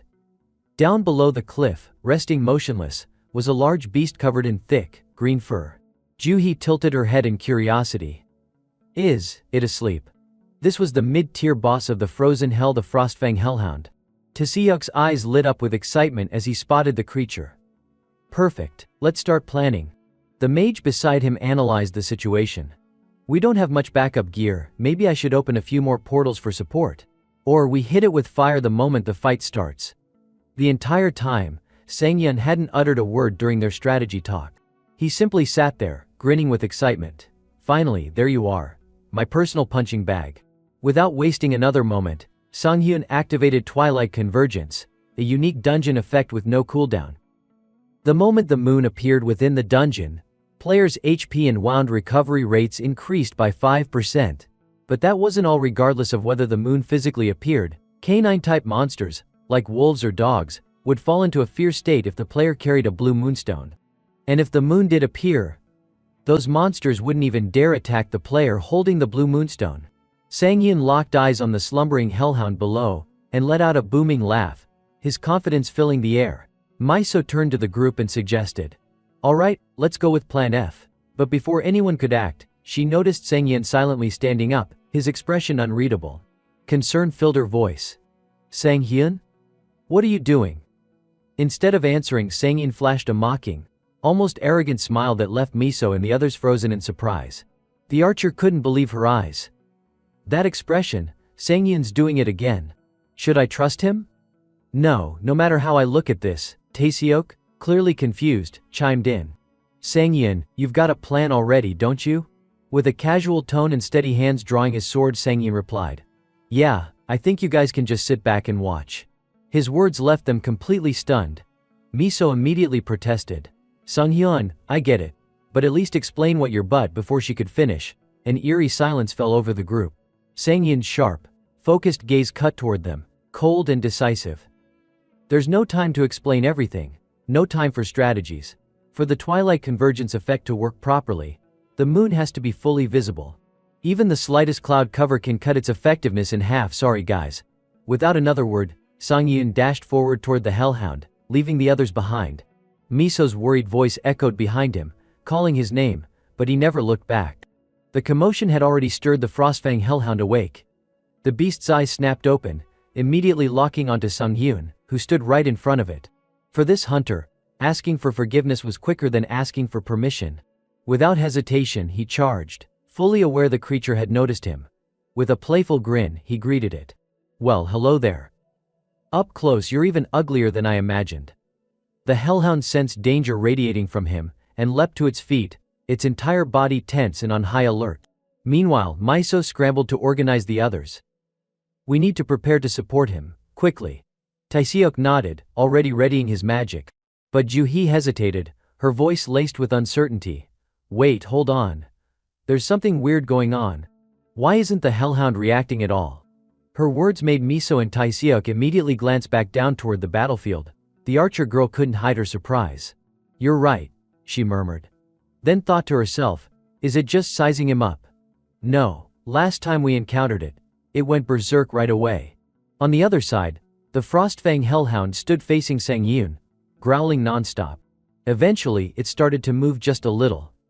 Taeseok's eyes widened. It's moving. Juhi quickly chimed in. I must have seen it wrong earlier. We need to jump in and help, but before the mage could even finish, Miso noticed something. Wait, that posture, it's not aggressive. It's a submissive stance. Just as she'd suspected, the Frostfang hellhound slowly knelt before Sangyun, showing no signs of hostility. Then, the system notification rang out loud and clear. The Frostfang hellhound recognizes you as a higher being. It has entered a state of full submission. The message left Sangyun visibly stunned. His gaze grew colder as he muttered, what the hell, you're cuter than I thought. Let's wrap this up quick. A short while later, it didn't take much effort for the hunter to bring down the mid-tier boss, Frostfang hellhound. Standing before its body as it slowly faded into the void, Sangyun let out a quiet sigh. Putting down something that obedient feels a bit wrong. But if I didn't, the plan couldn't move forward. The system chimed in once again. You have earned the title, Halver, rank C. A system panel popped up next to Sangyun, displaying the details. Halver, rank C, allows the user to designate one skill and reduce its cooldown time by half. Seeing this, the hunter slowly clicked on the screen. This'll pair nicely with recovery. The skill recovery instantly clears all abnormal status effects. At that moment, the rest of the team hurried over to regroup with him. From a distance, Miso called out Sangyun. Hold up. He turned back, curious. What's up? Before he could finish, a glowing orb appeared behind him, emitting a strong blue light that lit up the entire area. Startled, he quickly spun around, heart pounding. Crap, don't tell me we forgot to talk about how we'd split the loot. I've been soloing for so long that I totally blew it. She probably wants this thing, huh? As panic crept up inside him, Miso's calm voice beside him sent a chill down his spine. Sangyun, she said flatly. No way, she's not gonna say what I think she's gonna say, right? Contrary to Sangyun's worries, the archer girl spoke softly. You handled the Frostfang hellhound all by yourself, so go ahead and take everything. Sangyun could only let out an awkward chuckle. That's a relief, I mean, thank you. But are the others okay with that? Miso glanced back at the two mages and fumbled with her words. Okay with it. Well, look for yourself, seems like we all agree, right? Looking over, Sangyun immediately noticed the eager expressions on both Juhi and Taeseok's faces, practically urging him to take the reward. Faced with their generosity, Sangyun couldn't help but feel a little embarrassed. Thanks everyone. At the same time, a thought crept into his mind. I really need to get better at clarifying loot rules beforehand. Once she was done talking, Miso quickly turned to walk away. Alright. We'll give you some space, just do your thing like always. Her words left Sangyun a bit confused. Like always? What's that supposed to mean? Seeing how clueless he looked, the archer girl sighed and explained. Huh. You know, every time you get your hands on a relic, you always do that thing. Hearing that, a realization hit Sangyun like a brick. He hurriedly questioned her. That thing, you mean? Miso smiled knowingly. Yeah, honestly, I've known for a while now. Right after we cleared that quest zone, I was getting ready to leave first, but I turned around, curious about what you were doing, and I saw your little secret, Sangyun. The more Miso spoke, the tighter Sangyun's brows furrowed, a heavy feeling settling in his chest. So that day has come. Damn it, a unique skill is as good as a player's life, and now it's been exposed. Tense, Sangyun called out, Kim Miso, my skill is, but before he could finish, Miso cut him off. You're just doing some kind of player ritual, right? There are players who do that sometimes. So don't stress about it, just relax. If it were me, I'd keep that kind of thing secret too. It seemed Miso had completely misunderstood him. Every word out of her mouth only left Sangyun more baffled. After finishing her rant to the hunter, Miso slung an arm around Juhi's shoulders and walked off. Unable to hold back her curiosity, the young mage looked up and asked, Sis, is Sangyun really that kind of person? Miso answered calmly. Yeah, but it's something we need to keep between us. Watching the two girls walk away, caught up in what was clearly a massive misunderstanding about him, Sanghyun could only stand there, completely frozen. This is turning into a pretty major misunderstanding, but honestly, it's still better than the truth getting out. If my unique skill gets exposed, it's going to be a huge mess. Putting that aside, Sanghyun turned his attention back to the Frost Heart, a support item with a special freezing effect. It harbored the brutal cold of the frozen hell, a chill so intense it longed to freeze the entire world. After that, the group of 4 continued on their journey. Juhi was now in the middle of casting her spatial magic. Alright, this should be the last one. Miso stepped up beside her with encouragement. You've done great, Juhi. We wouldn't have made it this far without you. Sanghyun agreed, his tone warm. Yeah, we owe it all to you, Juhi. Hearing that, the mage girl pouted a bit as she glanced at him. Sanghyun. But are you really sure this is going to work? I only tried it because you said so. You really think piling up the corpses of those armored ogres we just killed is going to attract the real boss? Sanghyun let out a quiet breath. Don't worry. The boss we're after this time goes wild for any kind of meat. Juhi raised an eyebrow. How do you even know that? To her question, Sanghyun just gave a half smile and shifted his gaze upward. Suddenly he pointed toward the sky and shouted, Tae-shak. Light it up. We need that boss to catch the scent. Without missing a beat, Tae-seok sprang into action. Miso, on the other hand, grumbled from the side, he's ignoring me again. The ogre corpses began to catch fire under Tae-seok's blue flames. Smoke and the strong scent of roasted meat began to drift deep into the cave. The group remained posted just outside, watching for any signs of movement. Tae-seok couldn't hide his nerves. It's been 20 minutes. Sanghyun calmly reminded him. It could bite any second now. And just as he finished speaking, a thunderous roar echoed from deep inside the cave.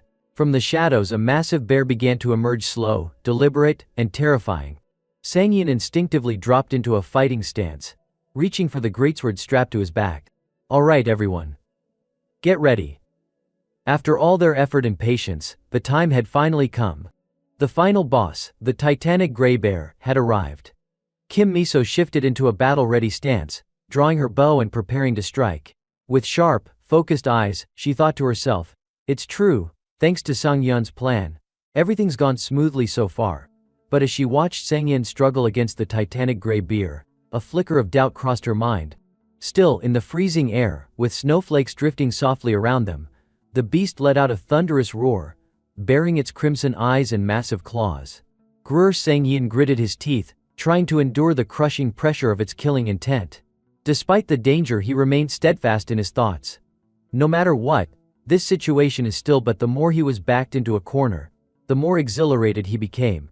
He smirked slightly and muttered to himself, Tech, this whole setup, then immediately followed it with, is way too damn dangerous. His mind briefly flashed back to just a few minutes ago when the team had been huddled together discussing strategy.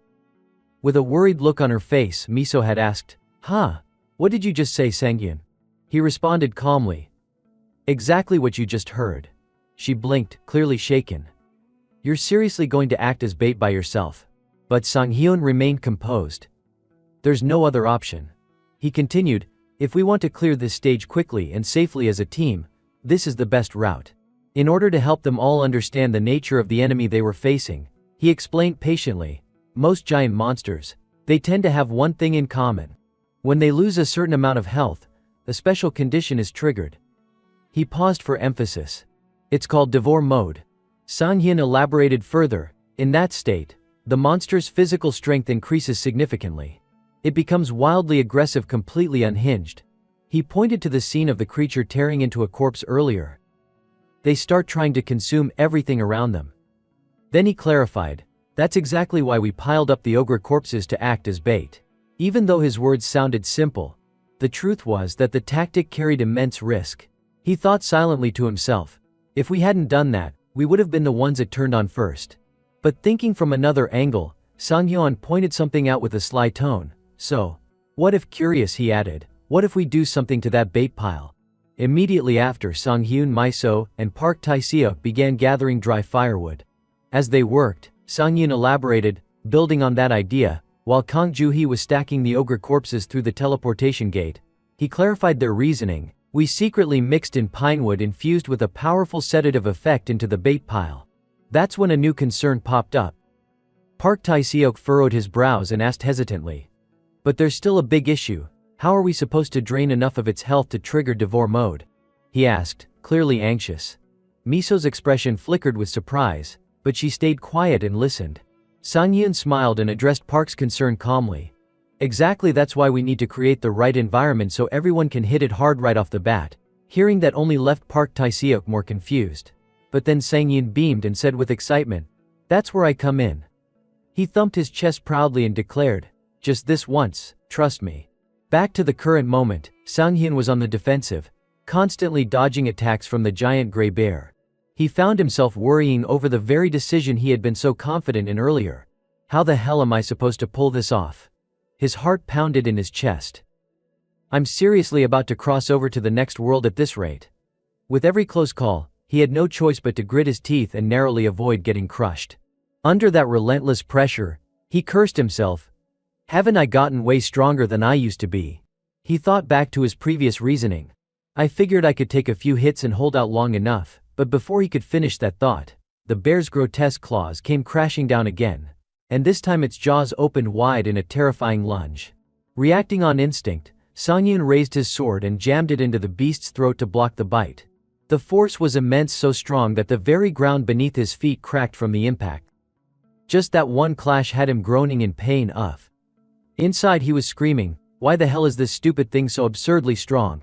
He kept questioning himself, is my strength stat still not high enough or something? The ground beneath Sang-yeon suddenly cracked and shattered. Gritting his teeth, he thought to himself, if I keep trying to tank this thing head on, I'm really gonna die out here. But then, thinking about all the effort he'd gone through to resurrect, his eyes hardened with determination. I didn't come back to life just to die again. Resolved, he made up his mind. From now on, I'd dodge everything. Suddenly, an explosion erupted. The ice shattered into countless shards, scattering everywhere. A brilliant flash of light burst forth, blindingly bright. The giant gray bear kept attacking relentlessly, but this time the fight was different. Sang-yeon now weaved through the beast's deadly strikes with ease, his nimble dodges only fueling its rage. The creature roared furiously. Grrr. With a sharp glance, the bear quickly caught onto Sang-yeon's weak spot, its deep growl rumbling again. Grrr. The tide shifted once more. Sang-yeon's eyes widened in alarm. It's moving way too fast. Before he could react, the bear lunged forward with its jaws wide open, baring its fangs and roaring. Grrrs. There was no time to escape. His heart sank as he thought, crap, maybe jumping was a terrible idea. But right then, sharp arrows whizzed through the air, striking the bear. With a single precise shot, the beast staggered in agony, roaring in pain. Grrr. Sensing his chance, Sang-yeon dashed forward like the wind. As he moved, something in the distance caught his eye. Perched along the cliffside, it was Kim Miso. Seizing the perfect moment, she shouted with unwavering determination, right now, Sang-yeon. Seeing his teammates' flawless support, Sang-yeon couldn't help but smile, calling her name back, Kim Miso.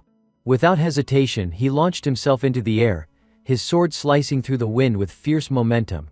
Returning her support, he yelled, I owe you for saving my life. The giant gray bear recoiled in panic, overwhelmed by the sudden turn of events. The once blood-red, savage eyes were now filled with shock and fear. Then, Sang-yeon unleashed his full thrust technique, gliding across the beast's massive body like lightning. His strike shattered through its thick ice armor, sending shards flying everywhere. Wherever he moved, frost followed. The deep wounds left by his sword were now jagged with ice, sealing them in a frozen grip. Sang-yeon explained his technique aloud. The giant gray bear is frozen for 1 second thanks to my full thrust skill. Landing back on the ground, his face lit up with excitement. It worked. The next skill was ready. The freezing skill I got from the Heart of Frost, Sang-yeon thought with excitement. I already combined it with full thrust. His lips curled into a grin. Honestly, I thought skill interference would mess it up, but turns out it works perfectly.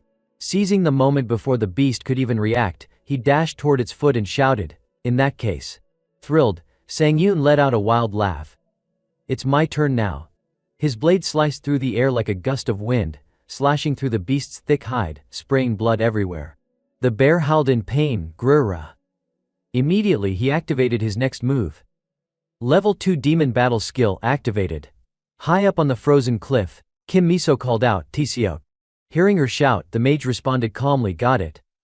Park Tae-seok instantly shifted into combat mode. A wave of blue energy burst from his body, enveloping him completely. He declared with confidence, "I'm using my biggest trump card." Focusing his energy, he shouted a warning, "Sang-yoon, get out of the way." Startled, Sang-yoon quickly turned his head. Barely managing to dodge to the side, Sang-yoon watched as Park Tae-seok unleashed his most devastating spell straight at the giant gray bear. The skill lit up the battlefield. "Blue flame crimson crane." Tae-seok roared. The beast, bombarded by relentless attacks, howled in agony, "Guruwa!" From a distance, Sang-yoon couldn't hide his shock at the overwhelming display of power. This firepower. It's way beyond what I expected.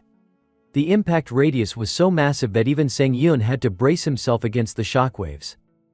At this level there's no doubt. And sure enough, the giant gray bear collapsed, defeated by the onslaught. Sang-yoon smiled with relief. "We've done enough damage." But suddenly the bear's eyes snapped open. Its pupils fractured into layers of bright, golden slits. Something strange was happening. The energy around the giant gray bear, it's changing. Its fangs rapidly multiplied, becoming long and razor-sharp. The creature let out a terrifying roar, "Kira-ah!" Just as planned, Sang-yoon smirked. It worked. He clenched his fist in satisfaction. The damage threshold's been reached. From this moment on, everything changed. The giant gray bear has entered its divorce state. Sang-yoon's grin widened with excitement. Just as planned. Divorce state, ready for battle, Miso called out to him, "Hey Sang-yoon?" His eyes narrowed as he realized.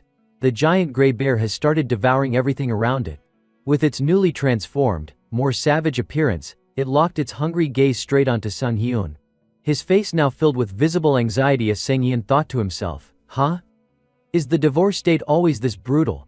He couldn't help but wonder. Where the hell did that clumsy bear from earlier go? Trying to stick to the plan, Sang-yoon reminded himself, the final blow, that's Ju-hee's job. But the overwhelming fear made it hard to focus. Can I even hold out until then? Off to the side, Park Tae-seok watched in horror. That's really the divorce state. His thoughts were racing with panic. It's practically turned into a completely different monster. Suddenly, from above, Miso descended, her voice sharp with urgency. "Tae-seok, how's Ju-hee?" Surprised, he called out, "Miso." Glancing toward Ju-hee, he quickly answered, "She's still preparing." In the sky, Ju-hee floated steadily as a swirl of green energy surrounded her. Her eyes glowed a deep emerald, her face calm but laser-focused in intense concentration. Seeing this, Miso hesitated, her expression worried. "She's gonna make it in time, right?" Pale as a ghost, Tae-seok replied bluntly, "Now's not the time to be worrying about that." Back on the ground, Sang-yoon was still desperately dodging the beast's razor-sharp fangs, screaming in panic, "Ah!" As he sprinted for his life, his mind raced. Kang Ju-hee, she's not done yet. The fear for his life crept in. If this keeps up, forget the ambush, I'll be the one lying dead on the ground here. His eyes widened, completely horrified by the scene in front of him. The beast had accelerated, closing the distance in the blink of an eye. Now, Sang-yoon was face to face with imminent danger. With no other options, he whipped his sword behind him, ready to defend. "There's no way I can dodge this one," he realized. Gritting his teeth, Sang-yoon shouted, "Damn it if it's come to this." He couldn't afford to play it safe any longer. Blue lightning sparked fiercely in his eyes as he declared with grim resolve, "Then I've got no choice but to charge in headfirst." The next skill readied for activation, illusion skill, activated. And finally it was time. Ju-hee made her move. A massive green vortex of energy erupted into existence, swirling violently under her control. Blood poured from the giant gray bear's mouth as its wide, trembling eyes stared in agony. Guruk! Suddenly it sprang to its feet from the pool of blood, gripping the rocky cliff with its claws, as it let out a ferocious roar. Guruk! The three of them froze, stunned by the beast's current state. It pressed a paw tightly against its previous wound. Suddenly its eyes bulged unnaturally, and it let out a painful guttural growl. Guk! Then, a system notification popped up, "Congratulations. You have defeated the final boss, Giant Gray Bear." The blood-soaked creature collapsed, its massive weight smashing through the frozen ground, sending shards of ice flying everywhere. Sang-yoon and Miso instinctively raised their arms to shield their faces. Another notification appeared: "Congratulations. You have cleared the unidentified gate prison table." Miso chuckled softly and said, "Nice work, Sang-hyun." He laughed and let out a deep breath. "Ha ha ha, no big deal. I'm the one who insisted on doing this in the first place." Yet another notification flashed: "Level up." After all the struggles they'd endured, Sang-hyun forced a wry smile, his face a little pale. He thought to himself, this dungeon was seriously tough. More than that, he recalled, there were so many moments we were on the brink. From the teleportation gate, Juhi finally emerged, looking exhausted but offering genuine praise. "You guys were amazing." She awkwardly added, "Sorry I couldn't do much to help." Seeing her appear, Sang-hyun was momentarily surprised. Miso, noticing Juhi blaming herself, gently reassured her, "It's okay." With a teasing smile, Sang-hyun added, "Nah, thanks for being part of my reckless little plan." Hearing that, Juhi sighed in defeat. "Thanks to you, I think I've officially found my limits." But Sang-hyun just chuckled warmly. "Ha ha ha. Well, I'll be counting on you again then." Deep down though, his feelings were sincere and grateful. "Honestly, I'm truly thankful my teammates trusted me enough to go along with such a ridiculous plan." But that didn't erase the lingering conflict within him. Still, he imagined an alternate scenario. Even if no one followed me, I would have gone ahead alone anyway. Suddenly, an image surfaced in his mind: memories from a gate he once faced. He pictured the terrified civilians running in every direction. Someone's voice rang out in panic, "Over here. We need a medic." Sang-hyun's expression darkened as he thought. The gates I faced in my previous life. And his voice dropped cold and heavy. They always ended in tragedy. He remembered the moment his body had been badly wounded, the time when others had to care for him for a change. The memory of someone rushing over, worried, echoed in his mind. "Are you okay?" Sang-hyun's thoughts drifted. The survival rate for the gates I used to aim for, the ones with attractive rewards, it was always ridiculously low. But he quickly added to himself, though when the raid team is made up of people who actually know what they're doing, your odds of making it out alive go up significantly. He could still vividly recall being carried off, completely drained, while desperate voices shouted, "Check over here too." His eyes darkened with helplessness. But still, in that raid, he hadn't made it. The image of that girl's tear-streaked face haunted him. She was devastated, barely able to speak. How could this happen? Sang-hyun clenched his fists as he remembered. There's always a 10% death rate, and it usually falls on the weak links in the team. But this time, his eyes sharpened with resolve. This time, that person won't be me. The bitter truth loomed over him like a shadow. Death lurks right beside every player, every second of every day. Returning to reality, Sang-hyun thought to himself, sure, growing stronger is important. But his expression softened slightly as a new thought emerged. If there's one more purpose I need to chase in this life. A faint chuckle escaped him. Glancing toward his teammates, Sang-hyun's eyes reflected quiet determination. It's to prevent the meaningless deaths of my comrades. The group was still laughing and joking among themselves. Juhi, still pale, groaned softly. I'm so dizzy." Immediately, both Miso and Taiseo called out, "Worried Juhi." Sang-hyun's face lit up with excitement as he approached them. "All right then." With a playful grin, he continued. "The reward we worked so hard to earn." A brilliant crimson flame erupted before them, crackling fiercely as it burned. Sang-hyun smirked as he spoke. "Let's see what it's got in store for us." A system notification chimed. The final reward of the gate. First-time special reward has appeared. Surprised, Sang-hyun chuckled to himself. Finally, I get to face it for real. The first-time special reward. The notification continued. When you place your hand on the first-time special reward, each corresponding reward will be granted. Slowly, Sang-hyun reached out his hand. Suddenly, another hand gently grasped his. Startled, he turned to look. Standing beside him was the goddess of luck. The goddess of luck says, "You are about to witness her true power." A playful grin spread across Sang-hyun's face. Her true power. With all that dramatic flair, his hand moved toward the reward as excitement bubbled within him. "Still, I can't lie. I'm really looking forward to seeing what shows up." A new interface appeared before his eyes, making him pause in surprise. A system message popped up. Player Shin Sang-hyun has acquired a unique grade relic.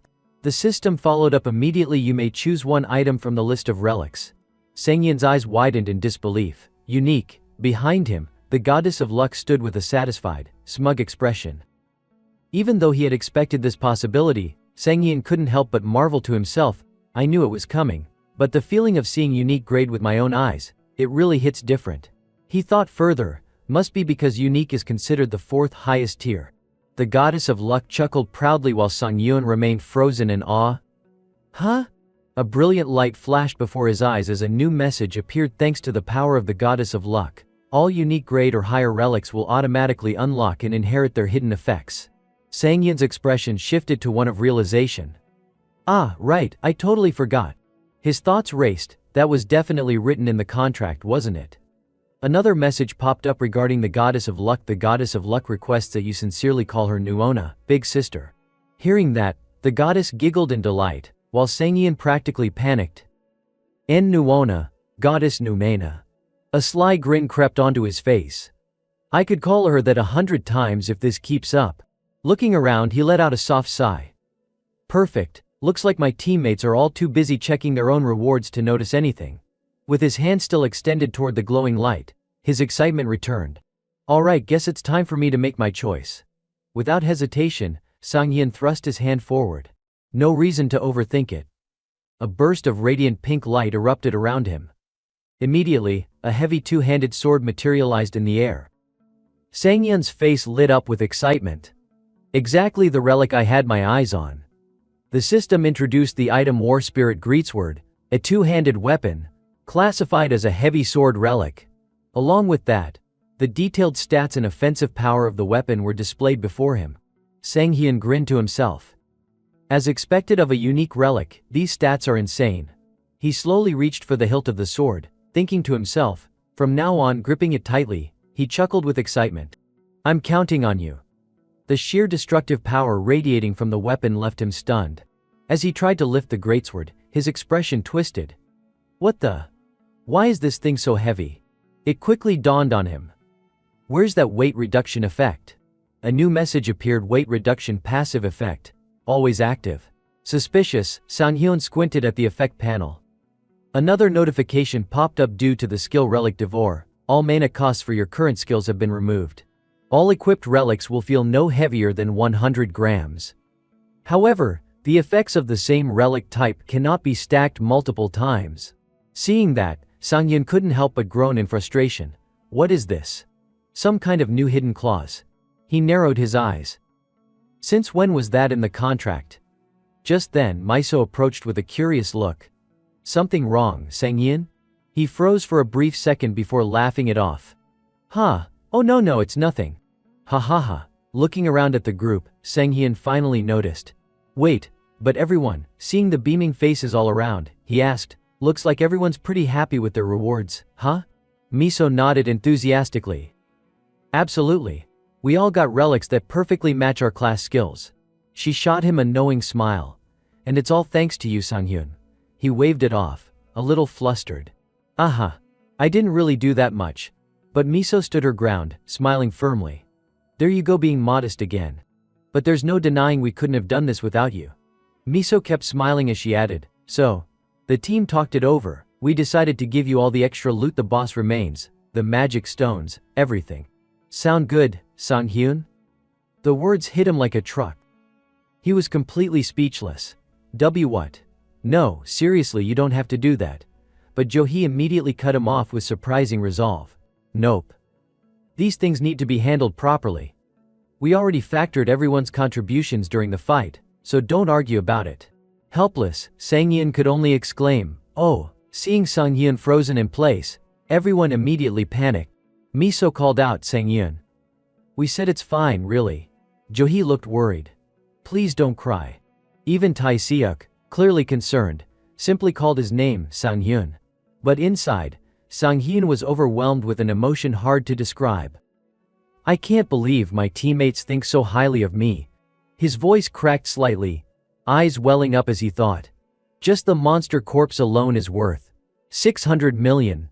Add in the other materials, it's gotta be over 1.5 billion. Suddenly, a sly, mischievous grin crept across his face. This is unbelievable. Miso, watching him hang his head low, called out nervously, Sangyeon? But inside Sangyeon could barely contain himself. I can't stop smiling. Later, they made their way outside the frozen prison dungeon gate. Sanghyun, still looking a little defeated, spoke to Miso. Yeah, let's save the celebration for next time. Miso turned to him with a teasing smile. Oh, really? That's a shame, but I guess there's no other choice. She added playfully, would have been nice if you came to eat with us though. Hearing that, excitement sparked in Sanghyun's eyes. I can't wait to see the results of this run. With that, the three of them headed off in the opposite direction, waving goodbye. See you later, Sanghyun, Miso added. I'll text you, okay? Sanghyun smiled and replied. Yeah, thanks for everything today. But it seemed Miso wasn't quite done. Ah, she paused, then looked at him with a curious expression. Sanghyun, mind if I talk a little more casually with you? She asked with a gentle smile. Slightly taken aback, Sanghyun forced an awkward smile. Sure, I guess. He chuckled inwardly. What am I gonna say? How dare you speak informally to your elder? Miso's lips curled into a soft, playful smile. Beaming, she chirped. Well then, get home safe, Sanghyun Appa. Sanghyun froze for a moment, completely blank. But then, a faint smile crossed his face as he replied softly. Yeah, you get home safe too. Inside, a nostalgic feeling crept up on him. Appa, how long has it been since someone called me that? Maybe, just maybe, things between them would get a little sweeter from now on. Meanwhile, Johi and Tae-seok off to the side, exchanging glances, their expressions unreadable. But deep down, both of them were quietly reacting to that one word. Appa, a subtle warmth lingered in the air as Johi and Tae-seok silently processed what they'd just heard, sensing that something just got a little sweeter between their teammates. After a while, in a narrow alley behind Chunui Station's gate, Sanghyun set down the massive sword before him and began channeling his mana. Immediately, the system chimed in with a notification. You have absorbed Rusty Greetsword. The conditions for the effect, lighten burden, have been met. The effect has been activated. As the sword slowly dissolved into fragments of light, he watched it vanish and let out a faint, awkward chuckle. Just as I thought. Since it didn't come with any bonus stats, I couldn't draw much from it. Still, considering it was my favorite spicy tuna gimbap, I guess I'm pretty happy about it. Sanghyun slowly lifted his hand and triggered the system once more. Alright then, everything's set. Now let's check the results so far. He tapped the OK button with anticipation, his grin wide and brimming with excitement, his whole face practically glowing with the thrill of it all. The player information window popped up right away. His current level was now 51. His strength stat had been boosted by 150, and his agility had climbed by 50. He also possessed a few skills, one of which was Knockback Burst, a technique that repelled enemies backward at the cost of 27 mana.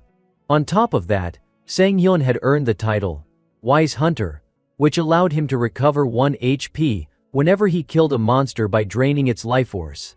Surveying the fruits of his progress, Sanghyun broke into a deeply satisfied smile. He couldn't believe it. Just switching over to a new sword raised my stats this much. Plus, I've picked up 2 titles and a skill. This gate really is a treasure trove.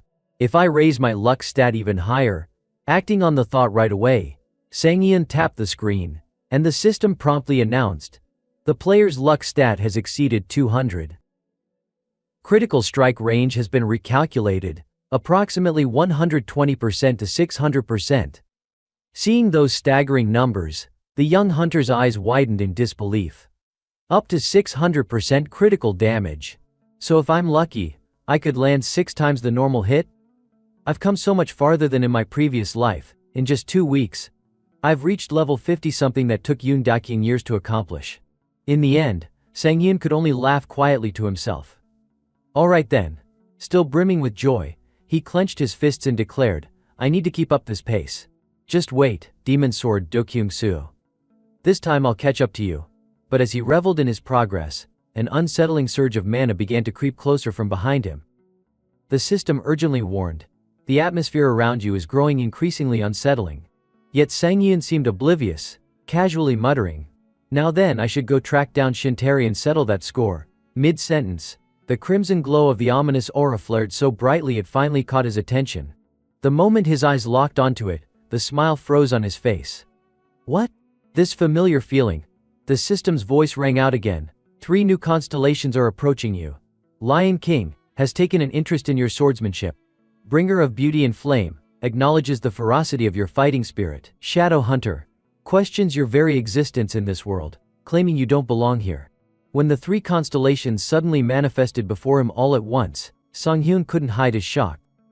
Then came another update. Goddess of Luck remarks that some rather decent constellations have shown up this time, and your Sang-hyun coins are skyrocketing. At that, the hunter let out a weary groan. Where on earth did you even learn to talk like that? For a moment he stood frozen, staring at the newly arrived constellations. He forced a stiff smile, his heart struggling to process the surreal sight. I didn't expect the next wave of constellations to appear this quickly. It must be because my growth rate is ridiculously abnormal. The friendliness and networking of the Goddess of Luck are probably the biggest reasons. Stop acting like you can read my thoughts already. The thought had barely crossed his mind when the goddess beamed and gave him a thumbs up. Sang-hyun blinked in disbelief. Wait, she really can read them. Lifting his gaze, he muttered. Alright, let's see who's shown up this time. The Lion King and the Bringer of Beauty and Flame. Both of them were legends, real-life heroes who had ascended into divinity and become constellations. Sang-hyun felt a flicker of doubt. Could it be, they see the makings of a warrior in me? But maybe the real reason is, his eyes inadvertently met those of the Lion King and the Bringer of Beauty and Flame. Both constellations flinched, their brows furrowing. Almost instantly their expressions darkened in outrage. The system immediately followed with another notification. Lion King scolds you for casting sidelong glances before your elders.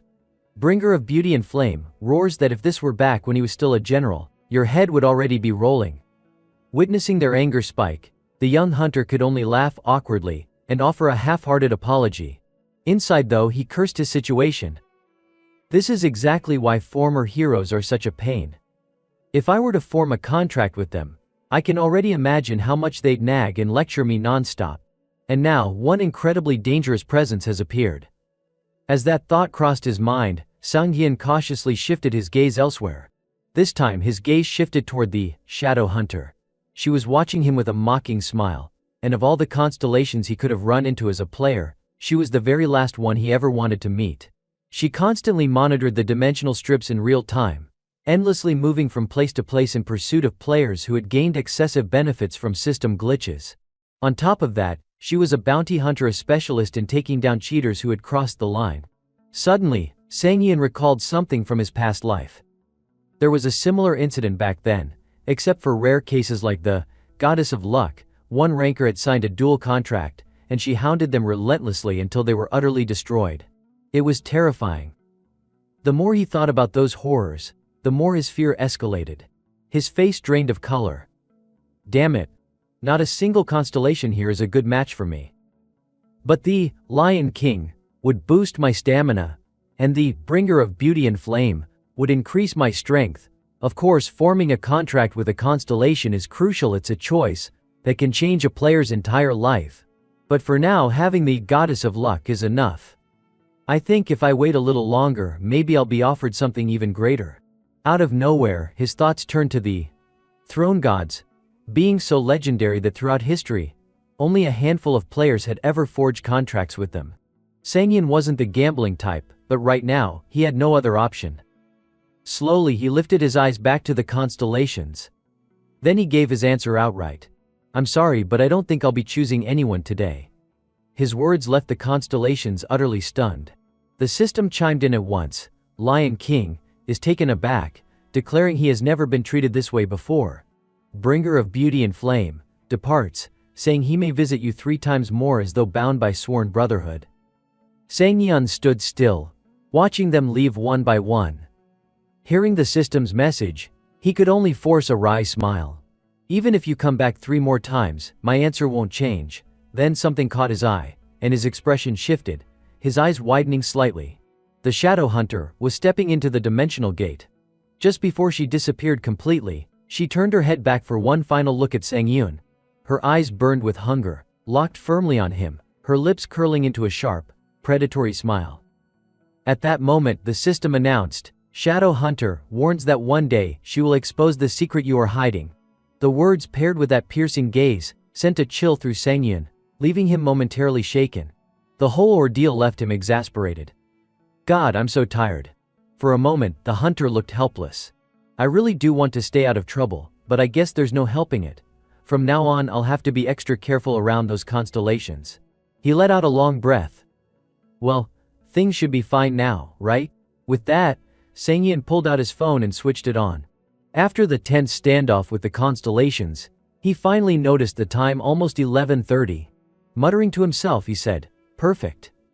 If I leave now I won't be late." Glancing over the information on his phone, Sangyeon smirked. The monsters that'll spawn in the next rift are a pack of kobolds. Just like Cerberus earlier, they'll also be influenced by the transition between day and night. I can't afford to miss this target.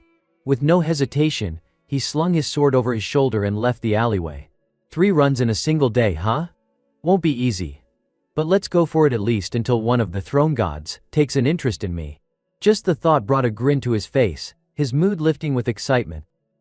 Meanwhile, over at the mission zone near Jamsil Station inside the Rift B4 management office of the Korean Players Association, staff members were working at full tilt.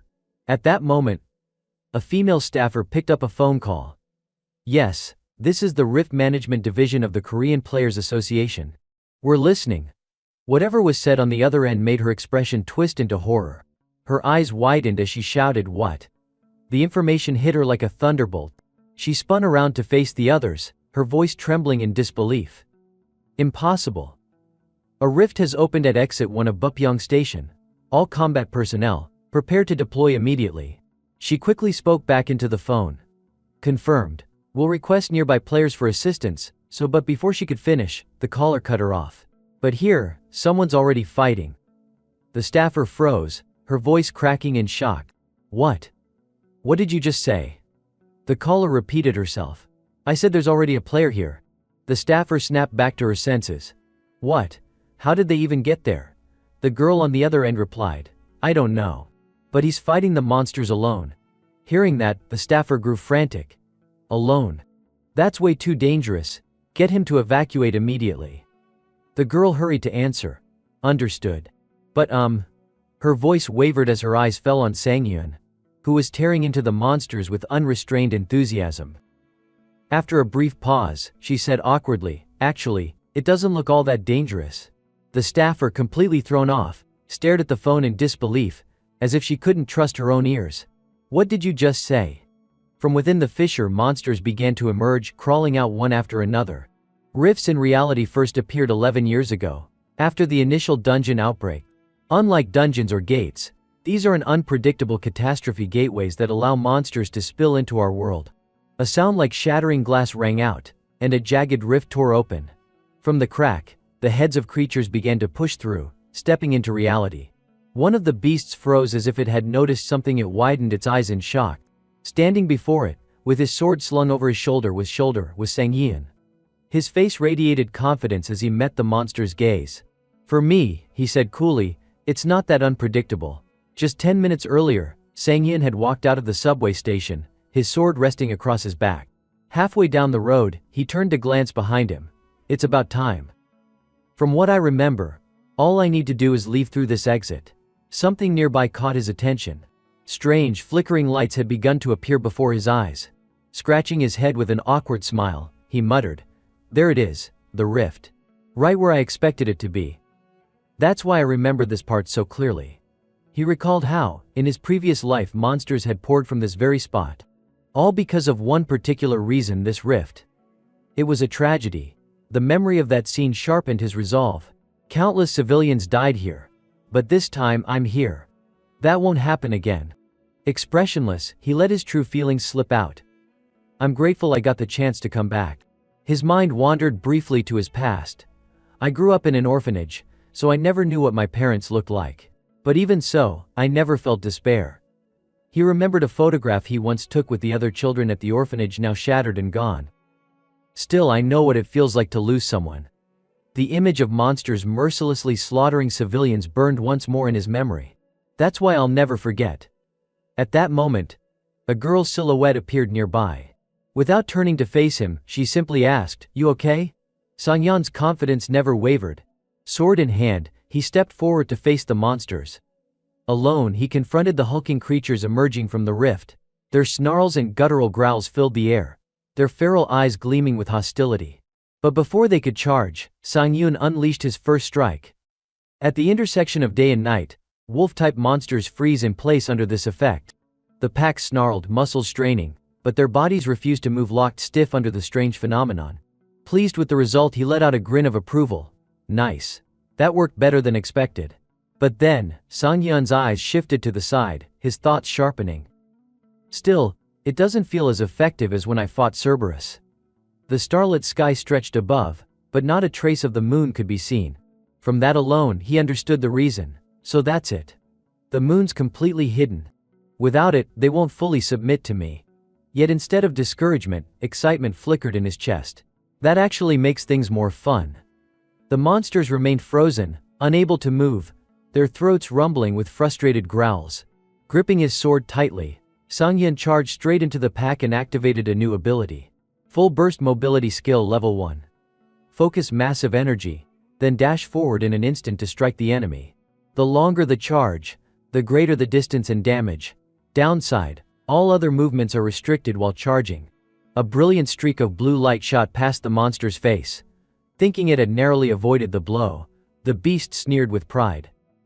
But then, beside it, a small blue orb flickered into existence. The orb rapidly expanded, its weight forcing the monsters backward. Knockback hidden skill. Forces enemies into a knockback state. Consumes 27 mana per use. Success rate and distance depend on the target's resistance. Can consume up to 183 mana to boost both success and distance. With just his opening strike, Sang-hyun had already sent the monsters reeling, forcing them back into the rift itself. Even he was surprised at the overwhelming force of the ability. The knockback effect has way more range than I thought. And stacked with full burst, the damage is brutal.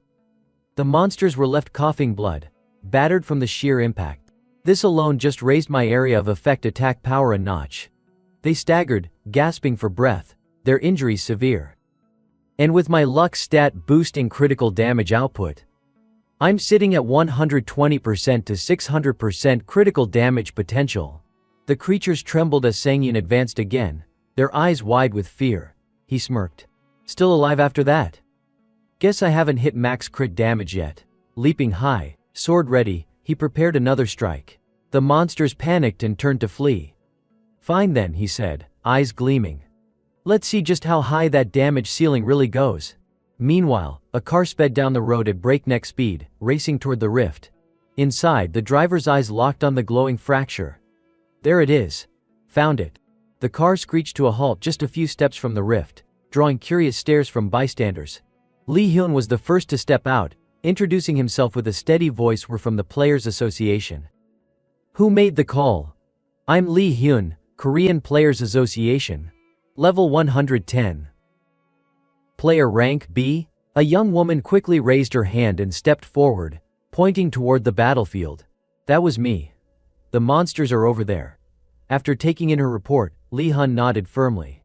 Understood. Find somewhere safe. We'll handle this. But before he could move, someone at his side called out, Hyung. It was Lee Jung. His eyes were sharp as he spoke up. I think we should scout ahead first. Lee Jung, Korean Players Association. Level 90. Player rank B. The two men turned their gaze toward the rift where Sang-yeon was already locked in combat, facing the monsters alone. The sight left them both stunned. The hell? They muttered, unable to hide their disbelief. Just then, one of the beasts roared and swung a massive fist straight at Sang-yeon. Weapons already drawn, Lee Hyun and Lee Jung stepped forward to assist. But then Lee Hyun caught sight of the creature and froze for a second. A kobold warrior. So this rift is a kobold type. Quick, let's take it down first. Got it, Lee Jung replied. But before they could charge, Sang-yeon's voice rang out from the battlefield, calm and commanding. I'm fine. Don't come any closer.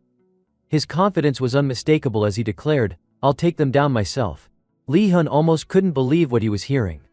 Wait, are you saying? But Sang-yeon had already activated his powers. Title: Face Off. Activated. Condition: Isolation. Targeted kobold warrior has no allies within 5 meters except you. Effect: all skills boosted by 20%. Now then, let's stack it with body enhancement. Activated. Physical stats amplified. Speed increased. The kobold warrior snarled and raised its blade, ready to strike. But Sang Yun wasn't about to yield. Channeling the energy he had been building, he steadied his sword.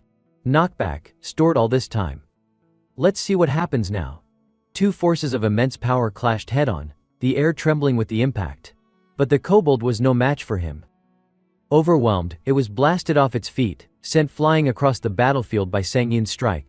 Sang Yun led the charge, cutting down monsters to clear the path while Li Hun and Li Jung followed closely behind. Bupyeong Station. Rift. Intermediate Arena. With just a swift, casual strike, Sang Yun split a monster in half, sending its body crashing to the ground. Behind him, Li Hun and Li Jung ran hard, panting heavily. Li Jung couldn't help but complain between breaths. Why the hell is he running so fast? Is he really supposed to be a low-level player? Forget his level, just keep up with him. You saw how he fought outside the rift earlier. Exhaustion weighed on them. But Li Hun was determined not to fall behind. There's something different about his combat sense, or maybe something else entirely. We need to watch closely and learn as much as we can. Lately I haven't been able to make much progress in strengthening myself. Li Jung voiced the doubt that had been gnawing at him. But seriously, isn't it weird how much stamina he still has after that fight just now? Hearing this, Li Hun realized it too. Now that you mention it, I've always believed my stamina was above most players. But that battle earlier, he trailed off, unable to shake the unease. 30 minutes later, at the entrance to the Bupyeong Station rift, the three of them pushed deeper inside. Suddenly, something appeared before them so startling that both Li Hun and Li Jung widened their eyes in shock. A massive swarm of monsters stood waiting, looming like an army. On the upper level, others had already taken aim, their bows trained directly at the three intruders. Without hesitation, Sang Yun grabbed the corpse of a nearby monster, hefting it as a makeshift shield. Stay behind me. Dragging this body along was exactly for situations like this. The monsters roared as arrows rained down. Crrrl. But every arrow thudded harmlessly into the monster's corpse, sparing the three players huddled behind it. Li Jung trembled, clutching his arm tight as he watched the arrows strike dangerously close. Sang Yun glanced back at the two behind him, thoughts heavy in his mind. Bringing them in might have been a mistake. Handling these monsters while also protecting them, this is pushing it. His face showed no emotion, calm but silent. Yet inside, his resolve hardened. Why am I complaining again? I need to learn how to handle situations like this. He flipped his sword in his grip, reminding himself, if I don't, I'll never reach the higher ranks, will I? Just then, one of the monsters raised its bow and took aim directly at Sang Yun. Unfortunate for it, Sang Yun's sword was already flying, piercing straight through its skull. The creature collapsed backward instantly. Seeing its comrade fall so easily, the monster beside it froze in terror, paralyzed by fear. Seizing the moment, Sang Yun gripped his sword tight and charged forward at the monsters. Don't get distracted. The arrows have stopped, haven't they? At the same time, he unleashed his skill, his blade slicing cleanly through the necks of the creatures in front of him. In the blink of an eye, their bodies collapsed to the ground. Glancing back at his companions, he announced with a calm firmness, all right. Next stop, the second floor. But before he could advance, a massive shadow loomed before him. A towering monster blocked his path, its sheer force sending Sang Yun stumbling backward. The hell? Where did this thing come from? His face tightened, though relief flickered beneath it. Good thing I reacted in time. If that blow had landed, my body would have been torn apart. What stood before him was no ordinary foe, it was colossal, exhaling heavily, its presence suffocating. A kobold champion. I didn't expect a monster this powerful to be guarding the second floor. The kobold champion raised its shield, charging forward with a guttural roar, its intent clear: crush Sang Yun. It's coming at me again. Doubt flickered in Sang Yun's mind. Can I repel it with repel? No, I can't gamble on something so uncertain. Which means, after weighing his options in an instant, he made his choice. I'll take the blow head on, and do everything I can to minimize the damage. He surged forward, sword in hand, and drove it straight into the champion's shield. To his shock, the blade didn't just pierce through the shield, it cleaved straight through, severing the champion's head in a single stroke. Even Sang Yun froze, stunned at what he'd just done. What the hell, this damage output? Not only did it pierce that shield, the monster's head rolled across the floor, lifeless. It actually one-shotted a kobold champion famous for its defense. No way, my stats shouldn't be anywhere near that high. Then this must be The true power of the greatsword spirit. The severed head tumbled to a stop in front of the remaining monsters, striking fear deep into their hearts. Sangyun's lips curled into a wicked grin, his presence alone sending shivers through the horde. So that's how it is, huh? With a single sweeping strike, Sangyun cleared the entire second floor. Li Jung and Li Haiyan tilted their heads upward, both completely stunned.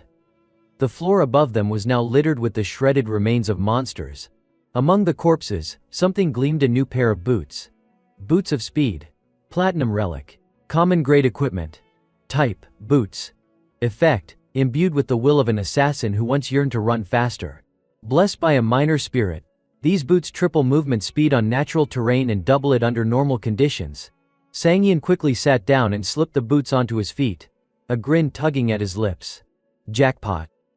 Kobolds are way tougher than goblins, but I've heard they sometimes drop rare relics. As the boots adjusted snugly around his legs, energy pulsed out from them. He glanced down, raising a brow. They auto-adjust size. These kobolds don't exactly have athlete-sized feet. Guess things just got a whole lot easier. Rising, Sangyun stepped to the railing of the second floor and looked down. Besides, below, Li Hun and Li Jung had just finished cutting down the last of the monsters after a hard-fought struggle. Watching them, Sangyun couldn't help but nod in acknowledgement. Those two, they fight even better than I do in a group. The three regrouped and hurried further upward. This run's been profitable already: 5 silvers, 4 golds, and 1 platinum. That's about 1.5 billion won worth. Just mowing down kobolds along the way topped off my HP. At this rate, even the boss won't be a problem. The health bar above his head was full. Confidence surged through him. And with my new title, Wise Hunter, I've got even more to rely on. Title effect: restore 5 HP, by absorbing blood whenever I kill a monster of small grade or higher. But then something caught his eye ahead, making his pupils sharpen.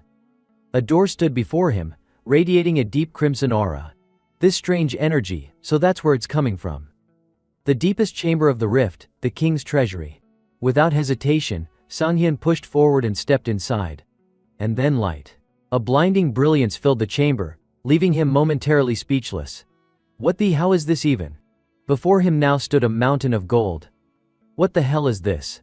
Sangyun's eyes lit up like a predator spotting prey. He immediately crouched down, staring at the glittering pile of coins. Forget that weird energy.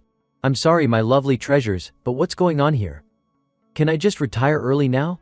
But while he was distracted, a monster had already taken aim at him with an arrow. Even so, Sangyun remained unfazed, still gazing at the fortune below. Forget about getting stronger or whatever. With this much money, my life's already set, isn't it? From above, the creature loosed its arrow straight at Sangyun. The shot struck the pile of gold beneath him, sparks flying on impact. What the monster didn't expect was that Sangyun had been on guard all along. He leapt up, blade flashing, and lunged toward the enemy. Another ambush, huh? The Kobold King turned its head and snarled. Sangyun's sword came crashing down, his voice mocking as he struck. The same trick every time. Boring. The Kobold King swiftly rolled to the side, dodging the deadly slash. Even Sangyun was caught off guard. What? It dodged from that distance. What kind of movement was that? The creature spun around, bowstring already drawing back, another arrow aimed squarely at him. It feels like it lured me in here on purpose, Sangyun muttered, realization dawning. The final enemy standing in his way was none other than the boss itself, the Kobold King. The Kobold King drew back its bow, the arrowhead gleaming as it aimed straight at Sangyun. With a guttural snarl, it loosed the shot directly toward him. Luckily, Sangyun sensed the danger just in time. He whipped his head around as the arrow flew. The Kobold King's shot screamed through the air, but Sangyun managed to evade it at the very last second. The move he used was none other than total evasion.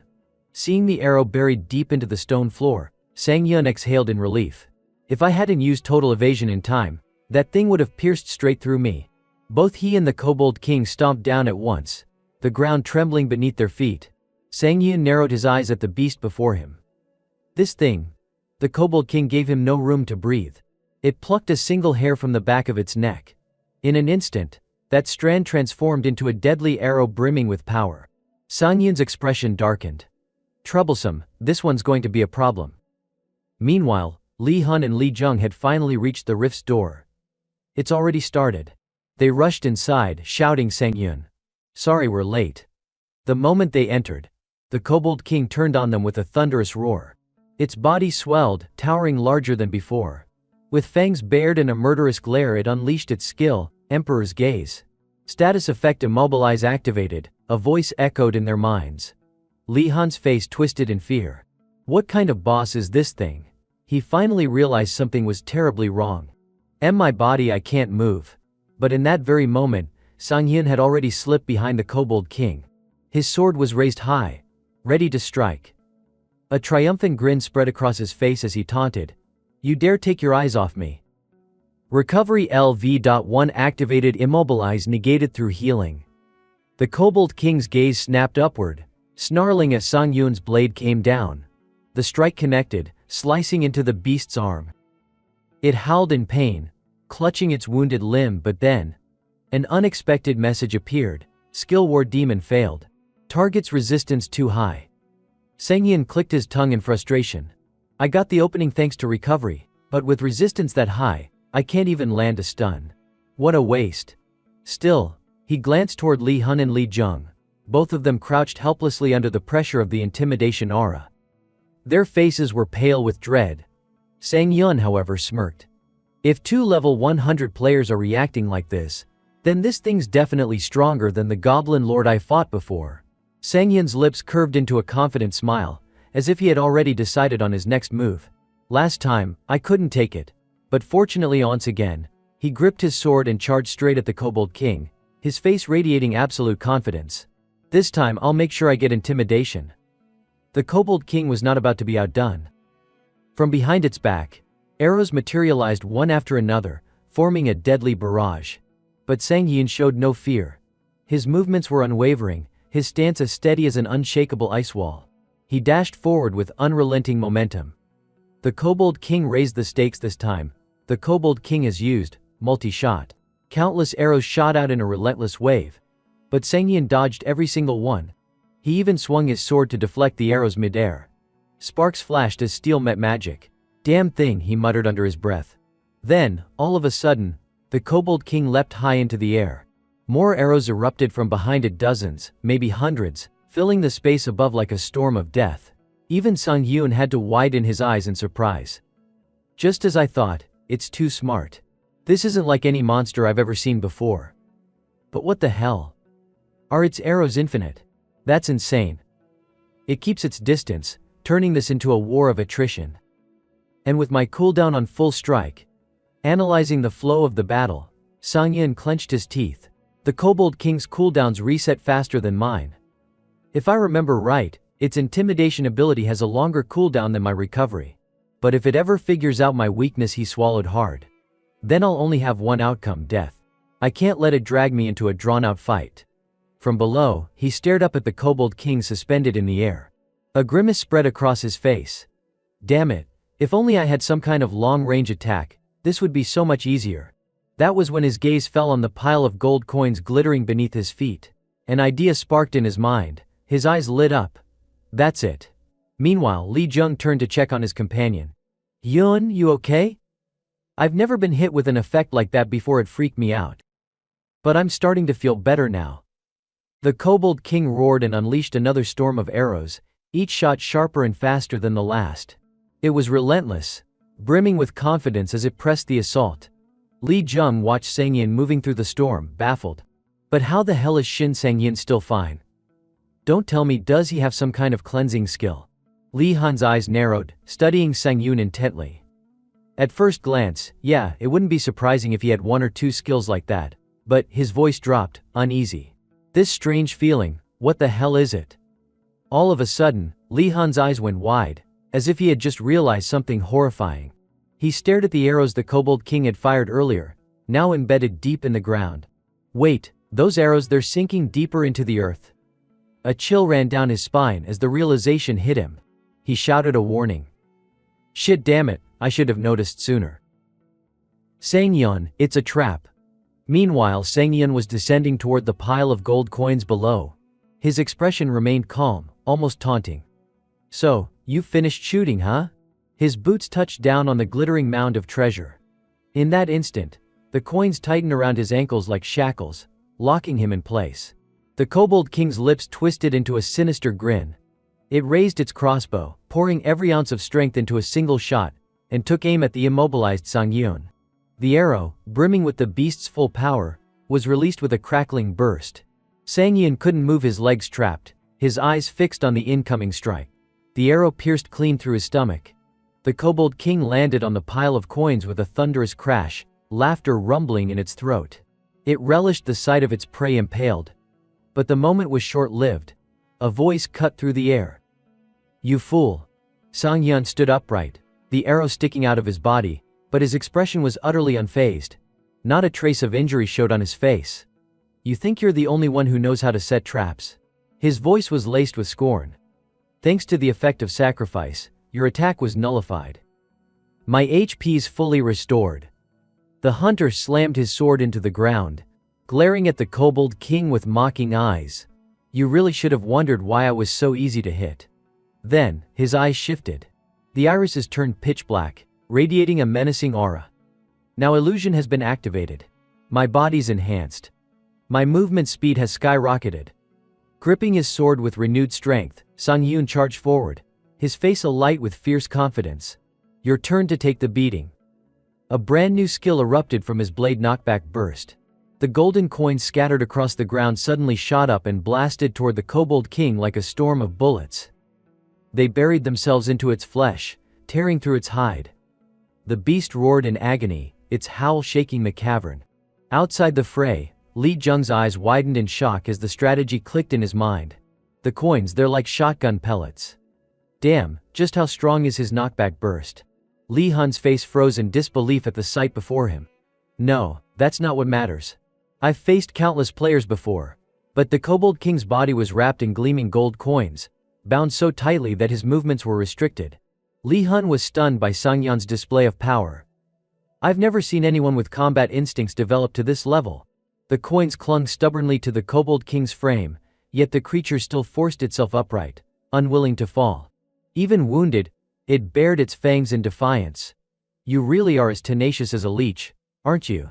In response, Sang-hyun only curved his lips into a sinister, almost demonic smile. He gathered energy into his sword, his presence radiating killing intent. "All right then, let me put an end to this." The Kobold King roared, a thunderous bellow that shook the cavern. But before the beast could launch its counterattack, Sang-hyun moved. With a clean strike, he severed the king's weapon, then blurred forward, his body splitting into afterimages as he closed the distance. The assault was so fast, the Kobold King didn't even have the chance to register what had happened. By the time it realized, Sang-hyun's blade had already cleaved straight through its body. "Congratulations," the system's voice echoed coldly. "You have defeated the Kobold King." The Kobold King had fallen, his tongue lolling out as he collapsed lifelessly onto the ground. Sang-hyun drove his sword into the earth, his battered body radiating with newfound power. A system message rang out: "Your level has increased significantly. You have obtained a rank C title. Before the drink cools, before the wine grows cold." Title description: a title born from the memories of she who bears beauty and flame. For 2 hours after entering a dungeon, you and all allied players are immune to the intimidation effect.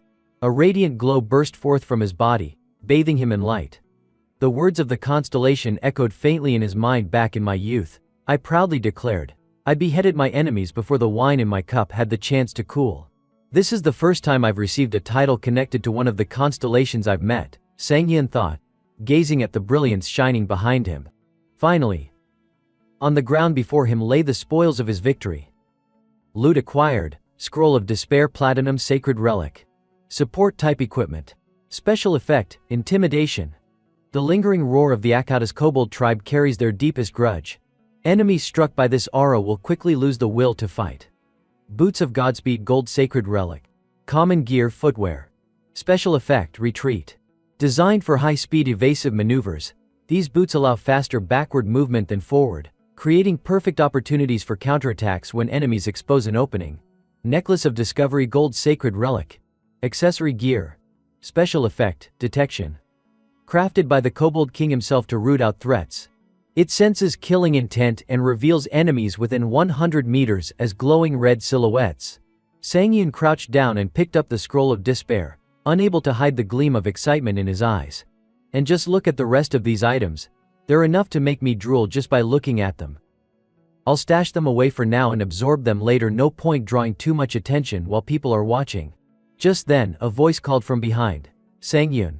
It was Li Hun and Li Jung, rushing toward him. Hey, why are you spacing out? We need to get out of here now. The rift, it's starting to close. Sangyun's expression flickered in surprise at the news.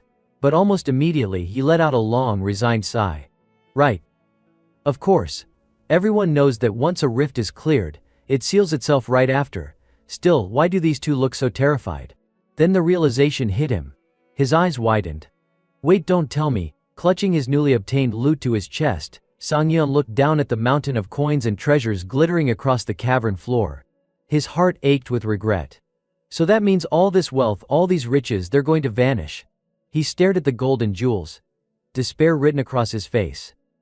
But what about all this? Before he could act, Li Hun and Li Jung grabbed him, dragging him toward the exit as the collapsing rift began to tremble violently. Let me go. Damn it, let me go. Don't pull me out. Not yet. All that treasure, it's mine. Damn it. Even as he was forced out, Sangyun's voice echoed inside the dungeon, filled with frustration and unwillingness. Outside the rift, a crowd had gathered, including a few reporters filming the scene. From within the rift, 3 figures slowly emerged, causing everyone around to gasp in surprise. Huh. Those watching from outside let out a collective sigh of relief, their joy practically spilling over. Looks like they made it. Damn, Sangyun, that's epic. Look, the rift's already starting to close. But then... The crowd froze, faces blank with confusion. Sangyun trudged forward, clutching the loot in his arms, his expression downcast at not being able to claim the golden treasures within.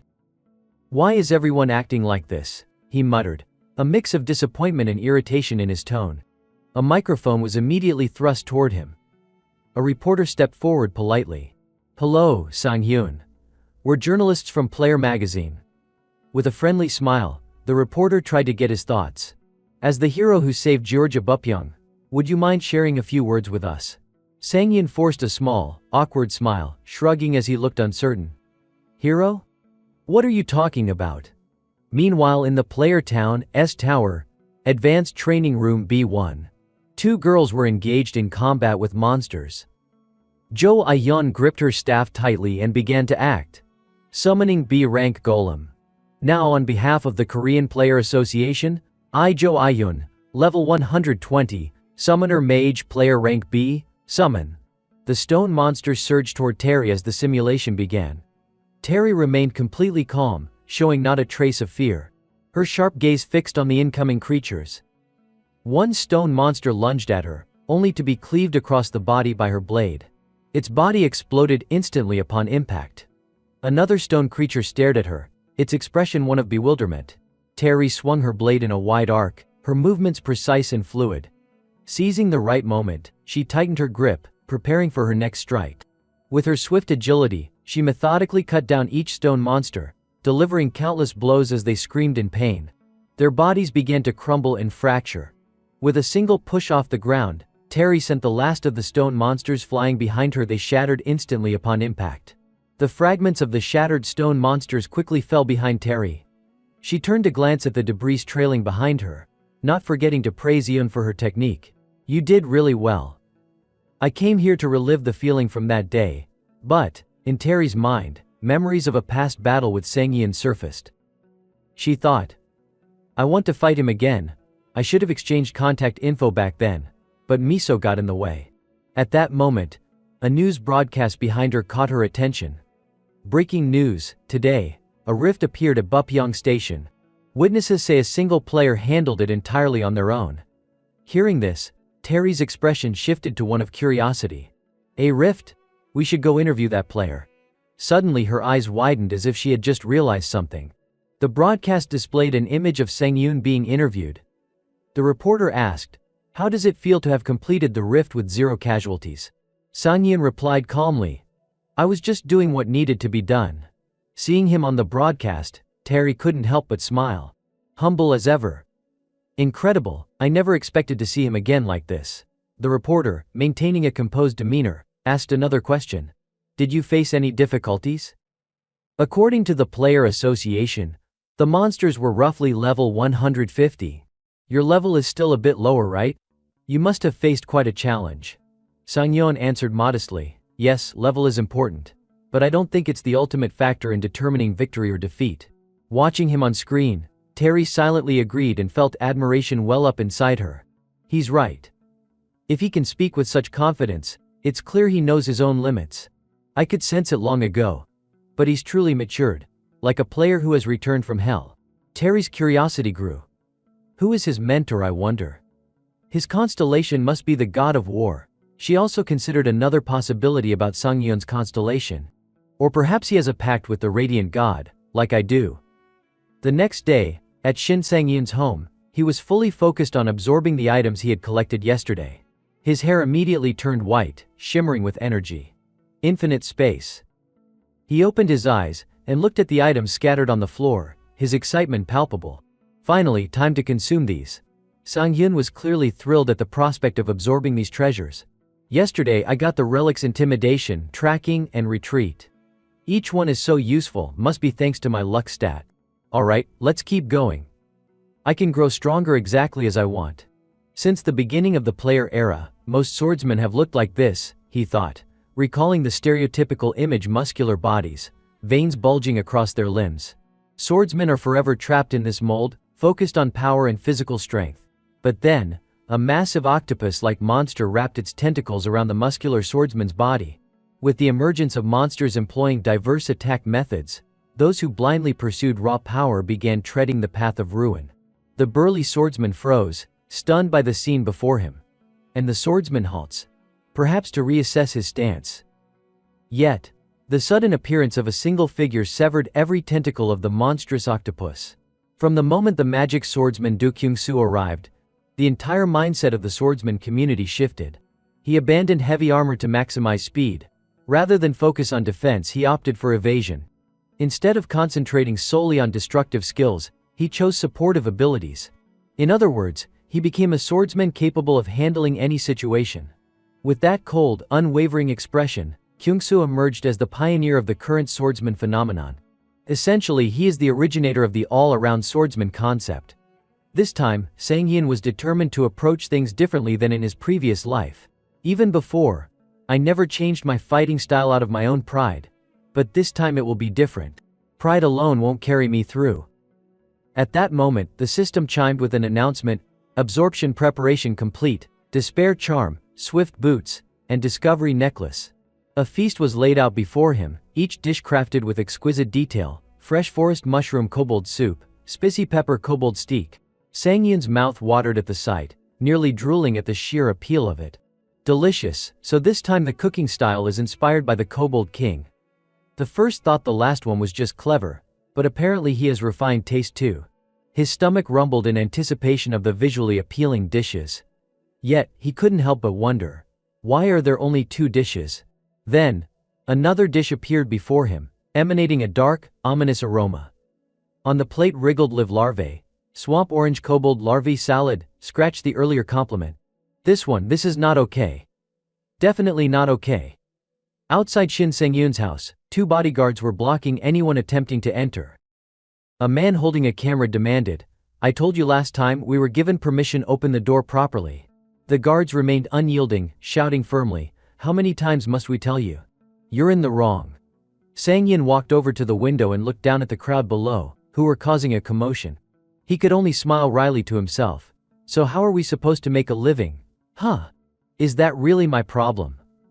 What on earth are they doing down there? But thinking back, how did they even get into this area last time? I spent money to prevent exactly these kinds of incidents. He remembered the plate of larvae still sitting on the table, and his face turned pale with nausea. Going outside to get some fresh air isn't just to rest. But after seeing that scene, it only makes me feel queasier. That plate of worms really crossed the line.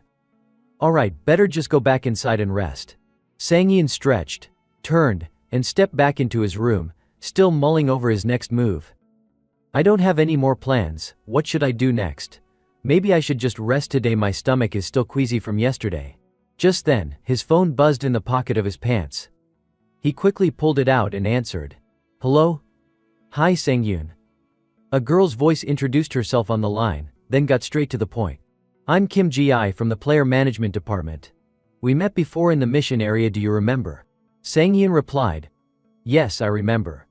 But why are you calling me? Ji-hai didn't beat around the bush and explained the purpose of her call. It's nothing urgent.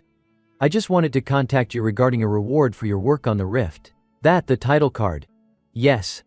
Honestly, achievements like this are so modest that it almost embarrasses me to offer it. Sang-yoon thought of the other, more powerful swordsmen he had faced in the past and felt small in comparison. Compared to the players who will face and prevent disasters in the future, the rift I cleared is just a drop in the ocean. Refusing to rest, he politely declined Ji-he's offer. I still don't feel worthy of such praise. I'm sorry, but I have to decline. At the very least, please grant me priority access to the dungeon I requested before. At the mention of priority dungeon access, Sang-yoon's expression darkened. I'm talking about the dungeon, the Silent Land. He didn't expect that his request would be approved so quickly. It went through. Yes, thanks to this achievement, the higher-ups recognized it immediately. No obstacles at all. The Silent Land, a dungeon where nearly all elite monsters use status effects like silence.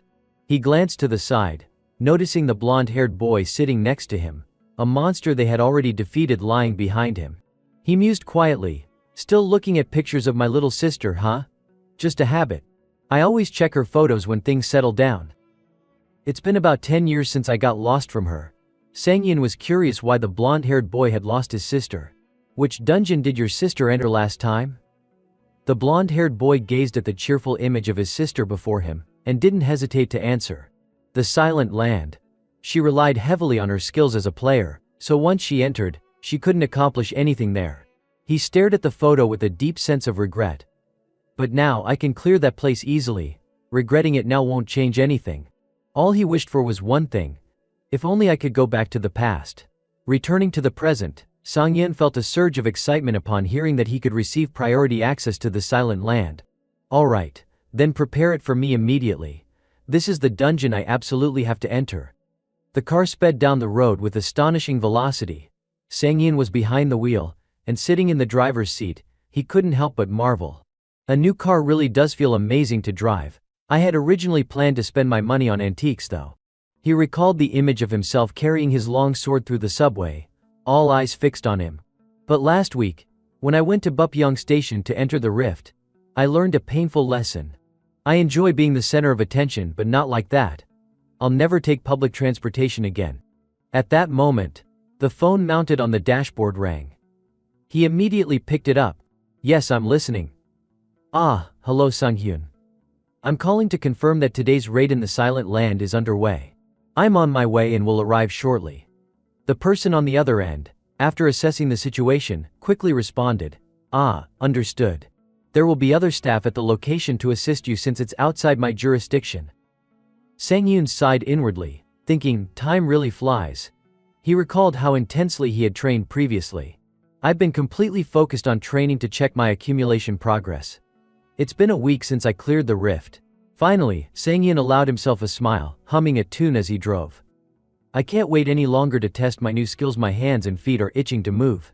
Something suddenly caught his eye, leaving him astonished. Ahead, several police officers were directing cars to detour. They were trying to manage traffic and prevent a jam. Could there still be traffic at this hour? Move along. I deliberately avoided rush hour, yet, inside the car, Sang-yoon grumbled in frustration.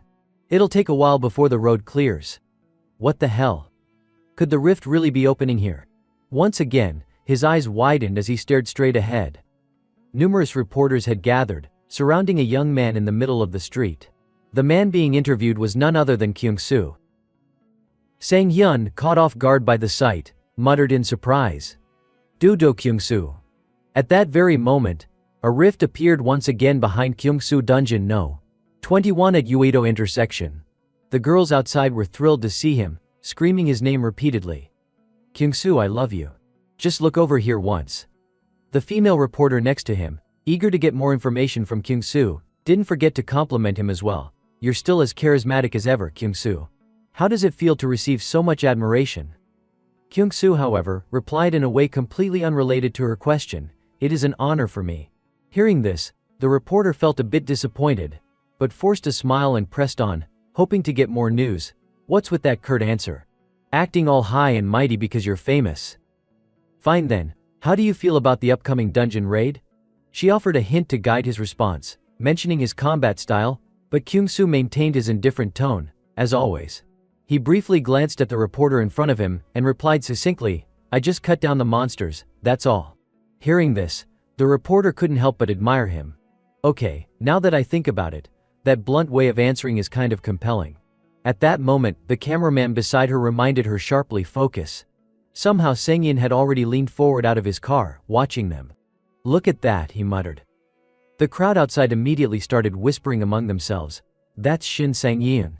He's watching Do Kyung-soo? He's been staring for so long I didn't even notice him driving here. Guess even I'm easy to spot." Other reporters quickly turned their cameras toward Sang-yin's presence. Breaking news. The encounter between the god and the man he's challenging, the king of the demon sword. The bodyguard beside Kyung-soo leaned in and whispered to him, "That's the person who recently soloed in the rift. I heard he's a swordsman with a style similar to yours." Kyung-soo, upon hearing this, didn't get angry, instead he gave a rare smile. "Yes, I know, my apologies." Meanwhile, Sang-yin got out of the car to face the reporters, who immediately began bombarding him with questions. "Sang-yin, why have you come all the way here? Was it just coincidence? Or are you here to challenge Do Kyung-soo?" The rapid-fire questions left him momentarily flustered. "Why are you asking about my car? It's fully loaded. Can I reveal how expensive it is? It's just coincidence." "No, I mean it's full option. Damn it, I don't want Do Kyung-soo to notice me like this." From a distance, Kyung-soo was also looking towards Sang-yin, which made him even more nervous. Kyung-soo gave him a rare, fleeting smile, but it was a sarcastic one, laced with subtle mockery. Seeing him smile at him, Sang-yin was instantly stunned, unable to believe his own eyes. Did he just smile? That was a smirk, wasn't it? So, did he borrow money to buy that car, or did he pay for it himself? At this point, Sang-yin no longer cared about the reporter's questions. His mind was entirely focused on Kyung-soo's smile. "I don't know what that smile meant. But no matter what, I'm genuinely happy to see it." For a brief moment, their eyes met, and in that gaze, both of them felt an unspoken understanding. Seeing him like this reminds me how long the road ahead still is. Finally, Kyung-soo turned and walked away, calling his bodyguard.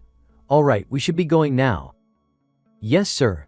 Yet for a fleeting moment, he let out a quiet sigh, thinking to himself, "I've met many promising players before, but this one, he's different." He recalled the look Sang-yin had given him, and realized, he isn't looking at me with admiration, he sees me as someone he must surpass. As the demon sword Do Kyung-soo walked away, his mind held onto Sang-yun's name, Shin Sang-yun, isn't it? "I'll remember that, wait for me, we will meet again for sure." Meanwhile at Dungeon No. 661 Mat Dan, in the Silent Land, another rift opened. A figure stepped out of the vehicle and stopped at the sight. Sang-yun closed the car door, yet his thoughts lingered. Do Kyung-soo is truly remarkable. He just stood there, yet I couldn't detect any weakness. That presence, it's still here. His face now shone with unwavering determination. The bigger the goal, the more thrilling the chase. Just wait, I'll catch up to him soon. Suddenly, a voice rang out beside him. "Hey, are you serious?" "What do you mean by that?" Outside, two people were arguing with Gi, clearly furious at being denied entry. Today was clearly our turn to raid the Silent Land. "Please calm down, why should it all go to Shin Sang-yin?" At that moment, Sang-yin stepped forward to assess the commotion. "Is there a problem?" Shin Sang-yin, perfect timing. The red-haired girl who had been arguing earlier now turned to scold him as well. "Just because you're famous doesn't mean you can act like this. Even as a player, you have to follow the basic rules. Has this ever happened before?" Seeing the red-haired girl, Sang-yun seemed to recognize her faintly. Thank heavens it really is her. "I am not entirely sure, my memory's a bit hazy." The girl standing before him was none other than the red-haired sister of the blonde-haired man he had fought alongside in his previous life. "Today marks the day your sister died in the Silent Land. Hey, are you even listening to me?" Recalling her gentle older brother, Sang-yin couldn't help but compare the two. "I didn't expect her to be so wild and reckless." She's the complete opposite of him. No wonder he must have had a hard time with her. The red-haired girl, unable to contain her anger, shouted loudly, "Enough. In a situation like this, there's no need to hold back." "Hey, Shin Sang-hyun." Sang-hyun looked down at her from above, his tone teasing, "So what? Sometimes you need to be firm with others." He immediately took the opportunity to teach her a lesson she wouldn't forget. "Even if you're angry, don't take it out on me. I'm just following the schedule arranged by the guild. Is there a problem?" After delivering his reprimand, he turned, waved, and prepared to leave. "Well, then I'm heading into the dungeon. I don't have much time." "Alright, stay put." The red-haired girl fumed, steam practically rising from her ears, and threatened him relentlessly. "Do you think I'll let this go? Watch yourself, Shin Sang-hyun. Be careful tonight, got it? I should have just taken the day off, so annoying." Meanwhile, at the entrance to the Silent Land, everything had grown old and worn with time. Sang-hyun stepped through the rift into the Silent Land, immediately wrinkling his nose at the foul stench. The smell hits you the moment you enter. Well, makes sense, since most of the monsters here are. Suddenly, a mysterious light glimmered beneath his feet. From the ground, two hands emerged, grasping at Sang-hyun's legs. A monster with a gaping mouth crawled upward, growling incessantly. A living corpse, it seized Sang-hyun's legs, preventing him from retreating. Sang-hyun drew his sword from his back, ready to strike, when the system notification rang out. "You've been afflicted with the silent status by the Eastern Wind Ghoul. Skills cannot be used for 0.5 seconds. Just touched it, and you're silenced." Even under silence, his hands and feet moved as usual. He raised his sword high. With a single swing, he cleaved the ghoul in two. But there wasn't just one. More emerged, crawling up from beneath the ground. The ghoul's hands reached toward Sang-hyun, eager to strike. So in short, don't get hit even once, and try to limit skill usage. The undead hands nearly reached him, but Sang-hyun remained unfazed. "Seriously? Sounds like I have to play by the basics. If there's one thing I'm confident in, it's this." South Korea Players Association, Recon Team 4 Tactical Conference Room. An association staffer was briefing the team about a player. "The next player we need to discuss is Shin Sang-hyun," someone answered, and his image filled the screen. A team leader let out an impressed, "Oh, so that is the kid. The one who cleared an entire dungeon, right? Pretty impressive." He voiced a skeptical note. "Even so, I heard he only awakened his ability about a month ago, and before that he was just a laborer, right?" Someone else snorted in agreement. Then one person remembered who Sang-hyun was. "Oh, him, the one Lee Jong and Lee Hyun keep praising." That voice belonged to An Ik-hyun, captain of Recon Team 4 at the South Korea Players Association. Another team member chimed in agreement. "Yeah, he's been attracting a lot of attention lately." Ik-hyun raised a pointed concern. "His growth rate is clearly ahead of other players. But should we classify him as one of those extremely unusual cases like Kim Misu, Shin Tae-ri, or Do Jeong-soo? I am a little suspicious." Someone else agreed. "I share that concern." That was Shin Min-jae, deputy captain of Recon Team 4. Min-jae glanced at the report and cautioned, "There are always players who show astonishing growth. How he handled the rift deserves high marks. But since we can't precisely gauge the real danger level, we need to be careful when assessing his achievements. Maybe he is just good at manipulating publicity." A voice suddenly objected. The meeting room groaned in exasperation. There it is again, that is the 100th time Lee Gahee's contradicted the deputy captain. And she cut him off before he could even finish a sentence. The deputy captain snapped, barking, "Everyone quiet." Ik-hyun turned toward the dissenting voice and asked, "What are you getting at, Lee Gahee?" Gahee stood up and answered frankly, "Yes, sorry for cutting in, but he is a player I have personally been tracking," Lee Gahee said. She was an intelligence scout on Recon Team 4. She stepped forward to the screen and explained, "I have been collecting data on Shin Sang-hyun for the past few days. It took me a bit longer than expected, but I think it is necessary, because it is the only way for us to understand that Shin Sang-hyun is not an ordinary player." She gave an example. "As you all know, this is the growth chart of a normal player. We set the parameters at level 50, assuming Shin Sang-hyun had reached that point. On the screen, the graph showed only slight fluctuations." Gahee clicked again. "And now, this is the projected growth chart of Shin Sang-hyun." The line shot almost vertically upward, like a steep cliff, leaving the entire room stunned. Someone blurted out in disbelief, "What the hell?" Min-jae cut him off sharply. "Impossible." He pressed her. "Lee Gahee, What do you think you are doing? Have you lost the ability to objectively assess the player you are assigned to monitor? Do not forget your role as a scout. The number of skills can be ignored. Sure, but look at the number of titles. What is your conclusion? At that rate, are you suggesting he is growing as fast as Sword Demon Du Jiangsu? He stood firm. This is the conclusion I reached after analyzing the data objectively. It is undeniable. She went on. I personally met with everyone who has ever fought alongside Shin Songyun.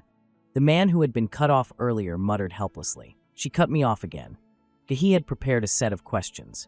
The first was whether Shin Songyun had any unusual traits. One of the interviewees had replied, Songyun, I would say there are two things about him most people would call strange. She pushed him to be more specific. Please focus on his skills, combat intuition, and influence on the battlefield. The man had laughed loudly. Oh, his skills are incredible. I have never seen anyone use stun like that. I doubt anyone can even get close to him. Then he sighed. But if that is all there is, then that alone would not make him special. The reason he is special. At that very moment, Shin Songyun was recklessly charging into a swarm of undead in the Silent Lands. The man's words matched his actions exactly. It must be his natural-born combat instincts.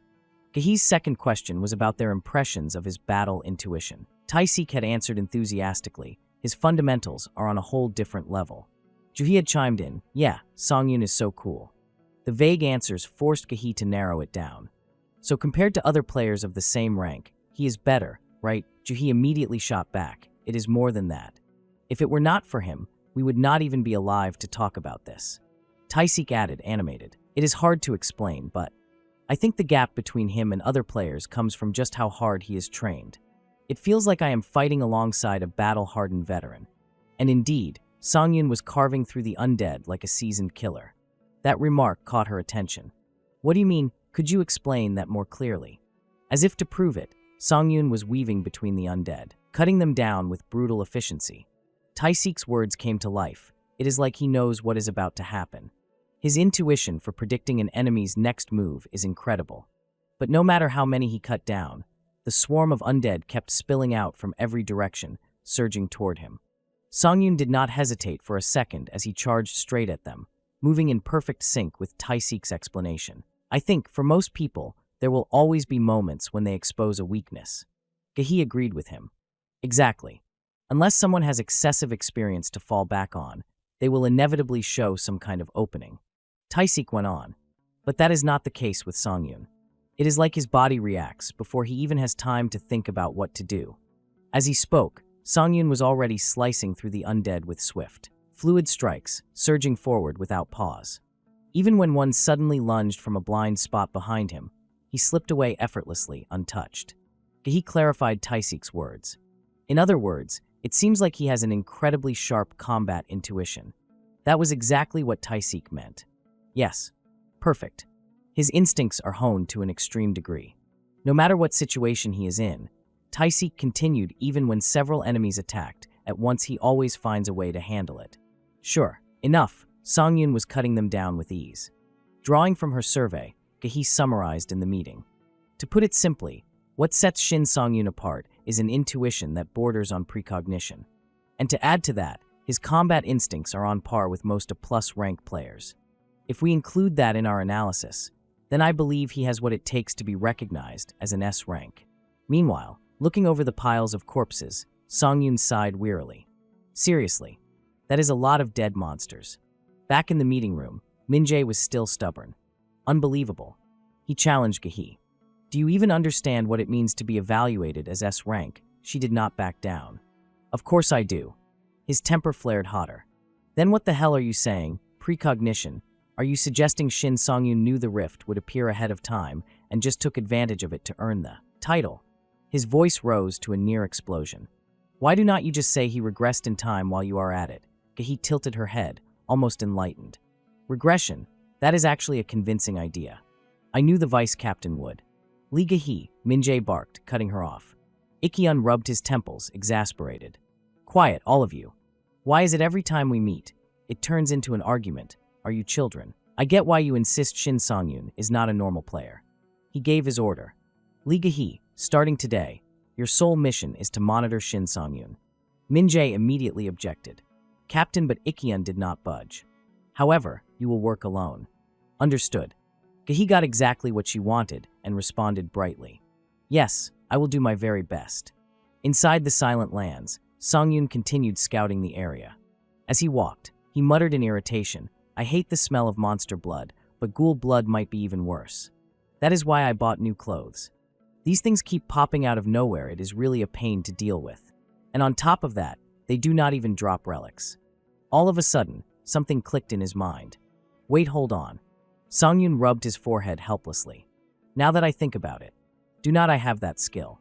A golden gleam flared in his eyes. I should have been using it from the start. Skill Locator. Active Support, Skill Level 1. Activates the Eye of Detection. If you possess another support skill of the same type, its effect will be nullified. Marks all monsters within a 100-meter radius. Separate markers track monsters that leave the zone up to a maximum distance of 500 meters. Suddenly, a swarm of undead ghoul monsters clawed their way out of the ground before him. A chill ran down Songyun's spine. What the hell? There are still this many left. I thought I would cleared most of them already. Maybe I should just leave some alone. Something strange appeared in his field of vision, catching him off guard. Huh. A crimson speck hovered in the air. He frowned. Fly, does that even count as a monster? Why did Locator mark that thing? He reached out a hand to touch it. Boom. The fly exploded into a violent blast. His eyes widened as realization struck. Suicide flies. Looking at the scorch marks on his hand, Songyun exhaled in relief. Good thing I reacted fast. Otherwise, I would be missing an arm right now. If there are more of those things nearby, then there has got to be some kind of magic-type monster controlling them. Sure enough, a swarm of suicide flies buzzed toward him. If I do not escape this. The creatures detonated midair, setting off massive explosions visible from a great distance. And far away, he spotted them, the undead mages. They were the ones pulling the strings, controlling the swarm of flies. Back in the Korean Player Association's meeting room, Min-jae had calmed down and called out, Lee Gehi, making her glance over in surprise. He pressed her with a serious look. I understand you hold Shin Songyun in very high regard. But aside from his combat intuition, do you have any other information about his skills? His titles, because according to what you have said, there is a chance he has some special method of collecting them. Am I right? Gehi answered firmly. No. Actually, I have thought about that too. But this is only my hypothesis. But, at that moment, one of the undead mages on Songyun's side seemed to realize something. Her flat voice echoed, even if that is only partially true. Songyun stepped forward, shield raised in front of the swarm of undead. Seriously, do you bastards not value life or what? Skill activated, Sword Guard. A defensive skill. By channeling energy into his blade, Songyun conjured a barrier that blocked incoming attacks aimed at the sword. While the barrier remained active, he could not advance, only retreat. It drained 2 mana per second, and if the barrier shattered, he would have to reactivate it from scratch. The undead mage insisted coldly. Shin Songyun is. On the other side, his voice cut through, sharp and resolute. Guess it is my turn now, huh? And in perfect sync with Gehi's declaration came the words, a player who breaks through every ordinary limit. A few days earlier, deep in the underground training chamber of Building C in the player town, a lone figure was relentlessly honing his swordsmanship against a barrage of flying arrows. The arrows rained down without pause, but he fought back with unyielding resolve, his blade flashing with precision as he cleaved through every single one. That figure was Songyun. As he trained, his thoughts ran alongside his movements. Looks like I have been sticking to this training routine for about 3 days now. Aside from special cases like consuming holy relics, the method for obtaining new skills is fairly straightforward. It comes from repetition. If you follow the well-known guidelines, unlocking basic passive skills is relatively easy. But when it comes to acquiring active skills like Total Strike, those methods do not work. They require repetitive actions that align with very specific conditions. And the players who discover these methods almost never share them, hoarding them as personal secrets. That makes obtaining such skills nearly impossible unless you stumble upon them by sheer luck. Still back in the present, he braced himself against the shockwave of a massive explosion in the Silent Lands. He assessed his own growth. I would say I have built up a fair bit of experience as a player by now. Skill activated, Sword Guard. A defensive ability that conjures a barrier around the blade, intercepting all attacks aimed at it. While active, The user cannot advance, only retreat. The skill consumes 2 mana per second, and if the barrier shatters, it must be reactivated from scratch. The undead mages tensed as they realized Songyun had emerged unscathed, their vigilance rising. At once, they conjured swarms of suicidal flies. One of them let out a piercing screech, as if issuing a command. From its bony, skeletal hand, a pitch-black magic sphere took form, spawning even more swarms. Then, like a living tide, hundreds of thousands of flies surged toward the advancing swordsman. At the same time, Songyun was analyzing his skill mid-battle. Sword Guard, something I worked so hard to unlock, is without a doubt a solid defensive skill. But its greatest weakness is that it prevents me from moving forward. However, the swarms exploded one after another, detonating with concussive force that churned smoke, dust, and soil into a suffocating haze. But Songyun pressed on undaunted, pushing straight through the murk. A spherical barrier shimmered around him, shielding his body as he advanced. With unstoppable momentum, he charged forward, sword raised high, ready to strike. The undead recoiled, panic rippling through their ranks. He spoke aloud, both to the undead mages and to himself. There is always a way to overcome any limitation. A cluster of undead sorcerers raised their hands and simultaneously unleashed a barrage of hellfire spells. Flames rained down at him without pause. Songyun flipped through the air to dodge, a mocking laugh slipping from his lips. He shouted back at them, voice carrying over the chaos, "Too late for you now." Then he activated a combat skill. His sword swept in a devastating arc, cleaving the undead mages clean in half before they could even finish their cries of agony. Their screams carried, drawing the attention of something lurking not far away. The creature began to stir, moving in the direction of the noise. The undead mages collapsed one by one, dissolving into nothing but echoes of their own pain. When the dust cleared, what remained was a single crystal radiating a strange violet glow. Songyun picked it up, studying it closely. A purple mana crystal, so they finally started dropping higher-grade loot. A single high-tier mana crystal like this averages over 100 million won on the market. And once I move into deeper dungeons, the rewards will only get better. He set the crystal aside for safekeeping. Once I am finished here, I will come back for it. With his next destination in mind, he declared, time to head for the deepest part of the dungeon. Then he invoked his tracking skill. The system chimed, monster identified through tracking. The system window made him freeze. Just one monster. Where did that entire swarm from earlier disappear to? Which means, that monster. Where is it? His thoughts cut off as a massive presence materialized right behind him. Songyun's senses screamed, in warning. Something's back there. The monster was already mid-swing, its greatsword slicing through the air. With no time left, he could only gamble on instinct. Too late to fully react left, right down, damn it. Forget it, I will trust my gut to guess its strike. He leapt straight upward. Please, let me guess right.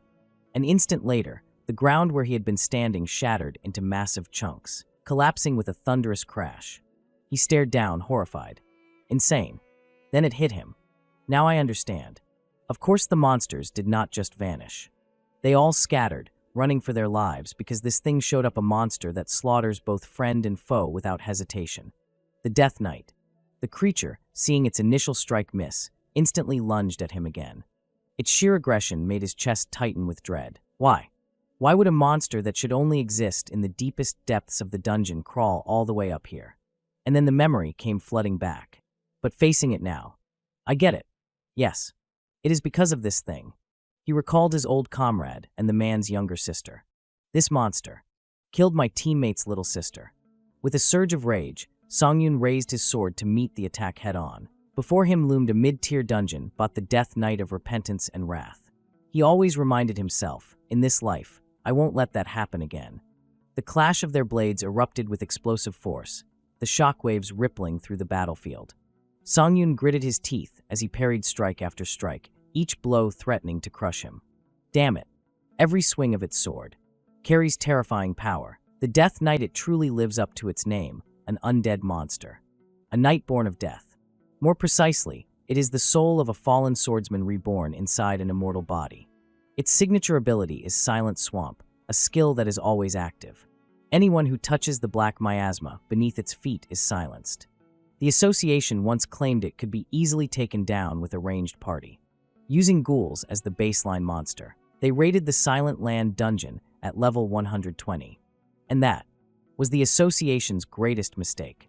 The Death Knight's true strength does not lie in Silent Swamp. It is in the swordsman's soul dwelling inside. In other words, if that swordsman was highly skilled in life, then the Death Knight becomes exponentially more dangerous. The association realized this far too late, and only afterward did they upgrade the Silent Land's threat rating. Songyun recalled this grim truth while straining against the creature's relentless onslaught. Damn it. After confirming that the Death Knight in the Silent Land was classified somewhere between A+ and S rank in danger level, the monster's greatsword came down again like a judgment from the heavens. Songyun's guard faltered, his body smashed to the ground under the crushing weight of its blows. Agony seared through him, his eyes bulging as blood burst from his lips. This is bad. Really bad. He watched the Death Knight slowly advancing toward him and let out a bitter laugh. So this time, I really might die. He fell silent, letting the thought hang, waiting for the inevitable. Then irritation boiled over, and he spat out, "Damn it, this is pissing me off." Forcing himself upright by bracing against his sword, he glared at the monster. Every time I think I am about to die, it gets harder and harder. People, they can't change easily, can they? Whenever things get even a little more dangerous, those weak thoughts are always the first to come crawling back. If I keep going like this, I will never change at all. Songyun roared at the Death Knight, "You bastard. What the hell are you staring at? Come at me already, you piece of shit." He hurled his provocation straight at the creature.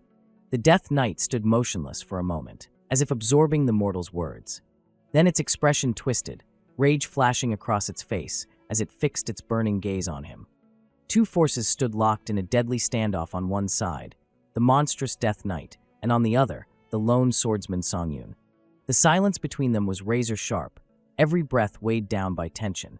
The Death Knight let out a guttural roar, answering his taunt. Songyun moved with quick, calculated steps, probing for an opening to strike. The creature, in contrast, did not rush. It studied him deliberately, as if measuring his worth. Then, with a sudden stomp that cracked the earth, it surged forward, charging after him. Glancing back at the pursuing monster, Songyun thought grimly, "Good. It is chasing me without hesitation. But with my stamina as it is now, taking this thing head-on would be suicide. I need to find some way anyway to recover at least a bit of strength." The system's voice rang out, "Tracking complete.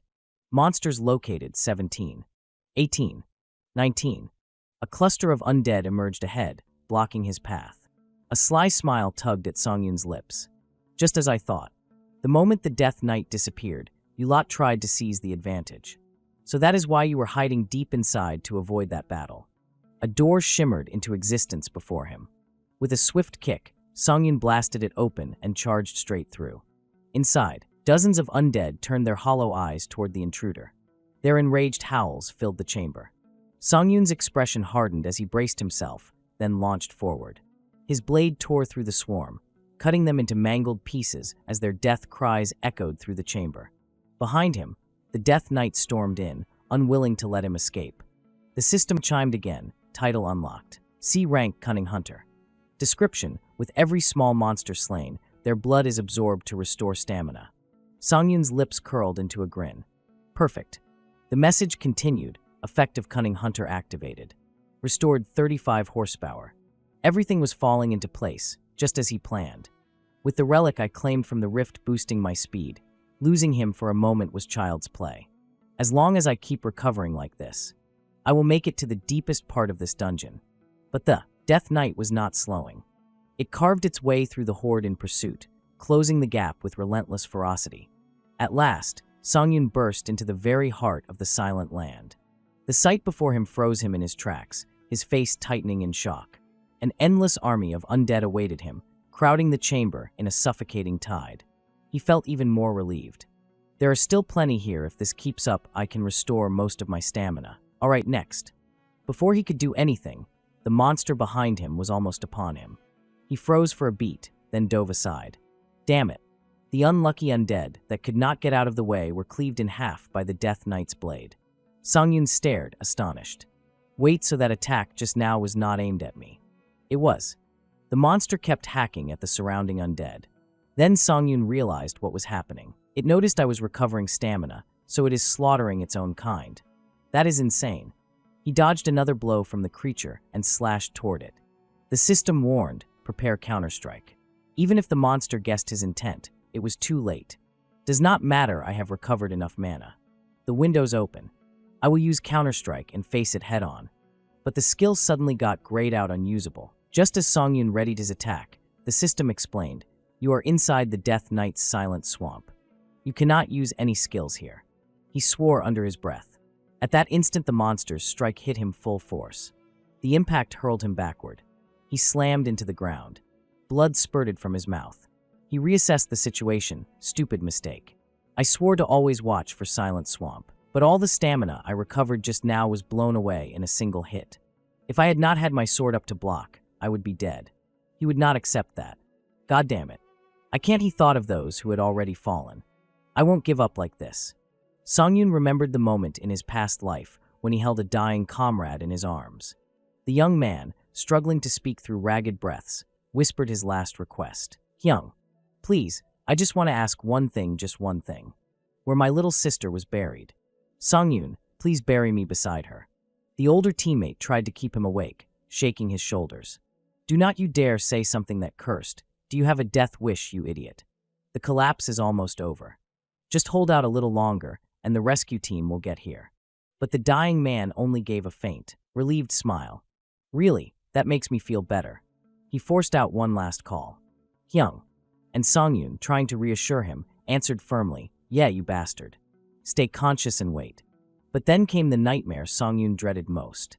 His comrade, having found peace in those words, slipped away forever, leaving Songyun alone in the ruins. Now, in the present, the Death Knight stood frozen in its stance after pummeling him into the ground. It waited in silence, listening for any sign of movement from its prey. But then Songyun's voice rang out, startling it. Yeah, I think I was wrong from the very start. He stepped out from the shadows, bloodied but unbroken. Maybe I was too focused on saving my strength for the final bot fight. I miscalculated everything. I kept repeating the same mistakes over and over. And this time, it really is the end. He raised his sword and let out a bitter laugh. So now, it is all or nothing, you bastard. The system message flashed. Skill. Frenzy has been activated. A fire lit back up in his eyes. That is right. I can't give up here. Not because I am obsessed with my goals, or because of my past. It is because he closed the distance between himself and the Death Knight. The two clashed at lightning speed. Steel collided with steel in a brutal, unrelenting exchange. Songyun reminded himself with every strike, I can't live by turning a blind eye to the things I can still protect. Pain flared through him as he pulled his sword free again. Just parrying it ripped the flesh of my palms open. If this is purely a contest of brute strength, I will never beat it. But in that last exchange, I found something. I found the one thing I can do better than it. His eyes locked onto the monster before him. As the Death Knight swung a killing blow, Songyun slipped past it, vanishing from its sight. The creature snapped its head around to strike back. But he was no longer behind it, he was already right at its side.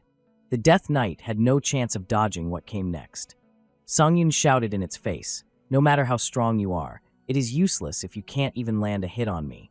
His blade crashed straight into the monster. The system chimed. Critical hit inflicted. Critical damage scales with the player's luck stat. Current rate, 120% to 600%. Clenching his sword with both hands, Songyun roared, die. The Death Knight was hurled backward, slamming into the wall before crashing down.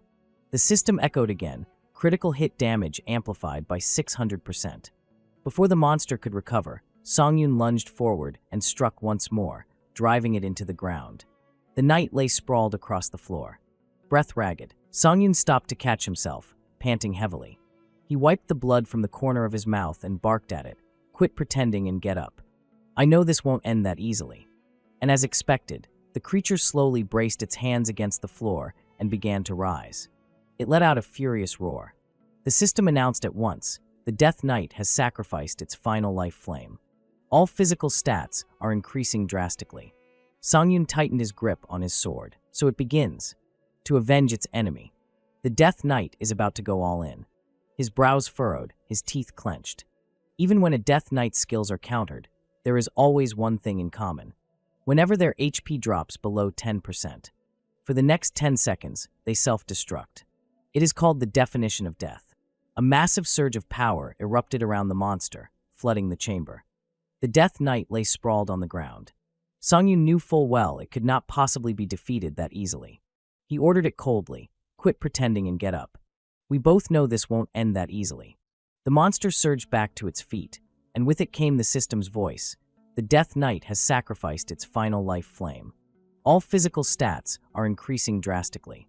Songyun's eyes narrowed. So it begins. The system continued, in exchange for this power, the Death Knight.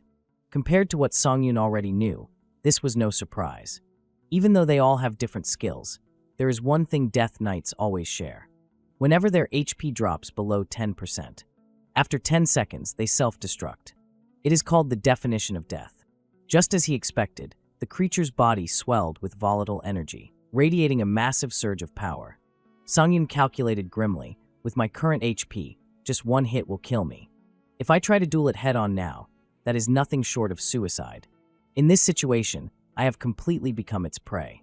But I can't let myself be swallowed whole. Even prey has its role to play. Only 10 seconds left. I will run like hell. He bolted straight toward the monster. 10. The two of them prepared to collide. 9. The Death Knight swung at him. Songyun narrowly dodged the blade slammed into the ground, tearing the earth apart.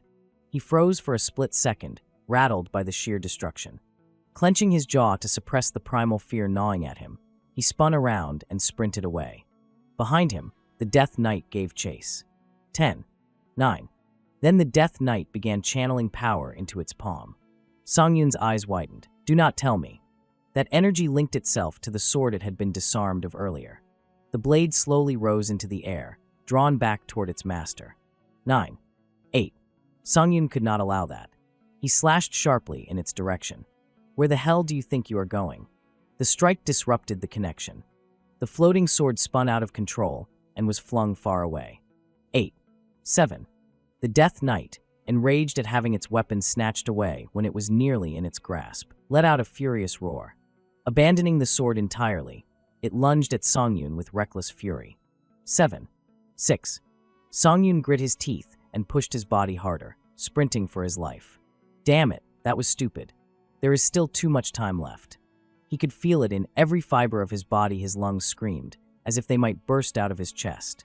Just a little longer, he urged himself. Hold on a little more, you damned body. He swung his sword backward to stall the pursuing monster. 6. 5. Bursting into a chamber, his legs finally gave out and he collapsed to the ground. Panting, he clawed at the floor, dragging himself backward with sheer willpower. 5. 4. The monster, of course, was not about to waste such an opportunity. It barreled straight for him, ready to finish him off. The system repeated its merciless reminder. You are within the silent swamp of the Death Knight. Skills cannot be used. Panic swelled inside him. Think. Damn it, think. If you do not come up with something, you are dead. The monster's hand was already reaching for him when a sword slash cleaved across the battlefield, splitting a ghoul clean in two. The only word that rasped out was you. Corpses of slain ghouls littered the ground. In his memory, the Songyun of the past stood over them, gasping for breath. Finally, I killed those damned ghouls. How many times were they planning to spam silence on me? From a distance, his old comrade called out, Hyung, are you done yet? Turning back, Songyun answered curtly, just finished. He frowned at the younger man's pristine face. But why the hell do you look so clean? Not a speck on you. The boy scratched his head with an embarrassed grin. How well? Honestly, it was not that hard. What the hell did you just say? Songyun snapped, bristling with disbelief. He confronted the kid, venting his frustration. You did not run into those damned ghouls. They kept silencing non-stop. How the hell is that not hard? They spammed it so much I could not use a single skill. You call that fair? It is like telling a swordsman like me to go die. The boy chuckled and reminded him. That is why I told you to bring an anti-CC relic. Do not be so stubborn. It is not about being stubborn, Songyun shot back. What is the point of carrying a relic with a 2-hour cooldown? If they silence again, it is useless. His comrade shook his head patiently. That is exactly why you need to use it carefully. Even if it is unfair, at least you can use it once. And that one time you make it count. You use it to create an opportunity, right? To set the stage for a perfect performance with the scene you have been given. That is what it means to be a real player, is not it? Songyun stared at the light radiating from his comrade, struck speechless. You. Songyun lunged forward, pinching the younger boy's cheek. You little brat, trying to act cocky with me now. If it were that easy, I would already be a ranker instead of hanging around here. The boy protested bitterly. Why are you like this? I was just telling the truth. Songyun snapped back, the truth. Huh, do you really want me to punch you, kid? Who do you think you are, mouthing off like that? For a fleeting moment, memories of the past replayed in his mind, and he could not help but laugh at himself. Who am I kidding? I do not think I am in any position to criticize others anymore. The system chimed. Level 1 recovery skill activated. Recovery has removed the silent state. Songyun spoke softly, retreat. His foot suddenly pulsed with power as the movement skill triggered. He shot backward, his retreat guided by whichever foot touched the ground. The wider the contact, the farther the retreat. If timed against an opponent's opening, it could create a massive advantage. Thanks to this, he evaded the brutal strike, though the force still sent him flying back by sheer inertia. For 3. The Death Knight roared from above. Its scream carried a violent gust, threatening to blow him away. 3-2. Luckily, he managed to grab hold of the chandelier hanging from the ceiling just in time, or he would have been swept away. You disgusting bastard, he cursed. Inside, his thoughts tightened. That last move already drained all my mana. I have got nothing left to play with. Not even a scrap. The monster charged straight at him. Songyun let go of the chandelier. The Death Knight could not change direction quickly enough and smashed the chandelier into hundreds of shards, while Songyun dropped down in the nick of time. 2-1. Exhaustion overwhelmed him, and he could do nothing but let his body fall freely to the ground. Blood spilled from his mouth as his sense of time blurred. I do not even have the strength to lift a finger anymore. How much time? How much time do I have left? He glared at the frenzied monster gathering power, cursing inwardly. Damn it, damn it. Is this really the last scene of my life? Songyun asked himself, where did everything start to go wrong? No. It was not just one mistake. It was mistake after mistake. From the very start, I underestimated my opponent's strength. In the end, I let myself take massive damage for nothing. And then I kept compounding the errors. I have walked straight into my own end. The monster's hand hovered right above his neck. Helplessness sank in. I should have made better use of this so-called chance at rebirth. Damn it. Just as the monster's hand hovered barely 5 centimeters from his throat, its body began to unravel. The Death Knight had burned through the last of its time, its form dissolving piece by piece. Songyun survived by a hair's breadth and let out a bitter laugh. I really thought I was done for, he muttered to himself. Watching the creature fade away, he wondered, does this mean I have been reborn all over again? The system message chimed, congratulations. You have defeated the mid-tier bot, the Death Knight. You have gained a massive amount of experience points. His level shot upward in rapid succession. Another message followed, your level has increased significantly. HP fully restored. He laughed out loud. I completely forgot. Level up HP recovery. It actually saved my life. But stamina and HP are not the same thing. My stamina still has not recovered. He glanced at his trembling hands. And there was one more thing. The side effects from that frenzy skill are still in effect. I can't just drag all these debuffs forward. The final bot of the Silent Land won't be easy. Sure, the Death Knight was freakishly strong, but pushing on like this is not realistic. He came to a conclusion. There is only one choice left. Cancel Frenzy. There is no other way but to eat the side effects and recover my stamina. The frenzy state vanished immediately. He reasoned to himself, since I did not take any critical hits while it was active, I should be fine. The words barely left his lips before his body erupted in agony. Pain tore through him from head to toe. Songyun clutched his body, screaming. The system's voice merged with his cries. Due to the removal of frenzy, you have fallen into extreme fatigue from accumulated damage.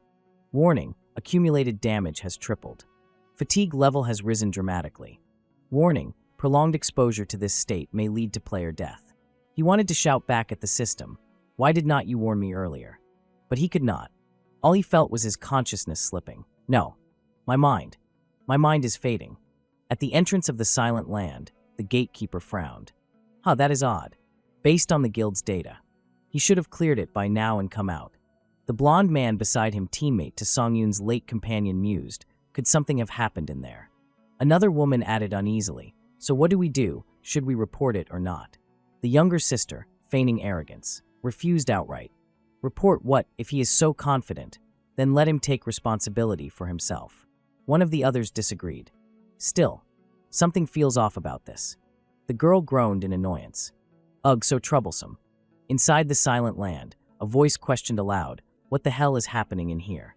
Looking at Songyun sprawled helplessly on the ground, that voice grew even more doubtful. What in the world did he do to himself?